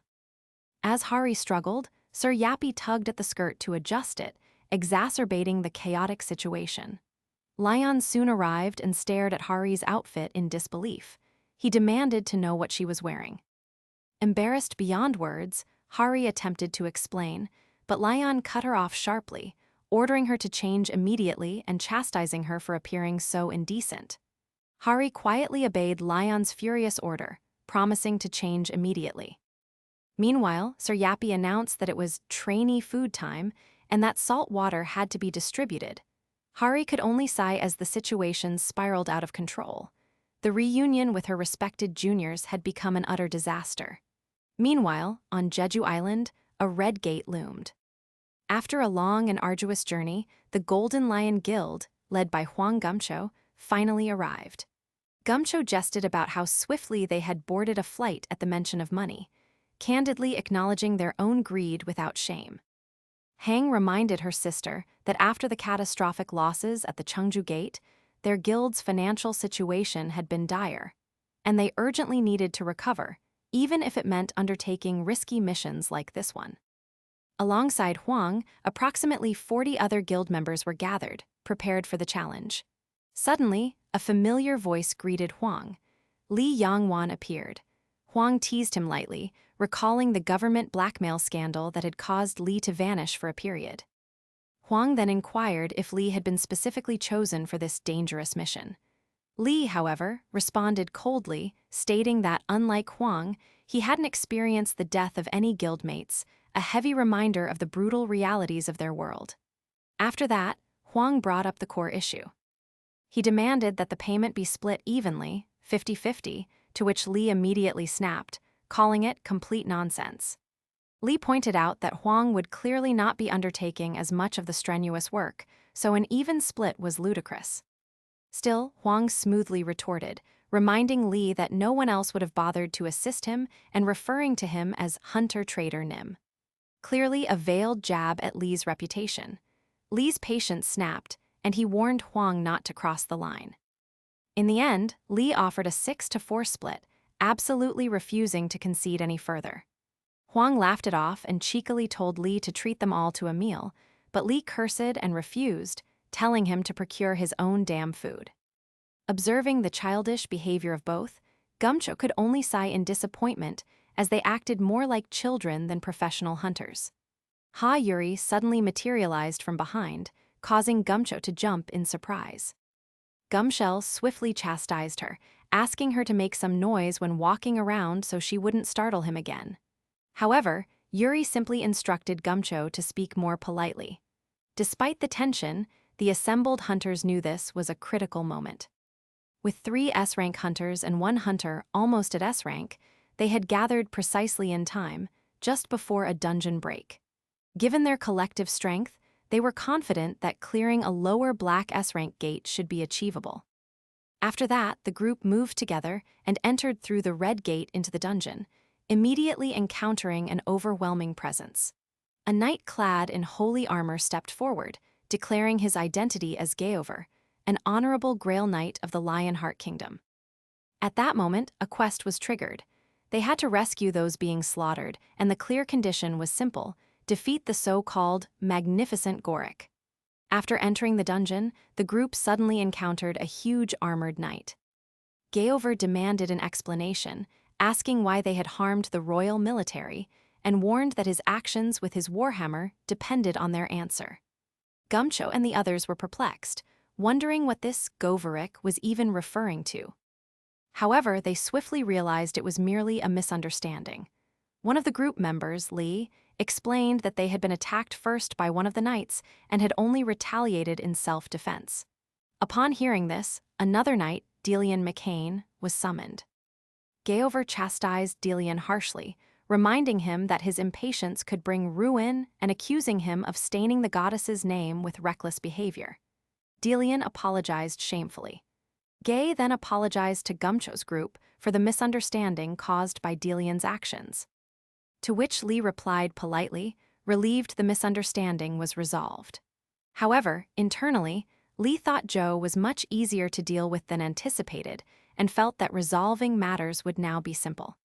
Though the misunderstanding about who attacked first was cleared, Gale still insisted on punishment, coldly declaring that since 6 royal soldiers had been killed, it was only fair to take 60 heads in return. His logic was brutal and one-sided, revealing the harsh and rigid military rules of the kingdom. Meanwhile, the scene shifted as Hari and the others arrived at a different location, the soldier training grounds. At first glance, it appeared simple and rural, lacking modern facilities or comforts like medical lounges.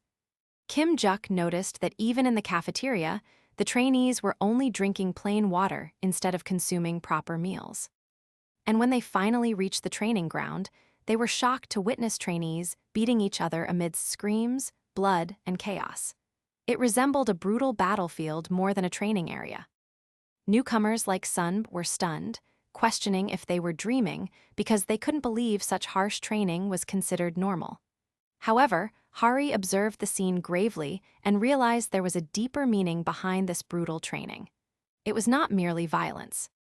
This method was likely intended to toughen soldiers, pushing them beyond their limits and mentally preparing them for the harsh realities of battle.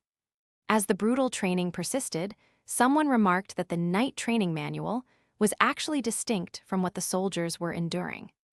This small comment offered the students some relief as they realized they were fortunate compared to the insane environment surrounding them.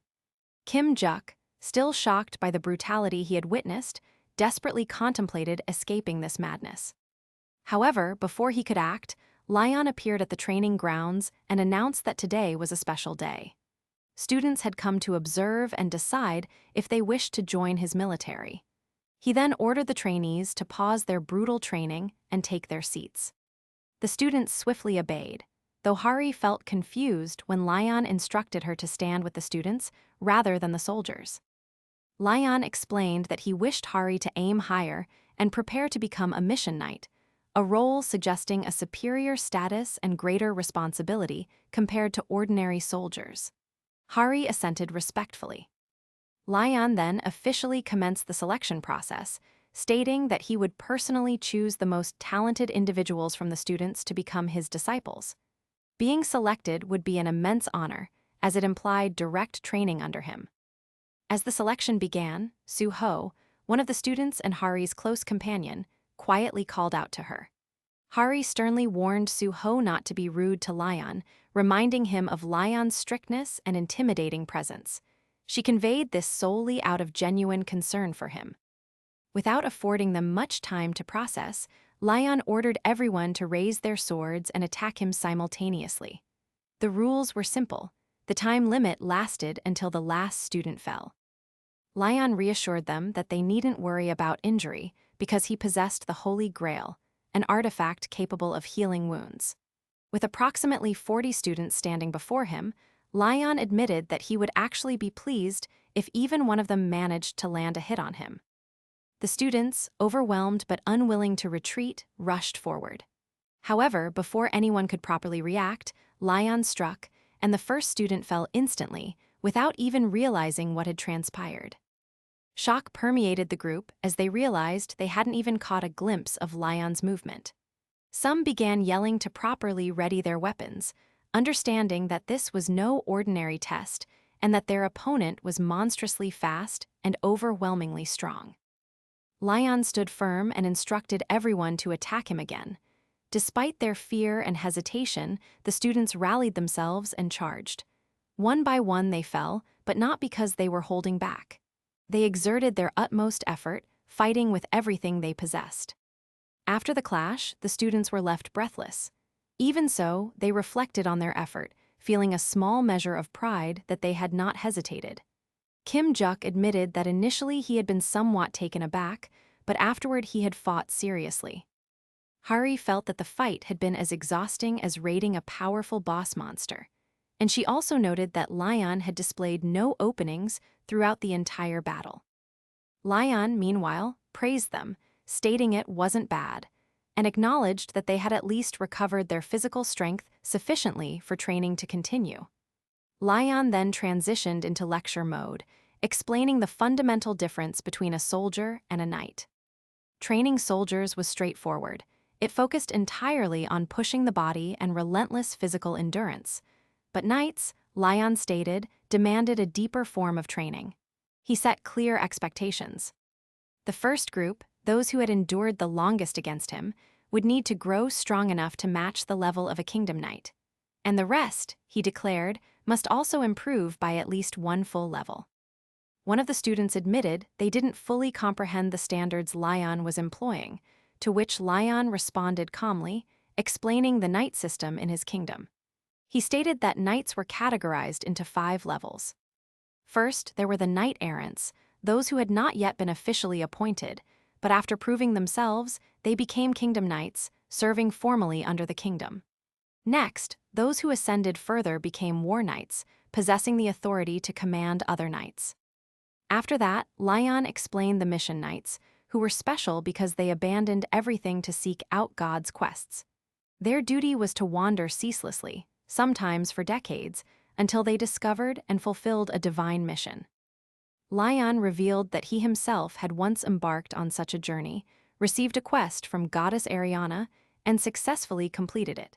He added that becoming a Grail Knight was how he had achieved his current status.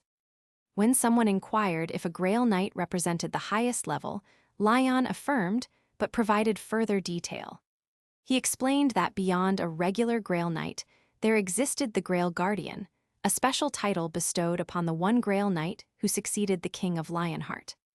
Attempting to claim this title was not merely about seeking honor, it was akin to challenging Lyon's kingship. Lyon warned gravely that anyone who dared to challenge it would be killed on the spot.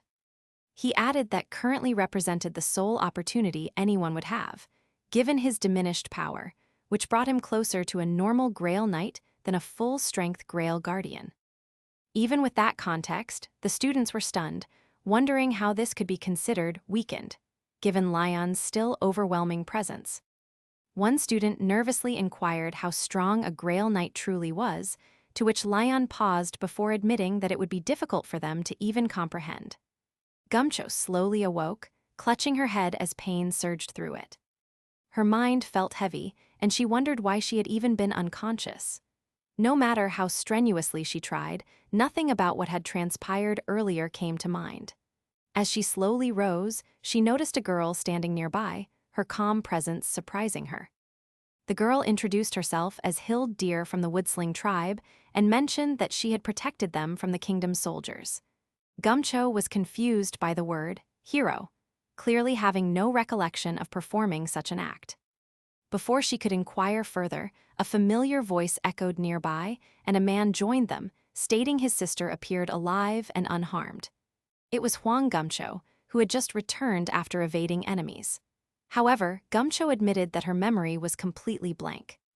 As the group conversed, Hang wondered how much Gumcho actually remembered, to which she paused for a moment and shared the only image still ingrained in her mind: the ground, torn apart and broken.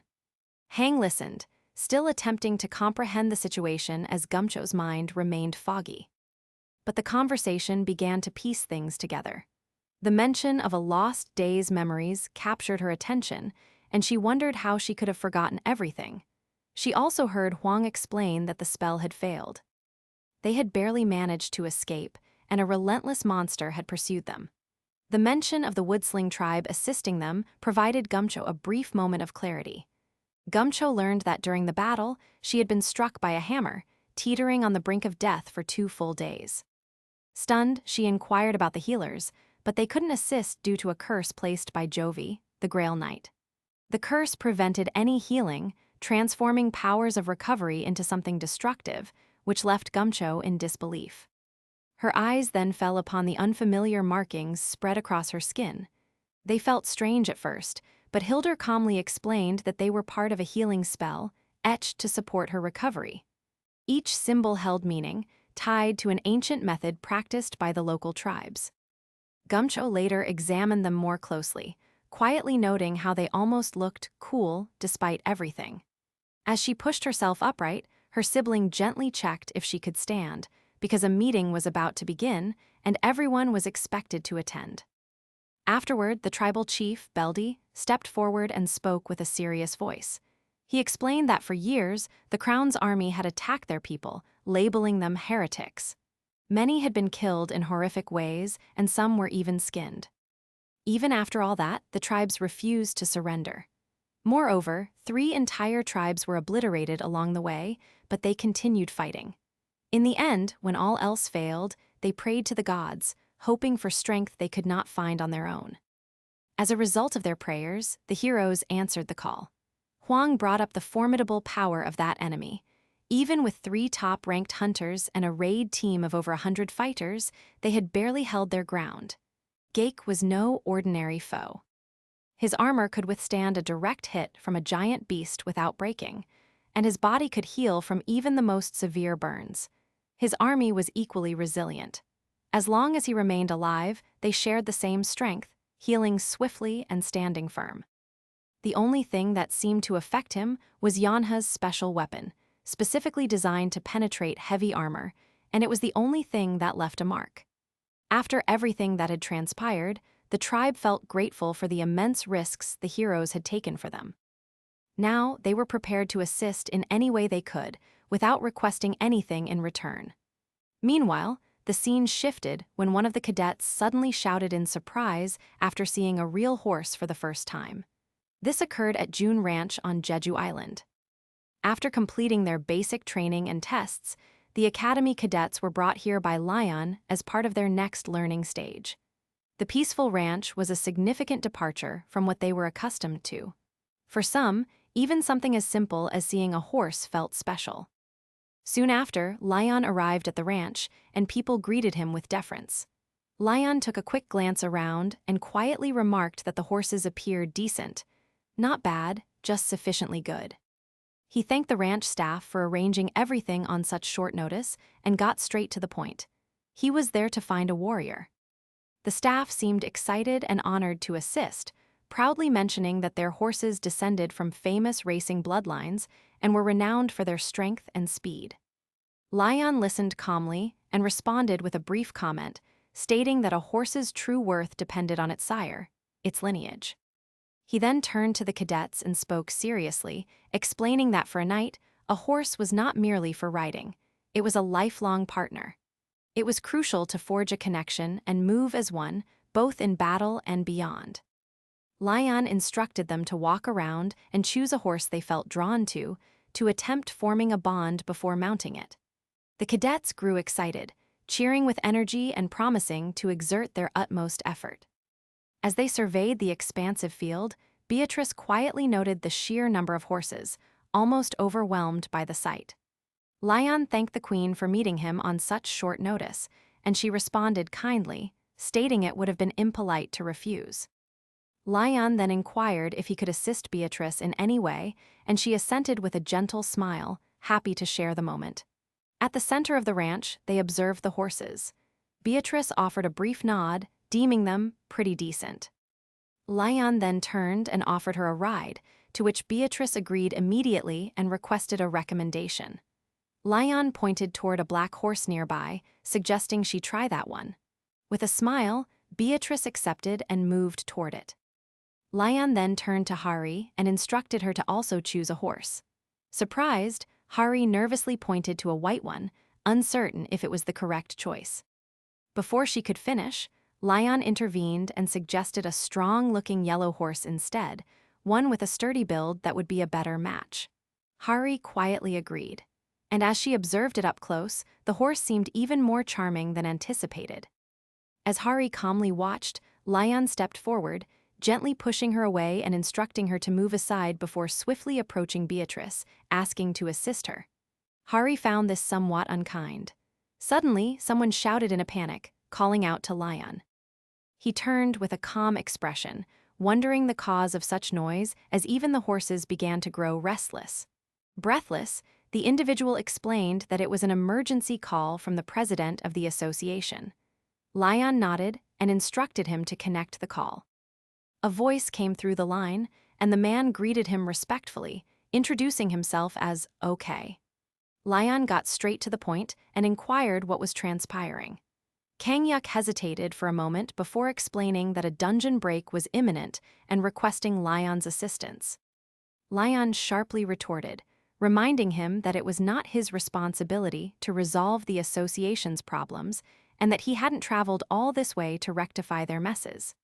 Kang-yuk understood and stated he hadn't called solely for that purpose. He believed this particular case might interest Lion. He continued to explain that the entity causing the problem was not merely any monster, and the field boss of the gate claimed to be the knight of the goddess of life and abundance. Han Hari stared at the scene in shock, barely able to speak because what they were witnessing was too painful and cruel to articulate. Lion quietly inquired if the person lying there was the one, and Kang-yuk affirmed, confirming he was one of the few who had survived the gate. Presently, he had been sedated to maintain his calm, but they were informed that if they waited a little, he might awaken. Lion stepped forward, stating there was no need to wait because it was time to act. Lion remained calm and confident, knowing it would not be difficult. Beatrice merely needed to create a new space within the man's dreams. After all, the strange, repeating world inside the gate was his own creation. Within that world, there was a knight with a warhammer, and he claimed to serve the goddess of life and fertility. Now, Beatrice soon discovered the name Gori. Some referred to him as Majestic Jovi, a title that carried significant weight. A considerable amount of time had elapsed since the execution grounds were established. Judging by the scene, Beatrice wondered if the individuals involved were hunters, but it didn't seem likely. Whoever they were, they employed brutal burning field tactics to annihilate everyone. With the clear objective of eradicating all traces of life and leaving not even a seed behind, Beatrice noticed the level of detail being shared and highlighted the inherent knowledge. To which Lyon reminded her he had done something similar in the past, back when he was hunting orcs. Though the place had long been abandoned, the residual traces were still visible, and following them might reveal what had actually transpired here. Beatrice was then addressed and instructed to proceed forward. Concurrently, she remarked on Lyon's swift movement without awaiting the rest of the troops or Sir Yappy, raising suspicion that something urgent was unfolding. Lyon paused, acknowledging that his actions might have appeared inconsiderate, but then added something important. Half-baked skills, he asserted, could be dangerous. The reason for his urgency became clear. A Grail Knight was involved, to which Beatrice quietly inquired if he was referring to Sir Jovi. Lyon revealed that Sir Jo, once favored by Dara, was a Grail Knight from 3 generations prior. His martial arts were so revered that they had been passed down to the current generation. Approximately 800 years ago, he had embarked on a mission to hunt a savage tribe. According to ancient records, that was when Jo had supposedly ascended to heaven. The phrase sounded glorious, but what it truly meant was that he had perished. However, something peculiar occurred. As a Grail Knight, someone perceived as a saint and naturally embraced by divine love, his soul should have been welcomed into paradise. But it was not. His spirit never reached there, raising unsettling questions. Lyon had even tracked the sacred item's energy, hoping it would lead to him or the hunting party that had followed him. But there was nothing, no trace of them. This left only 3 plausible explanations. First, that Sir Jo was still alive. Second, that his soul had become lost, unable to reach its destination. And third, a far more disturbing possibility, that he might have changed allegiances. The situation was serious because a Grail Knight possessed powers beyond the mortal realm. And if a battle ensued, it would not be something ordinary people could manage. No matter the truth about Jo, the raid on the gate proceeded. Later, as the group pushed deeper, they reached its heart and discovered a horrifying scene, bodies displayed in a manner intended to send a message. The cruelty was deliberate, not merely violent, but calculated. The sight of such brutal acts stirred anger, transgressing a line that should never have been crossed. These crimes transcended forgiveness, and whoever was responsible deserved to be dealt with. Even Lyon, often perceived as eccentric or unpredictable, could not conceal his fury. Those around him interpreted that as a signal. Hari realized that beneath his peculiar ways, Lyon was a righteous leader who stood firmly against injustice. The soldiers were called to attention, and Hari and the rest were instructed that no matter what transpired from this point onward, they must follow only Lyon. They were warned not to rely on what they saw or what their minds might suggest, because illusions could be dangerous. Everyone assented without hesitation, rallying behind their king. Time was rapidly diminishing, and there was no room for delay because the enemy was near. Their presence was already beginning to stir chaos, with wild, violent screams echoing. Whoever awaited ahead was not holding back. They desired total destruction and planned to leave no one alive. Hari shouted and broke the tension when she spotted a nearby village under attack. Worse, the enemies were brutally charging at innocent people, and the scene was both cruel and difficult to witness. Realizing what was unfolding, the group was filled with rage, but none more so than Lyon. He did not hesitate for a second. His fury exploded as he shouted at the top of his lungs, labeling the attackers vermin, and without waiting for backup, he raced forward on his horse.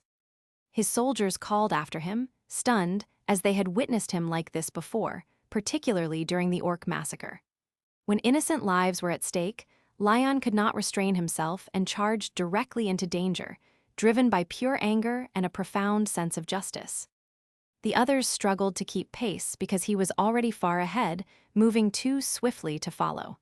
Hari suddenly recalled the orc battle, and it clicked for her. There was a deep reason behind this anger. Then, out of nowhere, Lion screamed for the honor of Lionheart, and the soldiers watched in shock as he swerved sharply, his sword raised. The only problem was that Lion was charging in the wrong direction. Hari stood frozen for a moment, unsure of what she was witnessing. Lion appeared furious, his voice cold and sharp as he labeled everyone insects. He was unwilling to listen or explain anything. He simply locked onto his next target and spurred his stallion to charge forward. Everyone around Lion froze because something felt amiss. And instead of striking down enemies, Lion turned his attention to the very soldiers he was supposed to protect. Whispers erupted, and no one could comprehend Lion's actions. But deep down, Hari knew something was wrong because Lion was not behaving like himself. Hari clenched her fists, her heart pounding, because if no one acted, more people would be harmed. Without wasting another second, she resolved that she had to stop Lion.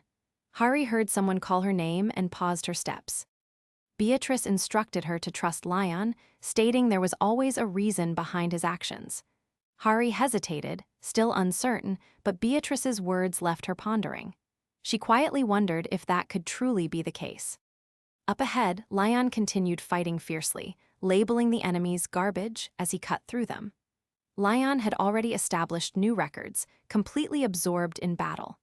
Hari questioned if Lion was merely fighting out of anger, but Beatrice shrugged, admitting Lion tended to get overly excited. They finally agreed that there was nothing they could do now to stop him. Even though they witnessed something brutal, they chose not to interfere.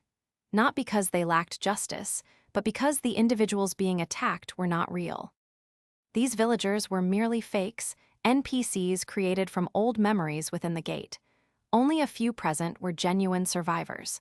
The rest were illusions intended to mimic the past. The monsters and NPCs inside the gate were not real beings.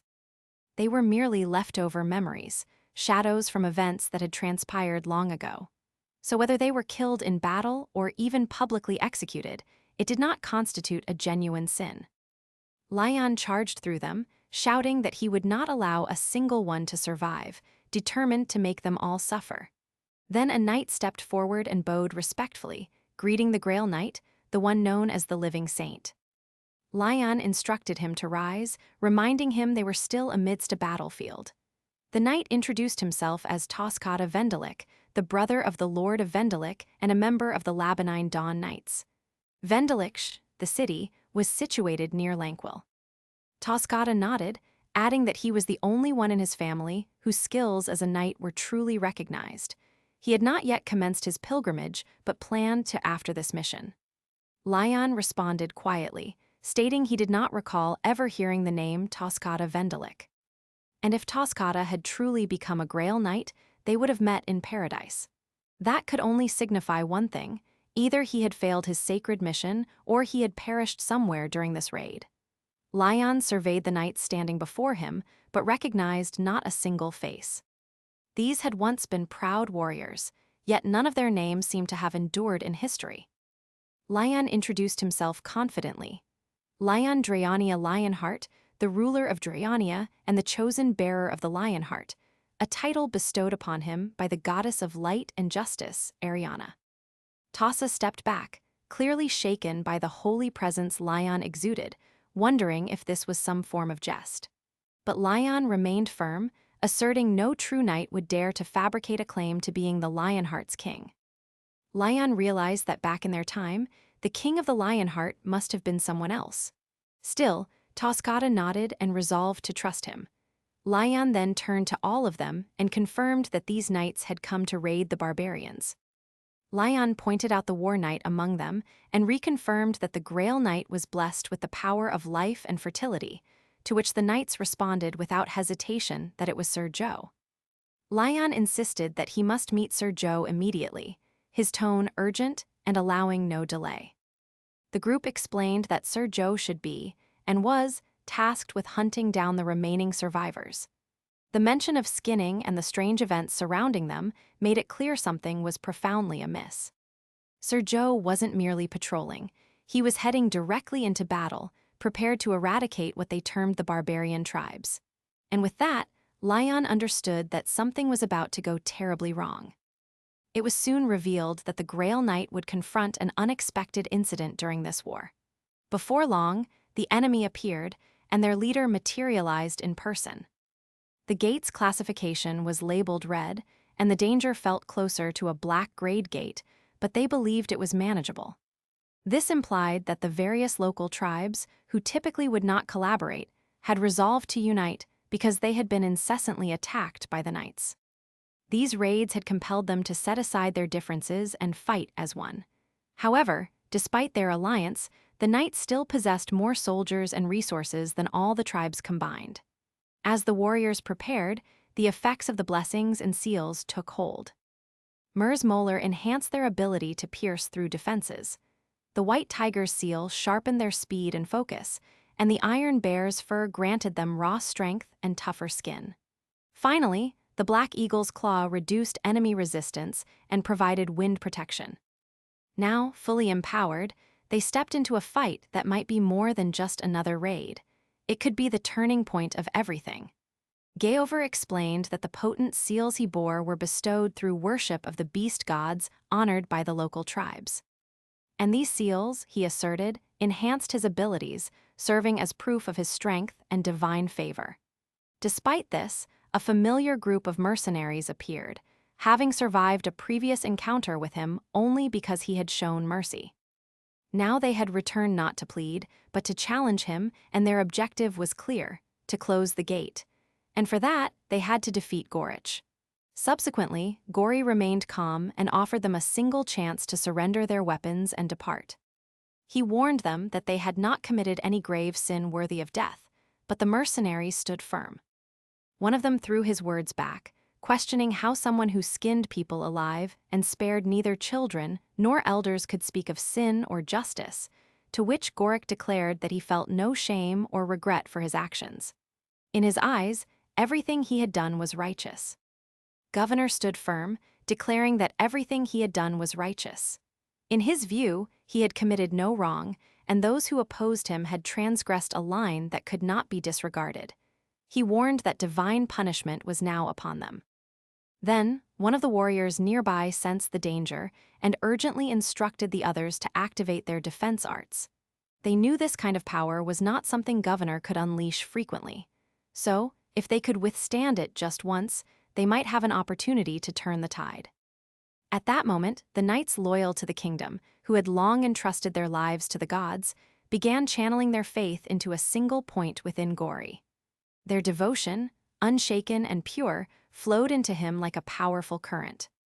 As they united, they cried out together, proudly, declaring themselves as knights who served the honorable Grail Knight. They offered up their strength, their belief, and their purpose to eradicate all evil obstructing their path. Just then, Joe stood tall in front of everyone, claiming to embody the true God's glory. His miracle took shape, and the moment it became real, the very earth beneath them trembled and fractured. Those chosen by the gods received power beyond human limitations. Knights who ascended to the rank of saint were granted strength by the goddess of light and justice who watched over all knights. When that power was fully awakened, it brought forth something terrifying: divine punishment. And this punishment was not uniform for every Grail Knight. It depended on the god they served. For the Grail Knight of life and fertility, that punishment shook the land itself, bringing destruction to the earth. Everyone watching was stunned, unable to believe what had just transpired. One attack, and 3,000 tribal warriors vanished without a trace. It did not feel like something a human could accomplish. The others began to feel some relief, thankful they were not the ones struck by it. Amidst all this, Goriak pleaded with the goddess, asking her to guide them no matter where they walked, to be the ground beneath their feet, and to help those who had lost their way find it again. He also yelled to grant the enemies a final chance at purification, but swiftly followed it with orders to annihilate them, labeling them sick heathens and showing no mercy. The main fighters stepped forward to block the enemy head-on, while others fanned out to encircle them from all sides. Their numerical superiority gave them confidence, believing they still held the upper hand. However, Gori watched in shock as a single mercenary held his ground more strongly than anticipated. The strange mark on his body, the one from the heathens, might be the source of his power. The hunters had erred because they had forgotten something significant. These mercenaries did not follow the path of holy missions or serve any god. They were not guided by divine visions or sacred vows. Despite this, they were not weak. They were warriors who had traversed the land, confronting danger repeatedly, striving to prove their worth. They did not require a god's blessing to stand their ground, even if others labeled them worthless. They stood strong and prepared to fight, not as monsters, but as heroes charting their own course. The knights dismounted and assumed their positions. These were not new warriors. They were seasoned kingdom knights with years of battle experience behind them. Some having fought for nearly 100 years, proud of their long lives spent on the battlefield. They had vanquished countless enemies, beasts, outsiders, and anyone who dared to cross the kingdom. With that much experience, they stood strong, even against terrifying opponents. Their voices rose together in praise while more soldiers advanced from behind. The pressure mounted, and one of the mercenaries realized what was coming. If they didn't act now, they would be utterly crushed. Hang saw an opportunity to escape, but fleeing did not seem like a viable option, especially since they could not even contend with the knights directly before them. And the strongest enemy, the field boss, had not even appeared yet. They admitted their group was not strong enough. If they had assistance from one of the top 10 guilds, perhaps they could retaliate. But time was not on their side. Before help could arrive, the dungeon would collapse. Then Hang quietly suggested there might be a better and smoother way to conclude this. And the others paused to listen because whatever Huang implied, it might be their only chance. Ariana, the goddess of light and justice. Dara, tied to life and fertility. These names circulated, but not everyone knew them. Li shrugged it off because he had never harbored much interest in religion. He did not perceive what gods had to do with gates either. Then someone else pointed out the strange coincidence that the king of the Lionheart might actually originate from this very kingdom inside the gate. Everything clicked when they recalled how the knights spoke of gods and divine missions. That kind of talk was not normal for a regular dungeon. If the king truly hailed from the same place as those powerful knights, remaining here would be suicide, and they needed to retreat immediately. Hildur pleaded, asking if Li was simply going to abandon them, to which Li responded that he was not giving up. He intended to bring support because remaining here without backup would only lead to more fatalities, and there was no point in arguing with NPCs. None of this was real. Neither the village nor the memories it was composed of, and what mattered now was survival. Hildur then shouted to the guild that it was time to retreat and that the gate would not close today. The monsters would not fall, and they needed to escape before it was too late. Miss Hildur froze as the enemy mocked her, stating none of her kind had ever succeeded in closing this gate. To them, she was merely another failure, another weak creature. Though Hildur knew that the one she followed would not approve of her impending actions, she no longer cared. She blamed the others for failing and convinced herself that this desperate measure was their fault, not hers. The others around her were confused and wondered what she was about to do. But she dismissed their questions, stating there was no need to worry. Once again, she was going to take a shortcut, an expedient, something that was not right but necessary. A strange, dark energy permeated the battlefield, heavy and unnatural, and the truth became clear. The enemy was employing dark magic, something forbidden, something twisted. Murmurs spread, whispering that the great beast god was blessing them, bestowing power, and soon more of them would receive the same blessing.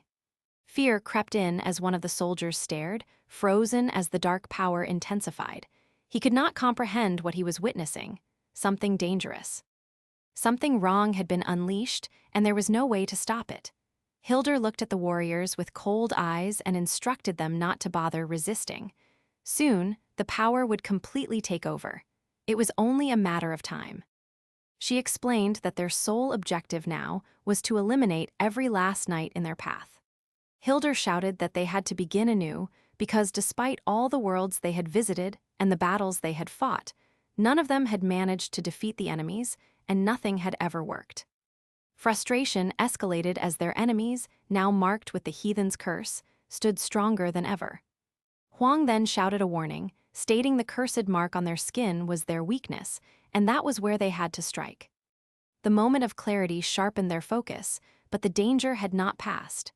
Jovi was offended by their defiance, and it was clear the battlefield was spiraling out of control, with matters deteriorating. One of the knights knew what had to be done. If he wished to protect the others, he would need to act swiftly, even if it meant sacrificing his life. He did not hesitate and stepped forward, fearless, confronting the enemy with everything he had left. His strength did not emanate from power alone, it emanated from purpose. He led with pride, charging, declaring glory for the Lionheart. Then someone unknown stepped forward, and every eye turned toward this figure. The soldiers stared, unsure who stood before them. He introduced himself as the king of the Lionheart, Lion Drayania Lionheart. The reins had once belonged to Argan Majesty Lionheart, a former king renowned for his strength and honor. These reins were not merely for control. They carried the power to calm even the wildest beasts and awaken ancient, potent bloodlines. Relinquishing them without hesitation and plunging into battle was precisely the kind of choice His Majesty would make. Stallion now held the reins, quietly accepting the responsibility, grateful to be entrusted with such a legacy. A few minutes earlier, the situation had grown tense because no matter how many enemies fell, more continued to appear like rats, spreading endlessly. The knights pushed forward, cutting them down, but the crowd refused to diminish. Hari hesitated because the orders felt too harsh. Even children were being skinned, and it did not sit well with her. But Lion reminded Hari that the kingdom and its knights did not act without reason, and Lion knew the truth behind the bloodshed. Each enemy bore markings, symbols on their skin that proved their loyalty to the beast god. That was their rationale, and that was why skinning mattered. They received the marking, and once they began utilizing its power, their souls slowly started to decay. It was a subtle destruction that crept in over time, corrupting from within. Hari then realized the truth, that there was no real difference between them and the demons they fought. Lion stood firm and reminded her that a soft heart and talk of human rights would not suffice in a battle like this. This fight was cruel, and in cruelty, only two things mattered: the truth and absolute justice. With that resolve, Beatrice also prepared to fulfill her duty. Later, Beatrice stepped forward and instructed them to stay behind. Meanwhile, Lion realized that something felt amiss because the enemy's markings were still active, even under the Holy Grail Knight's attacks. That could only mean one thing: Sir Jovi's divine law was not functioning as it should. Still, there was no time to pause and wonder, because the Grail Knight of Dara had to rise again, and they had to persevere through this storm together. Lion stepped forward with firm resolve, declaring that their primary objective was to sever the bond between the enemy forces, for there was no room for hesitation, and breaking that connection was paramount. He raised his voice and introduced himself again, not as a mere warrior, but as the king of the Lionheart, claiming he had come to lead them to paradise. The moment his presence was known, panic spread, and Gorick recognized the light surrounding him because the Holy Grail had appeared, bringing with it something sacred. The miracle began, and shining light poured over the battlefield, enveloping everyone in its glow. Wounded soldiers stirred as their injuries vanished. One looked down in shock as his wounds healed, and another, whose arm had once been lost, felt it regenerating. The pain was sharp, but it was a pain that healed. This was not ordinary power or an illusion. It was a genuine divine miracle that touched the earth. Joe realized everything he had been oblivious to, and the truth shone brighter than any sword. He felt the presence of Dara, the goddess of life and fertility, speaking not through words, but through undeniable faith. Dara addressed him not merely as a knight, but as her chosen child, once lost and now found. There were no more doubts or questions in Gori's heart, only a firm purpose. He understood Dara's will and accepted it without resistance. Gay prepared to execute the divine command, freed from confusion. He turned toward the king of the Lionheart, grateful to fight alongside someone who shared this sacred path. Side by side, Joe joined the battlefield, not just as a knight, but as a guardian of the Holy Grail, ready to confront whatever came. All the deceased beasts began to stir, slowly, congregating in one spot, as if something was drawing them together, and it became clear that a host was forming. Something massive and dangerous. The knights felt the pressure building, and matters were only deteriorating. Among the enemies stood a twisted knight, half holy warrior, half something else, bound by a corrupted soul. Confronting someone like that was already challenging, but now something even darker began to emerge. A servant of the Iron Bear commenced a dark ritual, sacrificing captured souls to unleash the beast god's wrath. The monster responded with a loud roar and charged directly at Lionheart, ready to tear him apart. But Lionheart stood firm. He did not retreat, delving deep into ancient power, and his vision materialized as Death Eye appeared, cutting through the chaos. The pain struck him hard, but he refused to fall. Lion's courage ignited a fire in the others, and the knights around him felt it. Now was the moment. They had to rise and stand together. They had to destroy those who had shrouded the world in darkness. Hildur struggled to breathe, overwhelmed by fear and frustration. As monsters continuously emerged without pause, fighting even one Grail Knight like Goik was already overwhelming, and now circumstances had taken a turn for the worse. Even the dead were not left in peace, and the enemies laughed, stating the bodies would nourish the soil. No one knew the origin of the King of the Lionheart or how the strange woman fit into all of this. While fleeing, Hildur discovered a glowing stone. It was a moan, a new source of potent energy derived from monster hunts within the gates, but something felt amiss. The amount of mana accumulated here was excessively high, as if hundreds of thousands or even millions of monsters had been killed. A chilling thought crossed her mind. Then Huhu intervened and explained to Hildur that this gate might be caught in a loop, repeating the same events endlessly.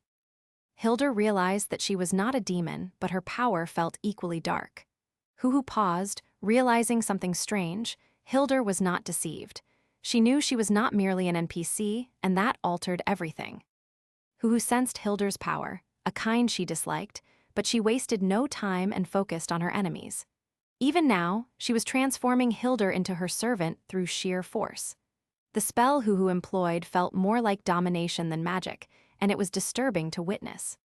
Later, Hildur trembled, confused and in pain, labeling her monsters useless, as if she had done this many times before, and mocked Huhu, inquiring if she even recalled who her true master was.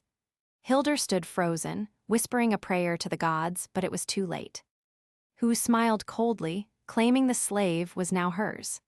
Anger boiled over as Hildur's slave, labeling her a cursed being, promised to tear Hildur apart.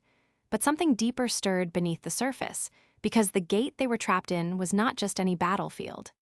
It belonged to the beast god. The worst part was that if the other beast gods began to descend, even partially, it would not merely endanger the warriors. The entire gate, the world around them, could collapse under their power. And this was far worse than anyone had imagined.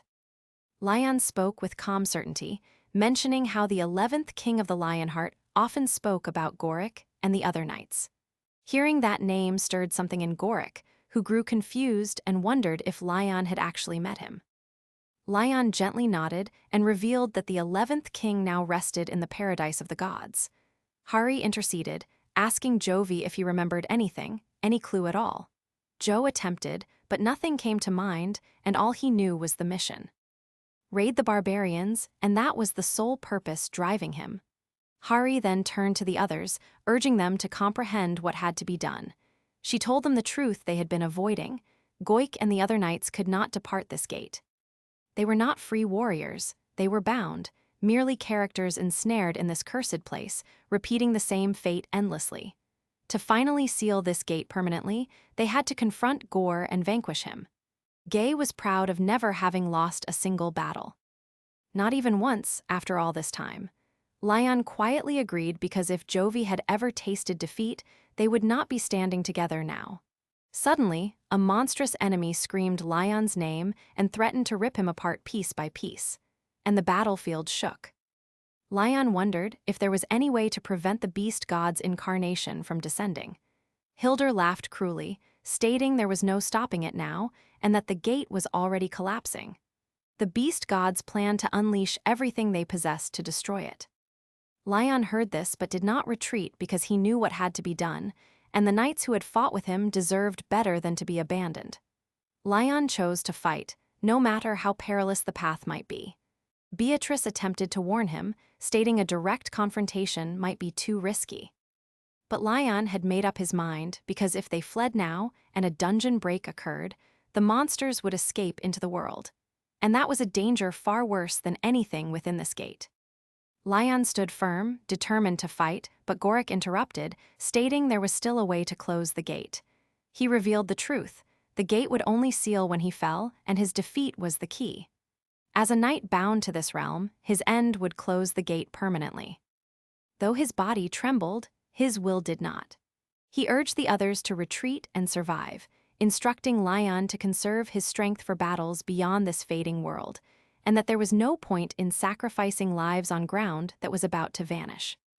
Gyrich turned to the other knights, his brothers and sisters in arms, stating the final battle was upon them, and with the king of the Lionheart at their side, representing the gods' radiant glory, they had to rise one last time. They would offer themselves as sacrifice, not out of despair, but to secure the future of those who still breathed. They chose to fall so others could rise. Lion stood silent for a moment, overwhelmed by the weight of loyalty displayed before him. Because Gorik's sacrifice left him with a burden that felt heavier than any blade or shield. Yet, it was one he vowed to bear with pride. Joe was not finished just yet and asked Lion for one final favor, just a little more time. Jove closed his eyes and prayed, invoking Goddess Dara, pleading for a blessing, a final gift before he faded. He lifted his hammer, pouring his remaining strength into it. He, chosen by the goddess and loyal to the Lionheart, Goik transferred every drop of power he possessed into the weapon. He offered it to Lion, not as a tool of destruction, but as a symbol of trust and legacy. Until someone worthy appeared, Lion had to carry this hammer forward, to which Lion admitted that no one might ever wield it as Gorik once had. Still, Gove believed in the king, and fighting beside Lion was an honor he would carry to the end. After that, Governor turned to his cavalry one last time and issued his final command: to protect the king until every last one of them fell. His knights raised their heads with pride, answering without hesitation. Their lives had been honorable, and their mission was clear. They shouted one last blessing before retreating, their faith unshaken even in the face of the end. Further ahead, Goik stood tall and reminded the world who he was. Not just a warrior, but a legend carved from countless battles. He had slain over 10,000 enemies with his own hands, confronted more than 5 million through the tides of war, and never once faltered. He remembered standing against 300,000 orcs, holding the motherland's line when no one else could. He recalled the victory over the mighty ogre chief, where hope seemed lost, but courage had carried them through.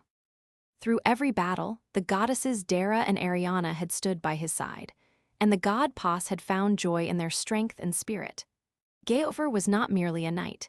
He was the Grail Knight of life and fertility, and with his final cry, he summoned his brothers and sisters to rise once more.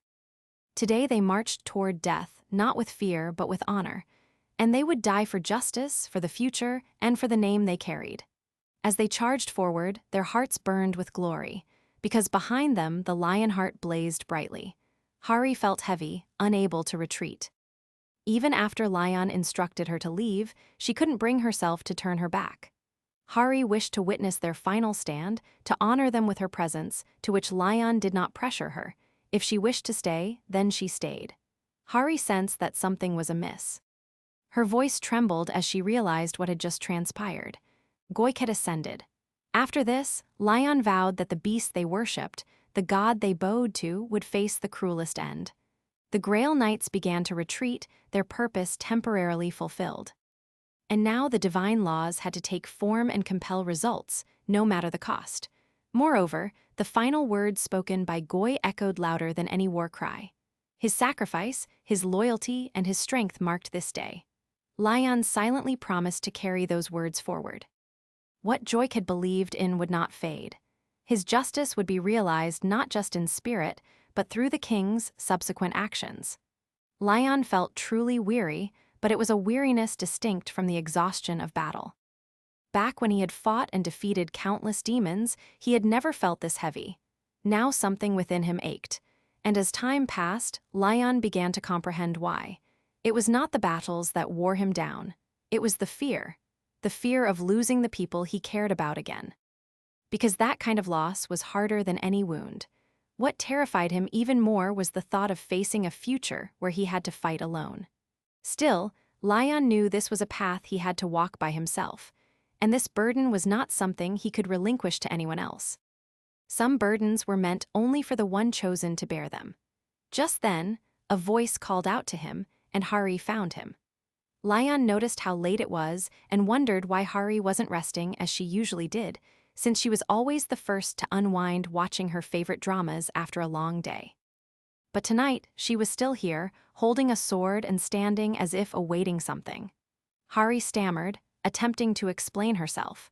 She stated it was not sudden, but everything they had endured lately had stirred something within her. The battles, the sacrifices, the weight of the truth they had changed her. It had made Hari feel as though she could no longer waste time, as if she needed to grow stronger, not just for herself, but for everyone.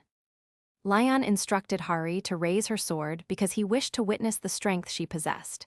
She straightened, both nervous and proud, but responded in her usual formal tone, speaking as she always had. Lion quietly sighed and wondered when she would cease speaking in that manner. He raised his sword with ease and instructed her to prepare, which she swiftly did, gripping her weapon tightly. But the moment his blade swung, she stumbled back, shaken by the force of his strike. Lion did not hold back and pointed out her mistake immediately. Her arms were too low. If they fell below the belly button, she lost speed, just a fraction at first, but enough to make a difference. If they were even lower, her movements slowed down drastically. Hari nodded swiftly, absorbing every word. After that, Lion intervened again and reminded Hari it was not solely about the arms or the sword, because defense originated from the entire body. One foot stepped back, weight grounded. She tightened her grip and tried again, this time with greater control. Hari managed to block the next strike and blurted out that she noticed Lion's movements were wider than necessary. Lion did not express annoyance, but informed her he had mentioned this before.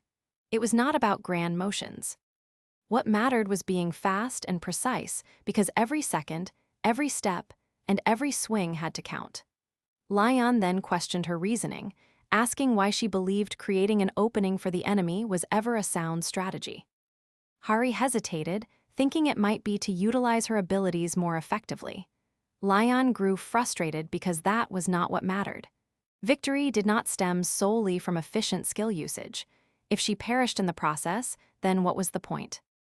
Hari believed Lion would expect her to sacrifice her life if necessary, thinking that was the noble path, something undertaken for honor or glory. Lion immediately dismissed that idea, stating he saw no value in sacrificing oneself without purpose. Later, Lion challenged her, asking if she even had someone in her life worthy of such a sacrifice. If there was no one, then following the path of those who did became meaningless. The weight of his questions settled over her, and she looked down. Lion instructed Hari to take a break. Subsequently, Hari turned away slowly, carrying the weight of the conversation with her. Hari began to notice that Lion had not been himself lately because his energy seemed lower than usual, which worried her. Yappy explained that Lion's body was reacting strangely due to pressure, though his words were difficult to comprehend. Later, when Hari asked him to articulate it more simply, Yappy merely stated it was stress, and Lion needed to relax. This made Hari wonder what Lion might enjoy during his leisure time. And Yappy suggested that living beings often felt better through entertainment, especially games, because games helped alleviate the mind and brought joy during rest. Hari attempted to envision Lion playing games, but it was difficult to picture. Still, she wished to try and discover something Lion might enjoy. Hari asked Yappy for ideas, but he stated that selecting enjoyable games for humans was not truly his function. Hari thought Yappy could have simply said he didn't know instead of making it sound so complicated. Suddenly, Hari felt as though perhaps Lion would, after all, enjoy something fun, and the idea somewhat lifted her mood. As she continued contemplating, Yappy seemed prepared to elaborate further. After that, Yappy admitted the plan made sense, but insisted it was merely a coincidence, asserting no one could match his calculative prowess. Hari playfully dismissed it, not taking his words too seriously. But Yappy sensed the teasing and disliked it, believing a human should not speak to him in such a manner. Still, Hari remained relaxed and pointed out that she had ultimately won anyway. Goddess Ariana gently acknowledged the knight's willingness to step forward, stating it brought joy to the gods. However, she expressed concern for him because after fighting for 200 years without pause, Ariana believed Lion deserved something more, something that brought peace and comfort. She suggested that now was the time for him to savor life's pleasures, such as resting and healing. Lion found the word entertainment distant and unfamiliar. So, Ariana explained that in this era, people possessed many avenues for relaxation and enjoyment. While she was unsure what would truly suit him, she believed the most meaningful pleasures were timeless. Lion wondered what kind of entertainment transcended time, and Ariana provided an unexpected answer: sharing intimacy with a woman. She spoke without shame, stating it was a natural way for humans to experience joy and release stress. Ariana even mentioned the queen and the red-haired girl as potential choices. Lion felt taken aback, especially at the mention of the younger girl, because to him, Hari still appeared too young. But Ariana disagreed, calmly stating that the girl was fully grown. She also reminded him that love and closeness were not only sources of comfort, but also necessary for perpetuating the royal bloodline when the opportune moment arose. Ariana calmly explained that one of the natural ways humans relieved stress and found joy was through intimacy. She also added that it was important to consider rebuilding the royal family for the future. Before she could elaborate, a sudden voice urgently called for Lion's attention. Lion attempted to remind Hari to display proper respect, but she pressed forward and insisted that he needed to see what she had prepared, though slightly annoyed by the interruption. Lion inquired what she had to show him, to which Hari happily announced that she had invested effort into it with help and advice from Sir Yappy. However, when Lion saw what Hari was wearing, or possibly what she had done, his expression turned cold, and he warned her that if she ever appeared like that again, she would be compelled to run around the neighborhood without a stitch of clothing. Clearly, whatever Hari had presented had crossed a line, and he would not tolerate it. Hari panicked and insisted that things were not what they seemed, feeling wrongly accused and flustered by the misunderstanding. Before things escalated, someone else swiftly intervened and explained that Hari had actually planned something with support from the association. Lion appeared curious, but slightly skeptical. The assistant continued, stating that the entire team had participated to assist Hari with an event she had organized. Lion was clearly unsure what to expect, but when he heard that even Sir Spinner had participated, he began to take it more seriously. Hari then asked him to enter the gate she had prepared, assuring him he would enjoy it. The moment Lion stepped in, Hari enthusiastically explained that the gate was named Suhei and was a space filled with all kinds of animals and creatures. She presented Lion with a board displaying points. Small animals were worth 1 point, medium ones earned 3, and larger ones scored 10. Since orcs were harder to locate, they were worth the highest points. Lion listened quietly, comprehending the rules and connecting the setup to a hunting game. Hearing that it was intended to help him, he paused, realizing the thoughtfulness behind it and appreciating the gesture. It had been a long time since Lion last hunted, and initially he was unsure if he would still be proficient. But as Lion stepped in and took aim, the old instincts resurfaced. The moment he struck his first target, the calm shifted into focused concentration, and he began to enjoy it. Suddenly, one of the monsters grew furious over its fallen kin and charged, but Lion did not hesitate. With sharp aim and steady movement, he brought it down. The energy around him transformed, and his hesitancy vanished. Hari realized that he was fully engrossed now, and the earlier doubts seemed unnecessary. In fact, Lion was genuinely enjoying the game. As he continued moving through the gate, he casually mentioned that bringing back a souvenir was part of the tradition. Hari, observing him handle the bow with perfect skill, pointed out Lion's natural aptitude, even with something he hadn't done in a long time. Hari had always thought Lion disliked long-range weapons, but that proved to be a misunderstanding. Just because Lion was a knight didn't mean he was unfamiliar with using them. In fact, hunting had always been part of a noble's life, especially for those embarking on missions. Knights often had to fend for themselves in uncharted lands, and that included hunting for sustenance. So over time, they naturally became skilled hunters. Though Lion was renowned as the strongest champion of his era, he casually admitted he was also the second-best hunter, which surprised Hari. She wondered if he was second, then who held the top position, and Lion explained that the title didn't go to another Grail Knight, but to a priestess. She wasn't a knight, but she was chosen by the goddess of the moon and hunting. She presided over the Temple of the Moon and wielded a bow with unmatched power. Her arrows flew like falling stars, potent enough to traverse entire mountains if she ever unleashed her full strength. While Hari attempted to process that, she finally inquired why Lion only hunted orcs. His answer was simple: there was no need to organize teams to herd weaker animals. Orcs yielded the most points, and striving for the highest score in a competition was simply logical. Though his reasoning was blunt, it was clear to Hari that Lion genuinely regarded orcs as nothing more than prey. After the hunt, Lion detected something unusual. The object emitted a strange energy, and it felt cursed. Hari concurred, and it turned out to be a cursed totem, quite rare.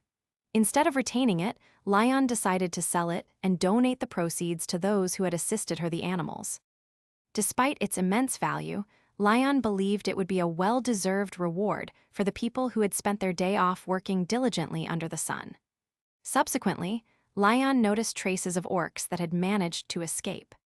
Determined, he stated the hunt was not over, and those creatures were still out there defiling the forest. Even if they were not real, orcs were still enemies in his eyes. He invited Hari to follow him, offering to teach her how to properly use a bow and arrow. Hari agreed, but she was slightly surprised by his sudden energy. Observing him now, she quietly admitted that Lion appeared significantly better. And when Lion heard her words, he paused for a moment. He realized that a considerable time had passed since someone had treated him kindly without expecting anything in return. Lion quietly admitted he was proud of Hari. She did not grasp it initially, but Lion did not repeat himself.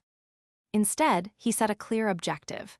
Hari had to eliminate at least 3 orcs using the techniques he had demonstrated, or he would be displeased. Hari panicked slightly and reminded him she had barely any experience with a bow and arrow. Meanwhile, back at the Pantheon Guild's training, Hari felt relieved, glad to perceive that Lion seemed to be in a better mood now. Just then, the section chief appeared, casually explaining that the tractor had broken down and he needed to visit the supply room. Apparently, no one had been there since the Naju incident. Hari decided to accompany him, and they headed to the supply room. This was where Sir Jovi's hammer was stored. The moment felt sacred, and Hari muttered a prayer, though it was a strange blend of Buddhist and Christian traditions, even crossing herself unconsciously. The section chief pointed it out, slightly confused by the mix. Still, the section chief confirmed the hammer had been there the entire time.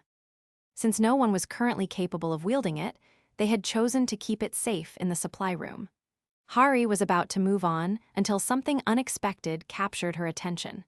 A mysterious figure arrived at the entrance, curious to observe the nation's most powerful epic item.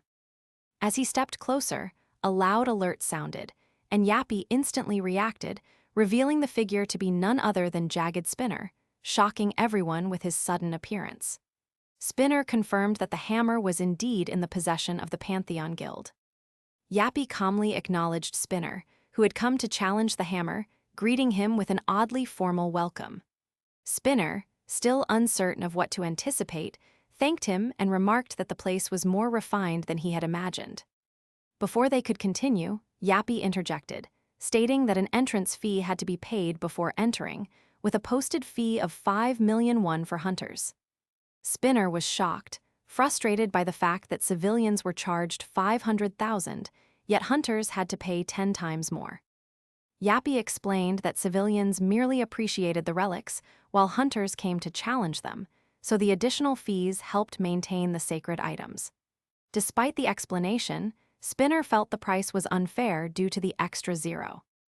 They began to realize, however, that the value of the epic item justified the cost. Spinner hesitantly inquired if Samsung Pay was accepted, to which Yappy calmly replied that bank transfers were acceptable. Just then, Han-Hari stepped forward and introduced herself as the assistant manager from the Korean Hunter Association, part of Management Team 3.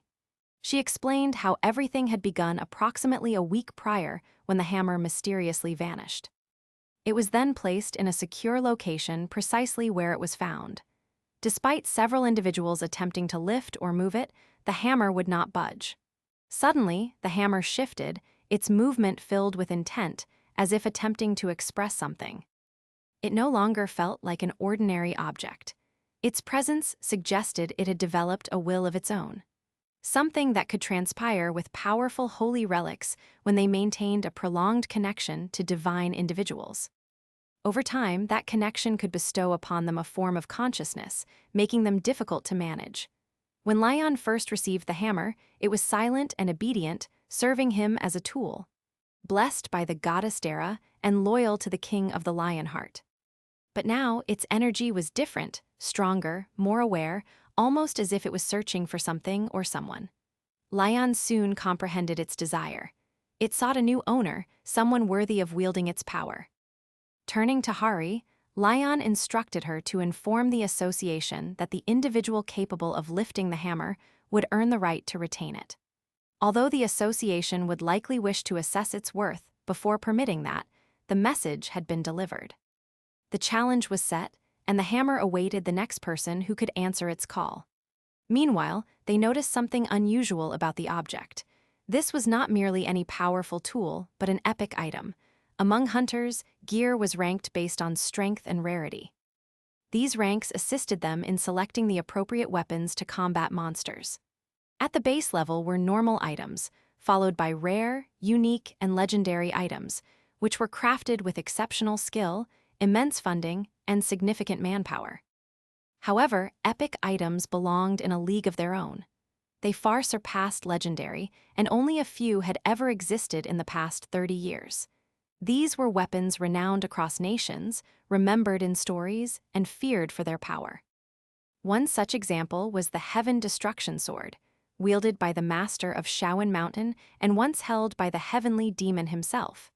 These were not merely tools, they were legends in physical form. Among them was the 12-ring Kakara, a staff said to possess the power to reshape the world.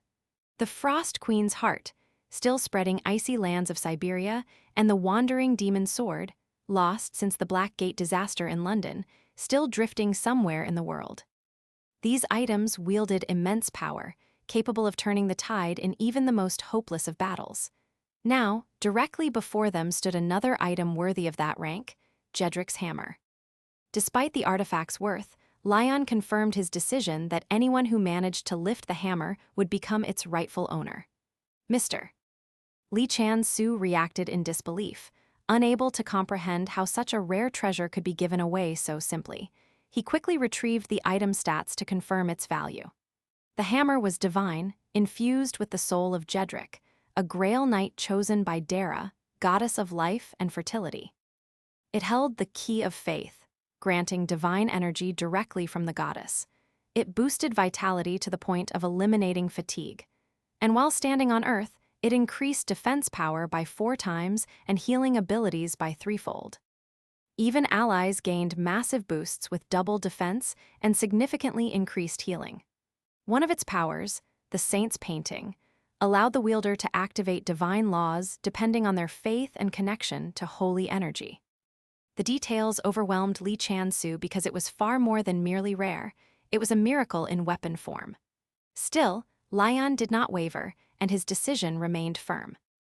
Lion instructed him to disseminate the information to the association, and Li Chan-su quietly inquired if he could step away to make a call. the Hunter Association president answered the call. His voice rose in shock because this was the nation's first ever epic ranked item. Across all of Asia, it would be only the third of its kind. Naturally, this revelation attracted a deluge of challengers to the Pantheon Guild. The crowd gathered with curiosity, and people began asking the hammer's whereabouts. But Hari swiftly reminded them that with something so revered, proper respect was necessary. In this world, even items belonging to legends had to be addressed with honor. It was not merely a hammer, it was Sir Jovi's legacy. Then a challenger stepped forward, requesting to try his luck. But as he drew closer, he realized that the aura surrounding the hammer was intense, and without even moving, it radiated overwhelming energy. Even without lifting a finger, the challenger fell to the ground. The hammer reacted harshly to those it deemed unworthy, repelling them with an invisible force. A hunter stumbled back and complained no one had warned him about that. But the truth was, the hammer chose on its own, and no one truly understood the precise rules it followed. Then Kurik echoed around them, demanding a tithe and offering to the goddess tied to the holy relic. Confused hunters wondered if this was some kind of jest because they had already paid the entrance fee, and now there was another demand. But someone in the group suddenly realized the hammer was connected to the goddess, and the tithe might be part of the test. He handed over 10 million won as an offering. Others stared at him in disbelief, calling him crazy for relinquishing so much money. The moment the tithe was accepted, something transformed. The hammer, once unmoving, suddenly allowed itself to be touched. Moreover, the hammer permitted the hunter to grip it firmly, something he couldn't do just moments prior. The aura around it did not resist him this time, and the relic had acknowledged him. Tithes began pouring in as hunters rushed to offer money, all hoping to lift the hammer and become its owner. Everyone pushed to the front, arguing over who was first or who had paid more. Hari began to feel uncertain and whispered to Kiddick that something felt amiss. She wondered if this was truly how a holy relic should be treated. But Yappy, standing with her, ignored her doubts because to him, it was not disrespect. It was smart planning. Then the hammer reacted, rejecting a challenger and sending them flying. It wasn't merely about strength or will. It was about the offering being insufficient and the hammer desiring more. What had seemed like a sacred test now felt more akin to a payment system. The relic didn't merely test worth, it measured gold. Slowly, it began to feel less like a holy weapon and more like a tool for profit. Still, Yappy remained calm because his plan was succeeding. And this was only the beginning. Nothing would stop him now. The news spread like wildfire, and even Starbucks expressed interest in opening a branch directly inside the guild. The place was booming, attracting attention from everywhere. A report on tithes vividly demonstrated the guild's burgeoning popularity. Hunters from across the country lined up, hoping for a chance to lift the hammer. Some were not even there for glory. They were there for miracles. A man cried out in relief as his decade-long ingrown toenail suddenly healed, and another felt his cavity vanish, all from the hammer's aura alone. The Pantheon's power drew crowds by the dozens. With every miracle, belief spread further. But behind it all stood Yappy, working tirelessly. He did not rest. Instead, he amassed funds, goods, and every conceivable resource. Yappy was not merely pursuing money, he was constructing something larger. Fame, reputation, and miracles all contributed to his objective. The Pantheon was not just a place to him, it was a symbol. And everything he did, every coin he collected, fueled the rise of this sacred facility. In the midst of it all, Hari stared, wondering what all of this had become. Because inside the Pantheon, a new chamber stood, designated as the high-intensity forging facility. Even with all its gleaming parts and heavy machinery, it was still considered the lowest-tier forge in Yappy's vast database. Constructed with Earth's limited metallurgy, it was the best he could manage for now. To the average eye, it still appeared astonishing. But Yappy did not sugarcoat things. He attributed the impression to the simplicity of the organic mind, dismissing compliments without hesitation. Hari, full of hope, inquired if Yappy could forge a sword. After all, he was the Grail Knight of the divinity of steel and blacksmithing, and that title sparked considerable expectations. but Yappy declined. Not because of who had asked, but because the forge was incomplete. It lacked the specialized facilities required to work with adamantite. Without those upgrades, even a master like him could not proceed.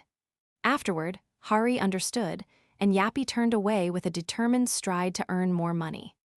A small forging facility opened, and Yappy finally accumulated sufficient seed money to commence his plans. He viewed himself as a righteous thief who took from the greedy, not for selfish gain, but to construct something greater. Recently, the global stock market had experienced chaos. Powerful individuals were angry because the news was not being manipulated in their favor. Even after paying large sums to control the media, headlines ran counter to their wishes, and their frustration grew. Behind the scenes, a ghost-like figure quietly undermined their plans. Just as they prepared to sell stocks for massive profits, this mysterious person intervened, seized the earnings, and vanished without a trace. That person was Yappy. He navigated the cracks in the system, intelligently, accumulating wealth without being noticed. Now, Yappy focused on food, because in this era, it had become one of the world's most significant problems. Demonic energy had ruined much of the land, making farming difficult. While powerful nations had acted swiftly during the early disasters, impoverished countries continued to suffer. Dungeon breaks occurred almost daily in these regions, halting any possibility of stable agriculture. As all of this unfolded, Yappy quietly observed and prepared for his next move, knowing food would become the most valuable resource of all. Yappy began acquiring large areas of corrupted land across Eastern Europe and the Middle East. These lands, once deemed useless, held hidden value in his eyes. Yappy's first major step was targeting Heilongjiang's grain industry. After the Shanghai disaster 2 decades prior, Heilongjiang had become one of the most damaged warlord nations. With land so tainted, it was nearly impossible to cultivate. Still, Yappy invested in and purchased parts of the region's grain operations, disseminating the faith of Dara, the goddess of life and fertility. This divine belief gradually cleansed the soil. Although the land did not heal as rapidly or on the same scale as Lion's power, it slowly began to recover. Soon, the ground became suitable for growing sacred rice, corn, and other grains. Once ruined, this area now promised massive profits and steady food production. After this, Yappy planned for the Pantheon Guild to assume full control of the food market. However, with food becoming a source of power, he knew threats would emerge. Still, Yappy gathered information from around the world. Moreover, he observed how much was squandered on war and power struggles, particularly as gates and monster threats proliferated everywhere. In his estimation, any astute leader would avoid meaningless conflicts and prioritize survival. Yappy declared that the land would rise again. Meanwhile, breaking news spread across screens. A coup d'état had erupted in Jilin, and war had begun. Amidst this situation, Yappy moved calmly and drew Hari aside, speaking solely to her. He explained that he controlled private equity, a burgeoning method for managing wealth. Yappy did not seek permission and announced that he would manage her finances. Hari was surprised and wondered if this was some kind of investment offer, to which Yappy corrected her, stating this was not a request, but a professional intervention. She was amazed that he was active in the stock market, and he swiftly pointed out that her financial situation was precarious. Despite Hari's pride in her savings, he reminded her that she possessed only 15% of what a rank hunters typically saved, with most of her bonuses directed to charity. Hari attempted to justify herself, explaining she donated everything she didn't need to the orphanage where she had grown up, but Yappy did not criticize her kindness. He insisted that proper financial planning would enable her to give even more. She attempted to decline, but he argued that avoiding financial education was akin to relinquishing control over one's life in this modern world. Yappy believed she should be grateful for his assistance. Hari agreed to let him manage 2 million won, but Yappy elevated the figure to 20 million and casually suggested she sell her semi-basement apartment in Seoul. Hari hesitated, unsure how to respond, but deep down she trusted him, hoping this was nothing illicit. Yappy upgraded Hari's status, moving her from a bronze to a silver member. He informed her it was a generous gesture, explaining that silver members now earned double returns compared to bronze. Excited by the promise of greater profits, Hari expressed interest in ascending even higher. Yappy informed her that if she recruited 5 new members, she would be upgraded to gold, which promised triple the profit. Hari, only 20 and new to adult life, did not realize what she had stumbled into. She did not perceive the signs. It was a classic pyramid scheme. But to her, it sounded like an incredible opportunity. What made it worse was that people trusted her kind nature. She reached out to Suho, excited to share the deal, and he agreed without hesitation because he believed in her. With Hari unknowingly drawing others in, Yappy's scheme swiftly gained traction. More people began joining, and the fictitious financial system rapidly gained momentum. Then, just as things seemed to be flourishing, officials from the district court arrived with a warning about asset confiscation. Confused and alarmed, Lion turned, and there was Yappy casually responding with his usual curric. Yappy borrowed a huge sum of money using the name of the Pantheon Guild, promising substantial profits and convincing everyone to invest, asserting it was safe and would yield double or even triple returns. Trusting him, the guild members began investing all their savings, with some even selling their homes or offering land as collateral to acquire more money for investment. But things rapidly went awry as the money Yappy used for investing crashed, and the fund hit rock bottom. All the money was gone.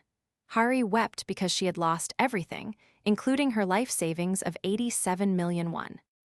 Another person stated he had used his wife's savings, and someone else shared that he had been saving for 5 years to purchase a special medicine, only to see it all squandered. Even Spinner, a high-ranking member, lost a shocking amount of over 87 billion won. Everyone was heartbroken, angry, and in shock. All of this had transpired because they had trusted Yappy. The financial losses mounted rapidly, with nearly 50 million won vanishing every hour. Overall, almost 72% of their investments were gone. People were panicking, some screaming and crying over their money. Frustration filled the air as people seized anything they could from the guild, hoping to salvage something. One person rushed into storage and took anything that appeared valuable, attempting to compensate for the losses. Suddenly, someone tried to grab a large, shiny pillar, believing it might hold value. But Yappy panicked and shouted that it was his personal property.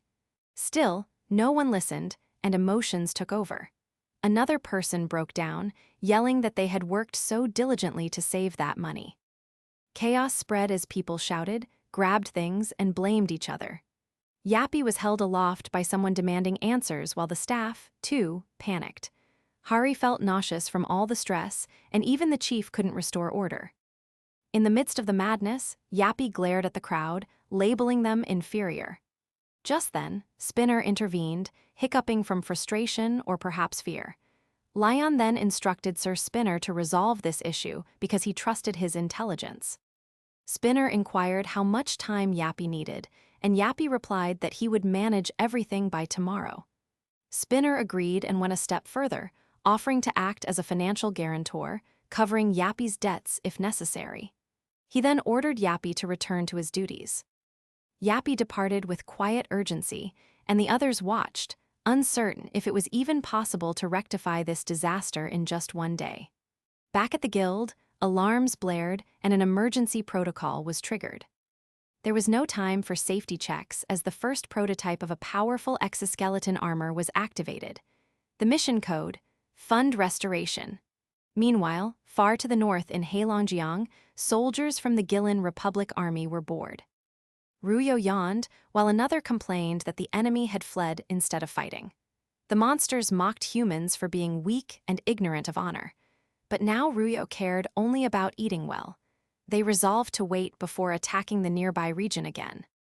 Their mood was twisted as they jested about making stew out of people, eager to plunder and destroy once more.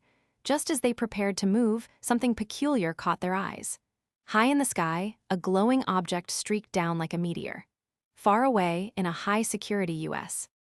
defense room, alarms rang, and the divine staff, a secret weapon stored in a satellite, was suddenly activated. Panic struck the defense minister because only 3 individuals should possess access to the launch code. Yet, someone had fired it. Both the White House and Hunter HQ claimed they had no idea how it had happened. What was worse, the passcode to control the weapon changed every minute, with 100 million possible combinations. Even if Earth's most powerful supercomputer worked nonstop, it would require 13 years to crack it. Yet somehow, someone had already done it. Everyone was panicking as the situation worsened. The weapon had been activated, and there was no way to halt it now. The security code was too robust, with more than 10 billion combinations, and no computer could breach it in time. Grizzly, another powerful system, was also activated and syncing with the Divine Staff. Both were set to strike the same location, the Gillen Republic. Concurrently, a video appeared showing a person claiming that Jelene had disturbed the peace of the U.S. soon after. A Russian message followed, stating they would not ignore this and would support the U.S. It appeared to be a setup for war. Minister Julius, watching the footage, quietly admitted it was fake and that the video was not real, but it was already spreading. The damage was done, and the world was now heading toward conflict because of a well-crafted lie. A deepfake video plunged the world into chaos, and no one knew its origin. But the damage was already wrought. General Ling Hang Kazak of the Gillen Republic observed everything and wondered how matters had escalated to this point. With their nation now among the strongest, all that remained seemed to be endless warfare. His men panicked, unsure of their course of action, to which he suggested fleeing with the leftover money and commencing a new life far away, hoping to rebuild and grow stronger again. They laughed nervously and planned their escape, even contemplating hunting humans to increase their numbers. But precisely as they spoke, an enemy locked onto them, targeting the orcs and demanding one thing: the return of stolen funds.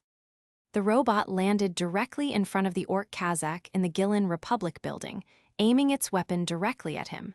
Sir Yappy demanded his funds back. Kazak looked at the robot and stated he did not know who it was, but it was certainly brave. One of the orcs charged at the robot, but it retreated, refraining from attack.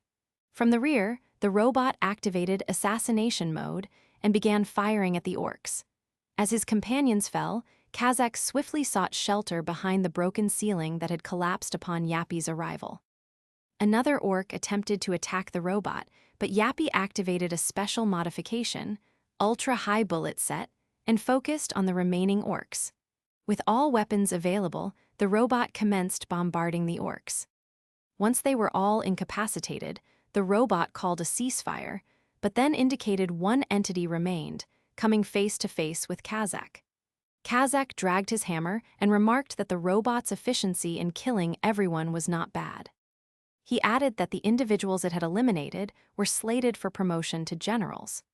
The robot instantly resumed assassination mode, catching Kazak by surprise as he yelled, inquiring if it even understood the meaning of resume assassination. The robot fired a piercing laser, but Kazak dodged it and charged toward the robot, swinging his axe and striking it. The impact destroyed the robot's hand as it registered that Kazak's axe was made of adamantite. Kazak yelled that his axe was pure adamantite and prepared to strike again. He stated even a drake could not survive the axe as he swung it at the robot. The robot, recognizing the attack, identified Kazak as S-rank and realized there was insufficient ammunition remaining. Suddenly, the robot fired a sharp laser from its hand. Kazak scoffed, stating that a chunk of metal like the robot stood no chance against him, a warrior blessed by the god H-Lekin. Kazak leaped and attacked, but the robot activated insufficient time and scenario failure. Yappy ensnared Kazak in strings, commenting that he had gathered helpful data from real-life battles, thereby perfecting big data even further. Kazak yelled in confusion, asking what Yappy was referring to. Yappy activated Tactical Divine Law and fired a laser, killing Kazak as his flesh scattered through the air. Yappy moved toward the adamantite material, retrieved it, and eliminated all witnesses, stating that the assassination was now complete. The news reported that the Gillen Republic's coup d'etat had been resolved, and the newly established Jilin Republic government apologized for the chaos. Blessed crops were discovered in the rice fields of Beta Huang. Hari beamed at Suryapi, telling him it was good that the war was over. She consulted her phone to check the fund's profit margin and gasped as she saw it had only risen to 200%. Lion calmly sipped his tea while perusing the files. He reviewed Suho's records and contemplated how his swordsmanship, shield techniques, spearmanship, and horse riding had improved. He wondered if it was time to connect Suho to the gods, though he would need to prove his faith first. Lion mused there was no time to waste, especially since the gods had permitted a simplified process, so he needed to expedite matters. He moved to the second sheet to examine Kaeon Soon's files. As he read the information, which stated that a knight should uphold the rule of virtue, he wondered if Soon harbored any greed and assumed that her reason for signing up was due to the divine laws. He reflected on past times and realized she reminded him of someone. Just then, Lion heard something and noticed that the hammer had shifted. He stood up, curious about who could be behind it, and swiftly headed toward the area. Hari inquired his destination, but Lion did not respond. He arrived at the site and smiled, stating that it was unexpected as he observed Dong holding the hammer in his bare hands. In the empty fields near Naju Plains, everyone gathered around as Lion instructed. He announced that today was the day they welcomed a new student. The students murmured in confusion, wondering, why now?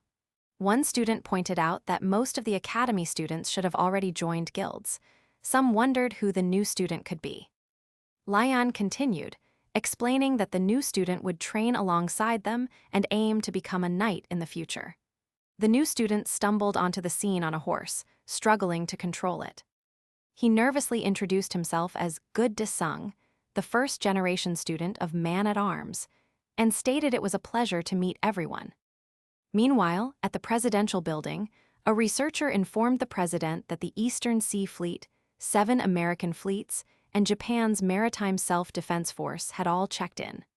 The president acknowledged the information and confirmed that the Dragon Palace was real. A gate in the ocean named the Dragon Palace was discovered in Tokyo Bay 25 years ago.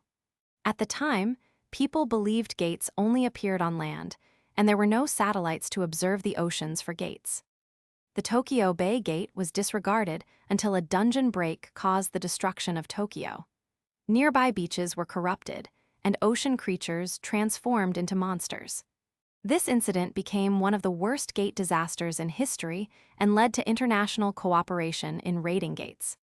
The researcher informed the president that Hurricane Nabai, which had been heading toward the Pacific Ocean, had changed course and was now moving toward Ulung Island. The president stood silently, visibly nervous, as the researcher added that it was expected to be the worst hurricane this year. The president looked at the screen and lamented his bad luck. A reporter on the live broadcast announced that the hurricane was moving at 64.5 meters per second, approximately the same speed as Hurricane Mimi in 2003, and that severe damage was anticipated on Ulung Island. The president turned to his assistant, ordering him to contact His Majesty Lion of the Pantheon Guild. Half an hour later, the president confronted Yang Wan, inquiring if he was the first to arrive. The president acknowledged him and snickered, noting that the Yang Wan guildmaster had changed significantly, mentioning that he used to ignore the draft. Yang Wan scowled and questioned why his guild was the priority draft candidate when superior guilds existed. The president weakly smiled, stating that it was difficult to find a guild as formidable as the Phoenix Guild. Yang Wan turned away, stating they were still recuperating from the damages of the Jeju Island incident. The president continued to smile, reassuring him that he was certain Yang Wan was all better now. Yang Wan's scowl deepened as he wondered why this old man was suddenly exerting his authority on him, suspecting it must be related to Lion. Yang Wan inquired directly, certain they were not dispatching his guild alone, and questioned when his ace card would join. The president feigned surprise, asking what ace card he was referring to, then responded, stating that His Majesty was not someone an individual like him could evaluate. This only further angered Yang Wan. he moved toward his partner, stating that matters were not unfolding favorably for them, to which the companion mocked him with a proverb, "You reap what you sow." Yang Wan reflected on the night, asking him to take the horse, stating the horse would heed the king, and praying for him, asking the gods to bless him. The current Yang Wan cursed under his breath, feeling uneasy. Just then, the president's assistant announced the arrival of the VIP. Yang Wan observed as the president straightened his dress shirt and sprayed mouth freshener, taking him by surprise. The elevator opened, revealing Lion with Hari and Jin Su on each side. The president bowed, thanking him for gracing them with his presence. Lion smirked, then warned the president to possess a compelling reason for summoning him all the way there. The president instructed him to follow and assured him he would explain the situation. After explaining the situation, Lion leaned back, summarizing that a gate had appeared in the ocean, and the approaching hurricane was impeding raiding efforts. The president added that the US and Japan would assist with the gate, and the other guilds would be on standby just in case. He emphasized that this was an opportunity to elevate the honor of the King of the Lionheart and asked Lion to showcase his heroic abilities. Lion smiled, appreciating that the president knew how to phrase his words. He responded that a king's value was substantial and that he would require a worthy tribute. The president inquired if there was anything Lion desired, to which Lion smirked and replied that a king did not count coins and instructed him to speak to Sir Spinner about it. The president bowed, believing Lion had just offered him an empty promise. Lion headed outside and instructed Hari to retrieve the name list. Outside, he began calling the names of those who would join the raid and asked Hari to record them. He named the students, then proceeded to the soldiers. Hari suddenly ceased writing and inquired why none of the individuals Lion named were women. She angrily mused that even if Lion differentiated ladies from women, he was not the type to discriminate between genders in this situation. Lion calmly responded, asking if the answer was not obvious to her. Hari pressed again, and Lion adopted a stern expression, stating it was bad luck to have women on board. The aircrafts made their way to the site, marking South Korea's first fleet. As the planes landed, Lion headed toward the commander of the base. The commander introduced himself as Lieutenant General Choi Young of the First Fleet. He informed Lion that it was an honor to meet him and that his granddaughter had been cured of her illness thanks to the Dermaris crops. He inquired if Lion could thank her for him.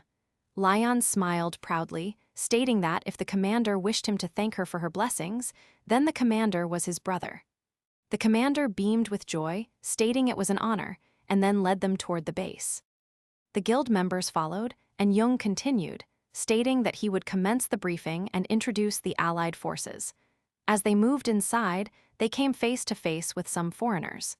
Yang Wan inquired if they were the US raid team, and Jason replied that they had apparently flown here as swiftly as possible on a cargo aircraft, adding that the US team was known for being passive. A person caught Yang Wan's eye as he called out his name, Reynolds Sherman. He asked, confused, what the master of the magic tower was doing there. Reynolds turned around, thinking it was surprising that he was famous even in Korea. He fully faced them with a smile and a glowing crystal orb in his hands. He greeted them, stating, "It's nice to meet the Korean hunters." But before he could finish his sentence, he noticed Lion staring at him. The master of the magic tower internally panicked, while the demon inside the orb was also shocked. Reynolds inquired of the demon what they should do now that Lion was directly before them. The demon instructed him to calm down, stating that if Lion had noticed him, he would have eliminated him on the spot. The demon reassured him that they hadn't been discovered yet and urged him to trust the power of the ring he had crafted for him.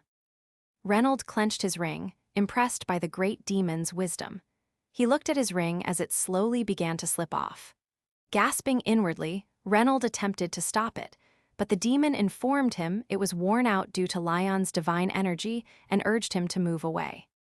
Reynolds worried Lion would find this suspicious and stammered, stating that it was a pleasure to meet him and that he was widely known, even in distant lands, and he genuinely wished to meet him. He clenched his hand tightly, thinking he could not shake Lion's hand. Lion smirked and smugly stated that Reynolds seemed to know his place well before moving away. Reynolds stood there confused, wondering what might satisfy Lion. The demon instructed him to enter the gate to continue their plan. Hari strolled outside, contemplating how Lion did not permit women on the ship when she found Dong working with the helpers. She called him out, asking why he was still performing manual labor when the association should be handling it. Dong waved his hands, stating he should assist as well. Hari remained firm, telling him that as a knight trainee, His Majesty would not have made him perform such menial tasks. Dong shyly responded that he felt he was being treated too highly for merely lifting a hammer. Hari, annoyed, informed him it was a significant feat because she couldn't even move it an inch. Over 1,000 people had attempted to lift that hammer, and he was the only one who had succeeded. She added that he had been chosen by the goddess. When Dong still appeared unconvinced, Hari began mimicking Lion, stating that His Majesty would probably become enraged over a lowly peasant, questioning the king's decision and the goddess's judgment. Dong called her name, attempting to capture her attention, but she continued to elaborate on how Lion would say they trained without sleeping in his day. Dong raised his voice slightly, finally gaining her attention. She looked at him with a confused expression, realizing what was transpiring, and asked if he was standing behind her. Suddenly, Lion yanked Hari's hair, asking how she dared to mock and imitate a king's behavior. Hari begged for his forgiveness as he slowly released her. Lion scowled, stating it was ridiculous that she was the one being blessed. Hari looked confused, so he continued, explaining that she was blessed by the divinity of the sea and waves, and Pama had resolved to accept her as a saint. He informed her that she would be joining them for the raid. Hari felt happy for a moment as she focused on Lion's face, but something felt amiss when she suddenly found herself tied to a plank of wood. From above, Yang Wan observed the scene, questioning how they could treat a saint in such a manner. Lion stood beside him, stating that a woman on board was bad luck, and the only way to reverse the ill omen was to make her the figurehead. Hari continued screaming to be released and asked Su Ho as they silently placed her on the wood and stood her vertically at the front. The ship began to move, leaving Hari at the front, screaming and yelling for help. As the thunder crackled loudly, Hari alerted everyone that a hurricane was approaching. She mentioned that it was Hurricane Nabai, with winds at 64.5 meters per second, all while still tied to the pole. She screamed for help as the weather worsened. Lion instructed her to shut up because she was frightening the fish. Hari was surprised to discover that Lion was fishing while she felt her life was at risk. Lion expressed disappointment that the fish had all fled and that no fish would wish to be near a military ship such as this. Precisely as he uttered that, he felt a heavy tug on his fishing rod and caught a large fish. Lion instructed the lieutenant general to prepare what he had mentioned earlier, and the lieutenant obeyed. Lion stood in front of the podium, placed the fish down, and dramatically invoked the dear master of the graceful sea to appear before those who had encroached upon her territory. The fish gleamed with a blinding light, and the entire ship was illuminated by beams of light. The control department, overseeing the environment, became terrified by the sight of such a massive wave and questioned whether it was even a wave or something else entirely. The ship was surrounded by a gigantic wave, and the goddess replied to Lion with affection, calling him Lionheart, her beloved watchtower and protector of her people. Lion responded by naming her Pom, the divinity of the sea and waves. Pama stated that this sea was quite senseless. She explained that, as Pitos had mentioned, this land possessed no divinity, and the boat didn't even have sails. She added that none of them comprehended the grace of the sea. Lion stood in front of the illuminated fish and informed her it could not be helped, as this world had yet to receive the teachings of the sea. He asked her to kindly watch over the people, to which Pom replied that she had no reason to watch over those who did not have faith in her. Only through respect would the people receive grace. Lion remained silent and then inquired why Pom had chosen Hari as a saint. She laughed and informed him that she had barely managed to convince Pitos, but Hari was a superb vessel and definitely worth it. Palma added that, of course, she was not as capable as Lion, since he could carry all forms of divinity within himself. Lion replied that he had indeed sensed Hari's fate was filled with misfortune, and it seemed he had been correct. The illuminated shark inquired why he perceived the blessing as a curse, and Lion replied that the attention of gods could be poisonous to a human who lacked faith. The goddess stated she believed Lion would manage that matter. Palma called out to Saint Tess Hanhari. She informed her she would grant her authority over the waves and the blessing of water. She instructed Hari to accept this with joy and to disseminate her teachings widely. Hari grew excited and agreed, then inquired if she would be untied from the pole. Now the fish responded that by sacrificing her saints, no wave would be able to surge through the boat, and then departed. Hari grew confused and terrified, thinking this might be her last moment. The people announced that a hurricane was approaching with a wave height of 10 meters and instructed everyone to seek shelter inside if they did not wish to be swept away. Hari screamed for help again, and Lion informed her she lacked faith. However, Palm still liked her, and he surmised that was why she had decided to overlook her lack of faith. Hari screamed that she didn't need forgiveness and just wanted to descend from there. Lion instructed her to calm down and entrust herself to the vastness of nature with a smug expression on his face. He stretched his hands out and shouted that the endless nature will embrace her. Hari shouted that she wished to live. Lion inquired if she didn't find it strange that even though it was such a fierce hurricane, none of the waves had approached them. Hari contemplated it and realized the boat had not been rocking, and the waves dissipated when they drew near the ship. Lion informed her that Palm had been utilizing her as the saint to pacify the waves. Since no one believed in him, he had no choice but to use the saint as the medium. Hari was relieved to know.